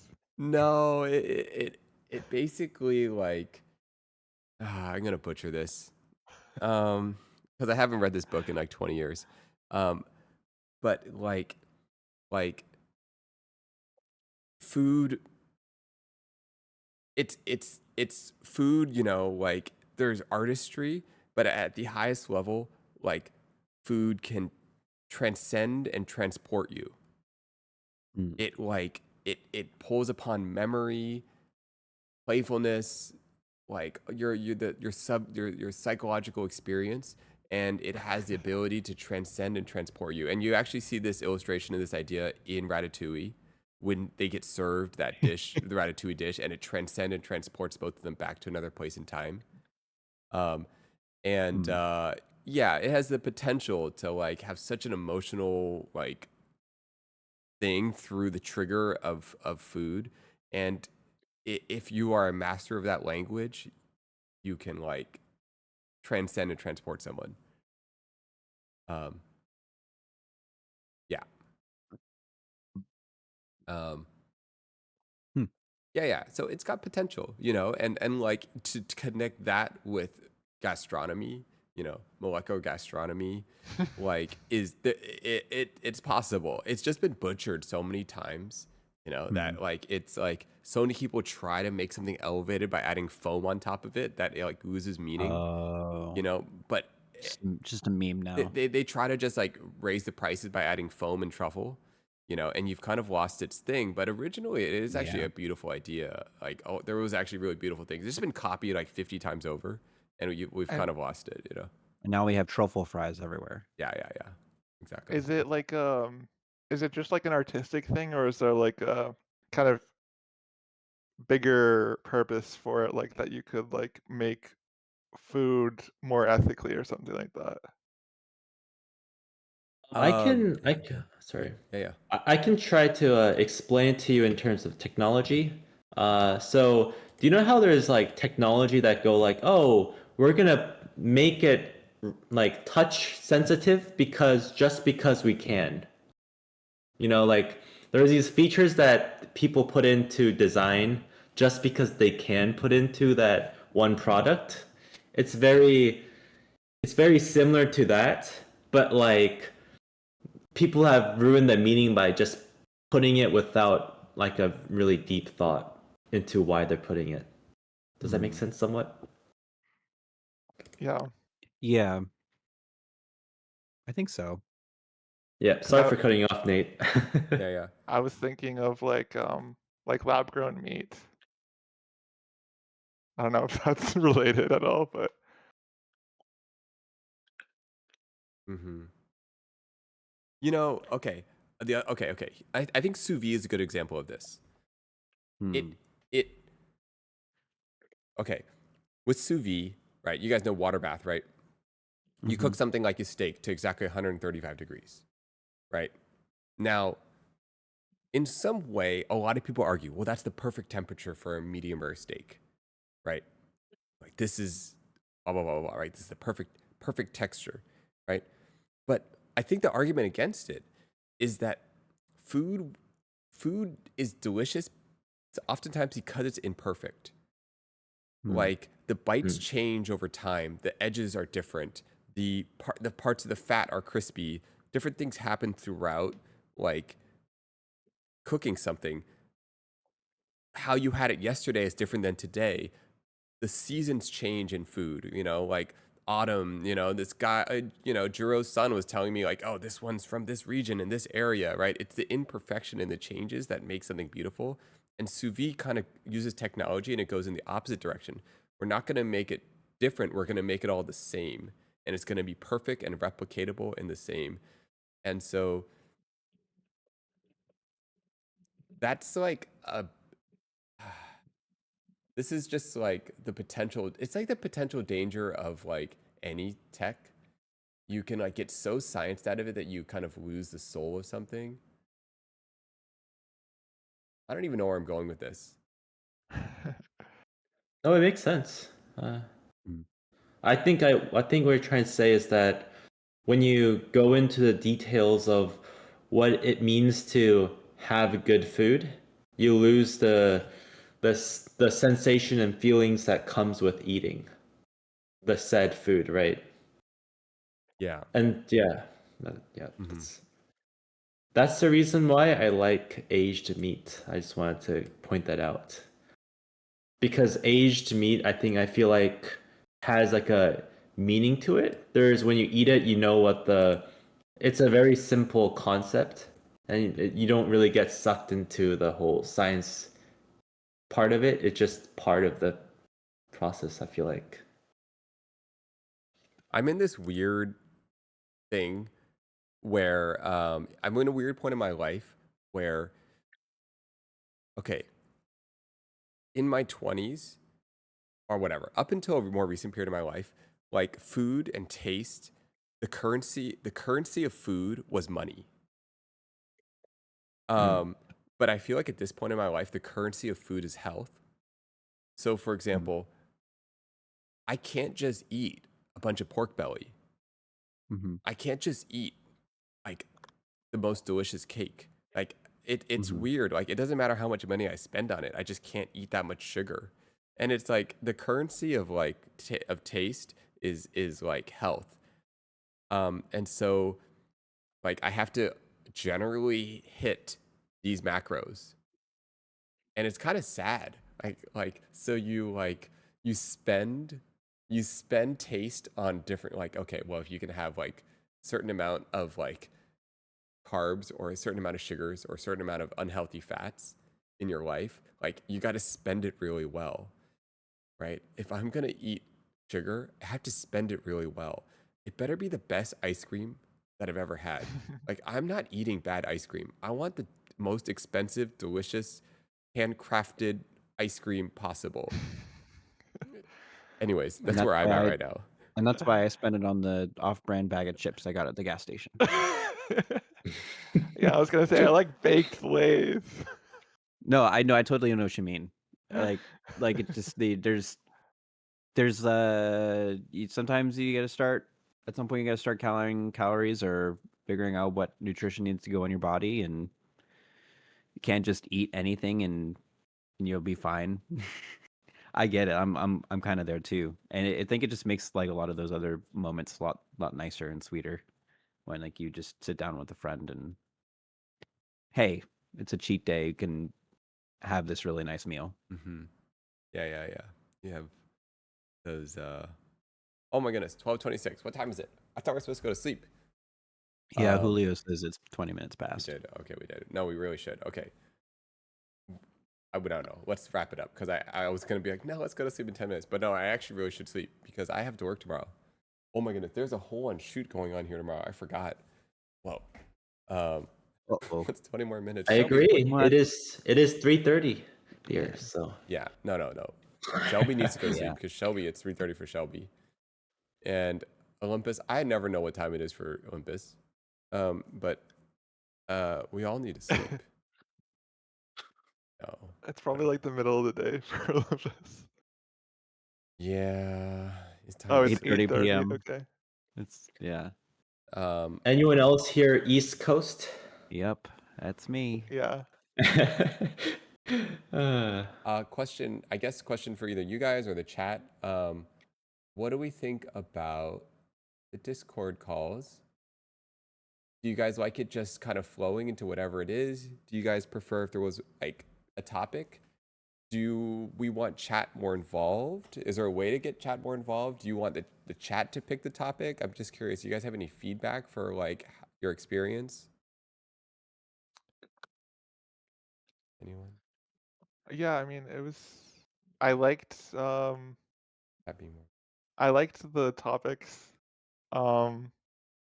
Especially with like more people in the call, it can kind of I mean, it still kind of did like go weird, wherever, but um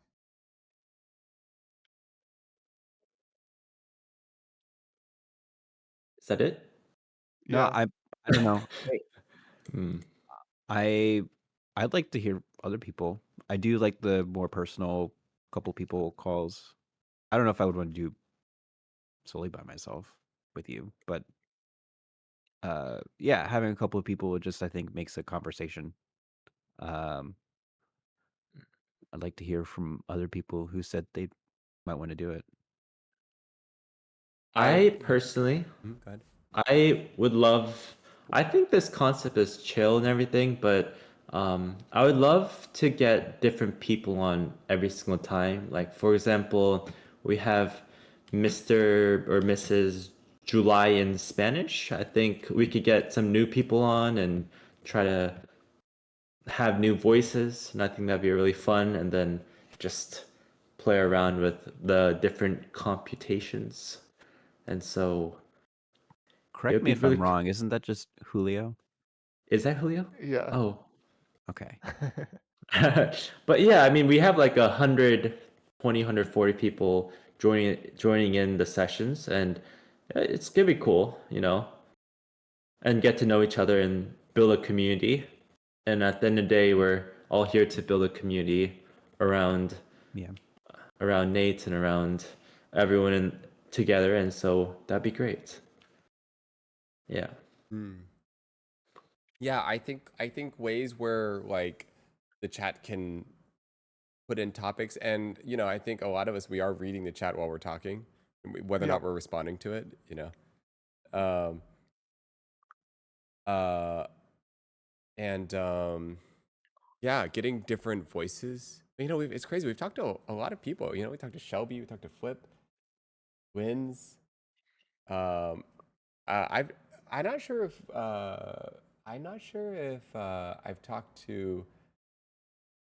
Oh no, we've talked to even sorry, even why am I spacing out? The ninjas.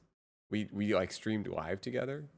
That was Yeah. interesting. I like um I generally like how it flows. I think yeah, bringing in new people. It's so interesting because you kind of don't know what you're gonna get.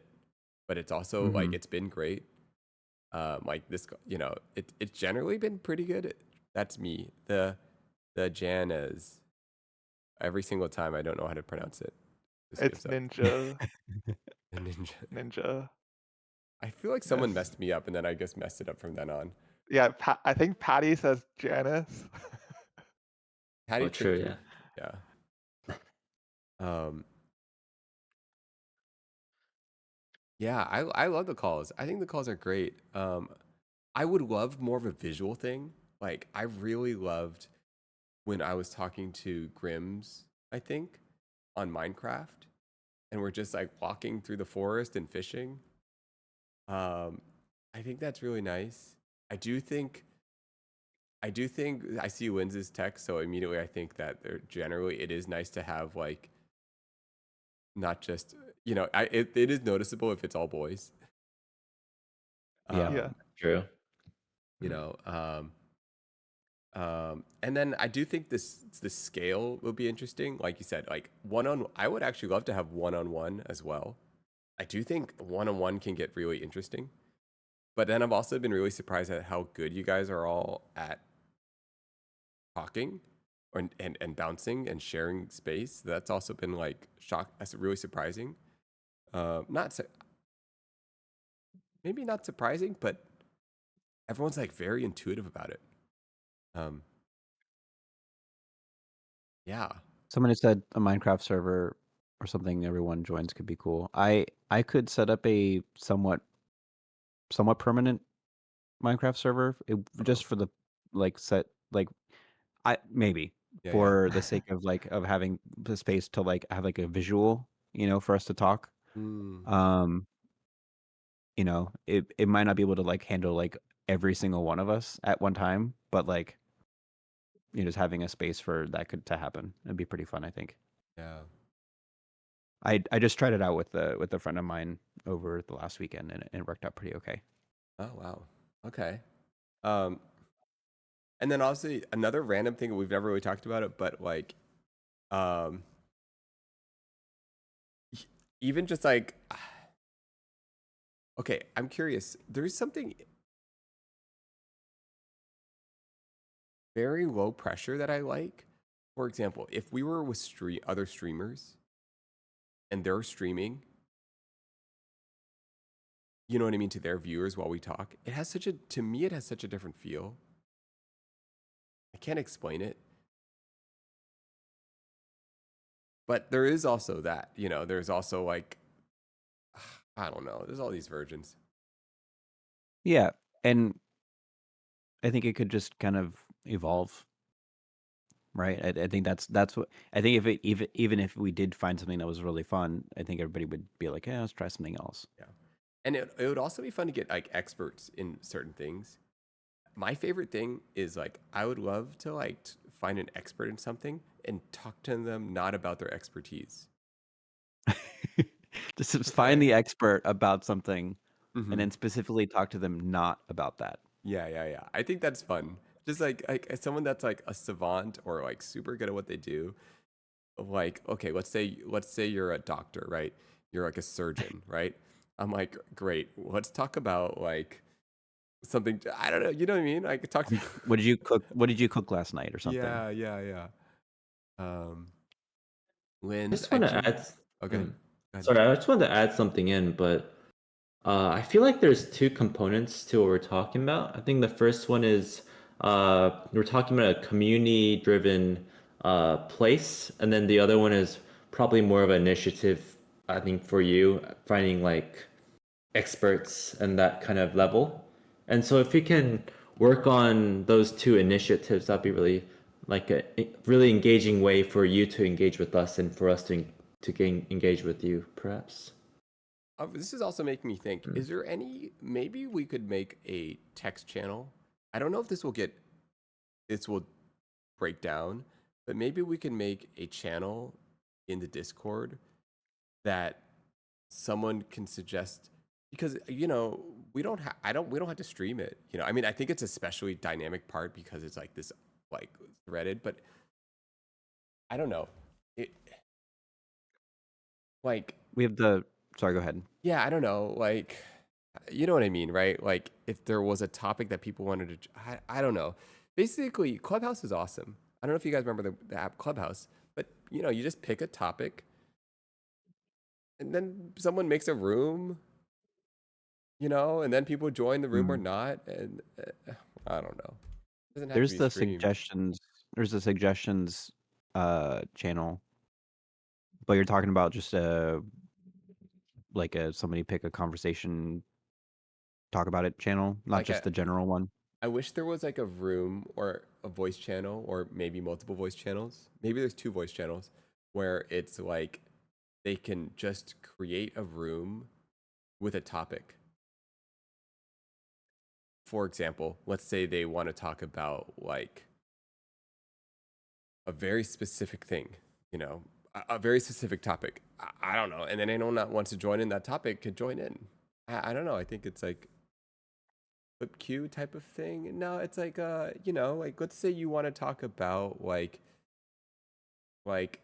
tamales, and it's the topic of the chat, then you can make a chat room. Anyone who wants to talk about tamales. I don't know. There's threads for text. I know, but isn't it fun to just talk to people? There can be a ton of Mhm. text. There's threads for text. Can't people just like, what's that mean? Guys, he saw us. Oh, yes, I saw you guys talking about tamales. Okay. That's the lounge. All right, guys, whatever. People, it'll be fun. I think it's cool. Um,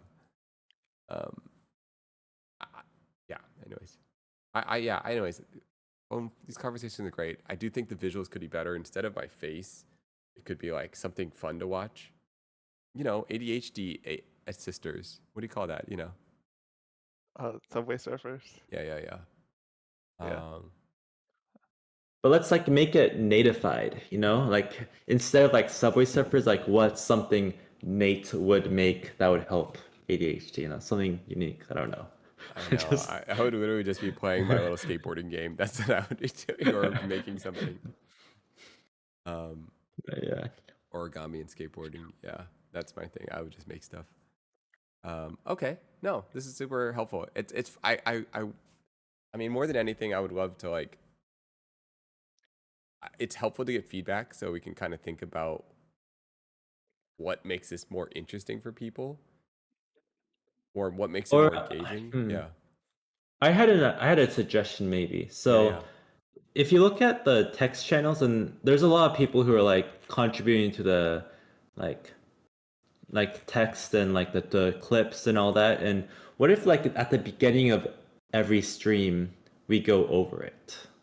Maybe that will kind of bring Okay. attention to people. That is a good point. I have this weird fear, not fear, but I have this weird like, how do I say this? I I I need to get my audio and all these things figured out. Like, so I would want to share what I'm looking at. Does that make sense? I want to share what I'm looking at and I want to put it on the screen. But like, okay, here, how do I say this? I just haven't really worked it out. I think what I need to do is I need to make scenes where I can just Mhm. quickly cue that up and it's all pre-built. But right now, you see the way I'm doing it. I'm just like building it from scratch every time. And then along the Yeah. way, it's like a little bit messy. I'm just grabbing random windows. Maybe I'm grabbing the wrong window, you know? That's what the Elgato Stream Deck is good for, Yeah. because then you can just have a scenes selected specifically for that. Yeah. You don't need it. You don't need it, but it's helpful just to have a If it was button. like a one button and automatically it works, like I would totally do Yeah. it. But right now it's like, okay, I've got to like add this video source. I don't know if like some DM is open on my Discord that's from someone else and their privacy is getting, you know what I mean? And I'm like, Oh, I'm too sure. scared to like open these things and so I think like I need to work on something. And Yeah, that's yeah. the OBS can like specifically handle.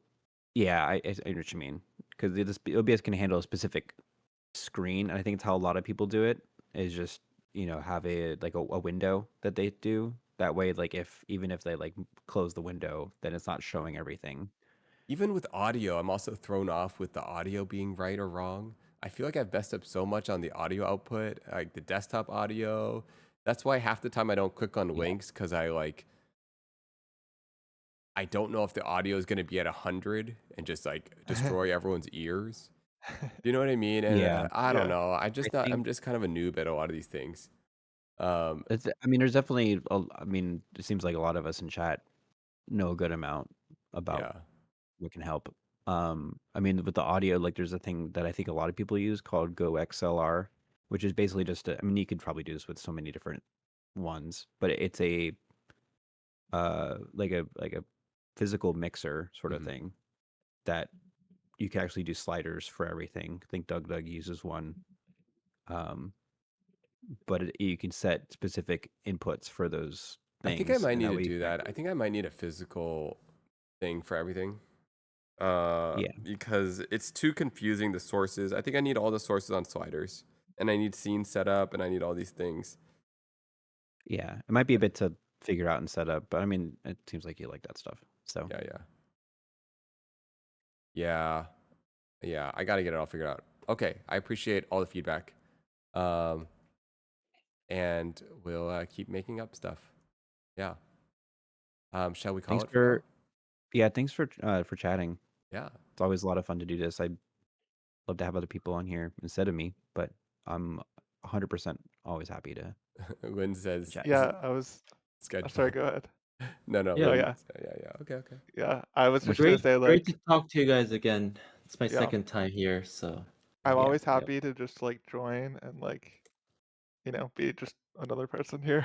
Uh I, because no, it seems like there weren't other volunteers, so Yeah. Yeah, it's like always the same people talking sometimes, I feel like. But Yeah. We'll change it up. We'll change it up too. But I think also like that was naturally who was here in that moment, and I felt everyone. You know, I'm gonna kind of also was like, hey, you know, Michael, Nate. But yeah, no. Let's change it up. We'll also, um, and schedule wise, you know what? Maybe I have this odd thing. Maybe I have this odd thing where I hope people don't join. How do you gotta explain this? Like, I don't want people to join.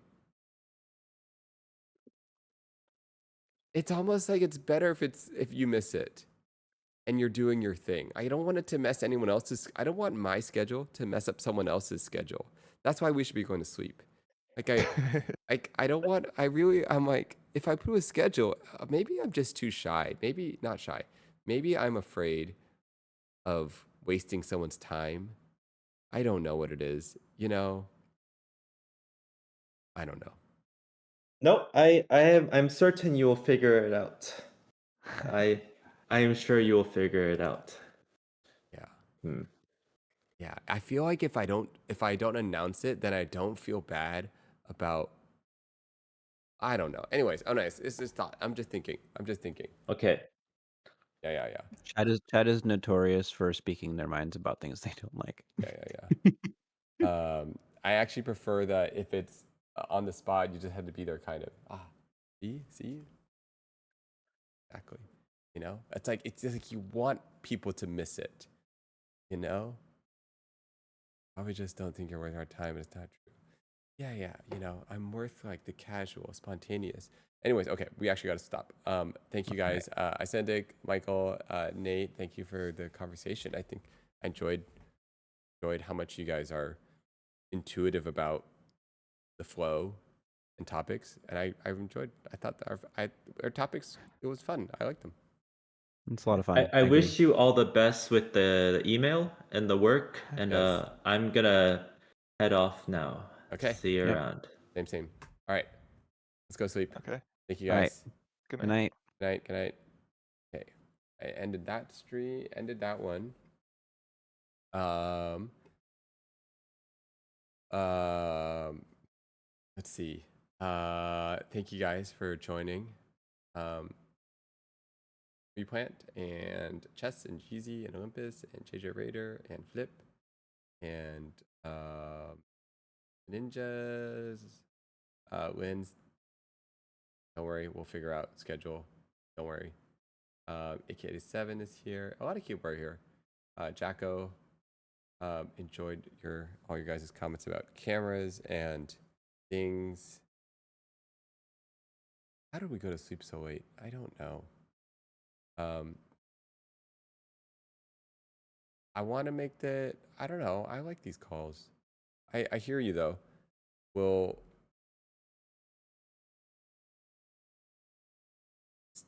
just try. We'll just try things. Is it time for bed? Yes, it's time to sleep. Oh my goodness, I should have slept 46 minutes ago. Very bad. I'll see you guys. Thanks for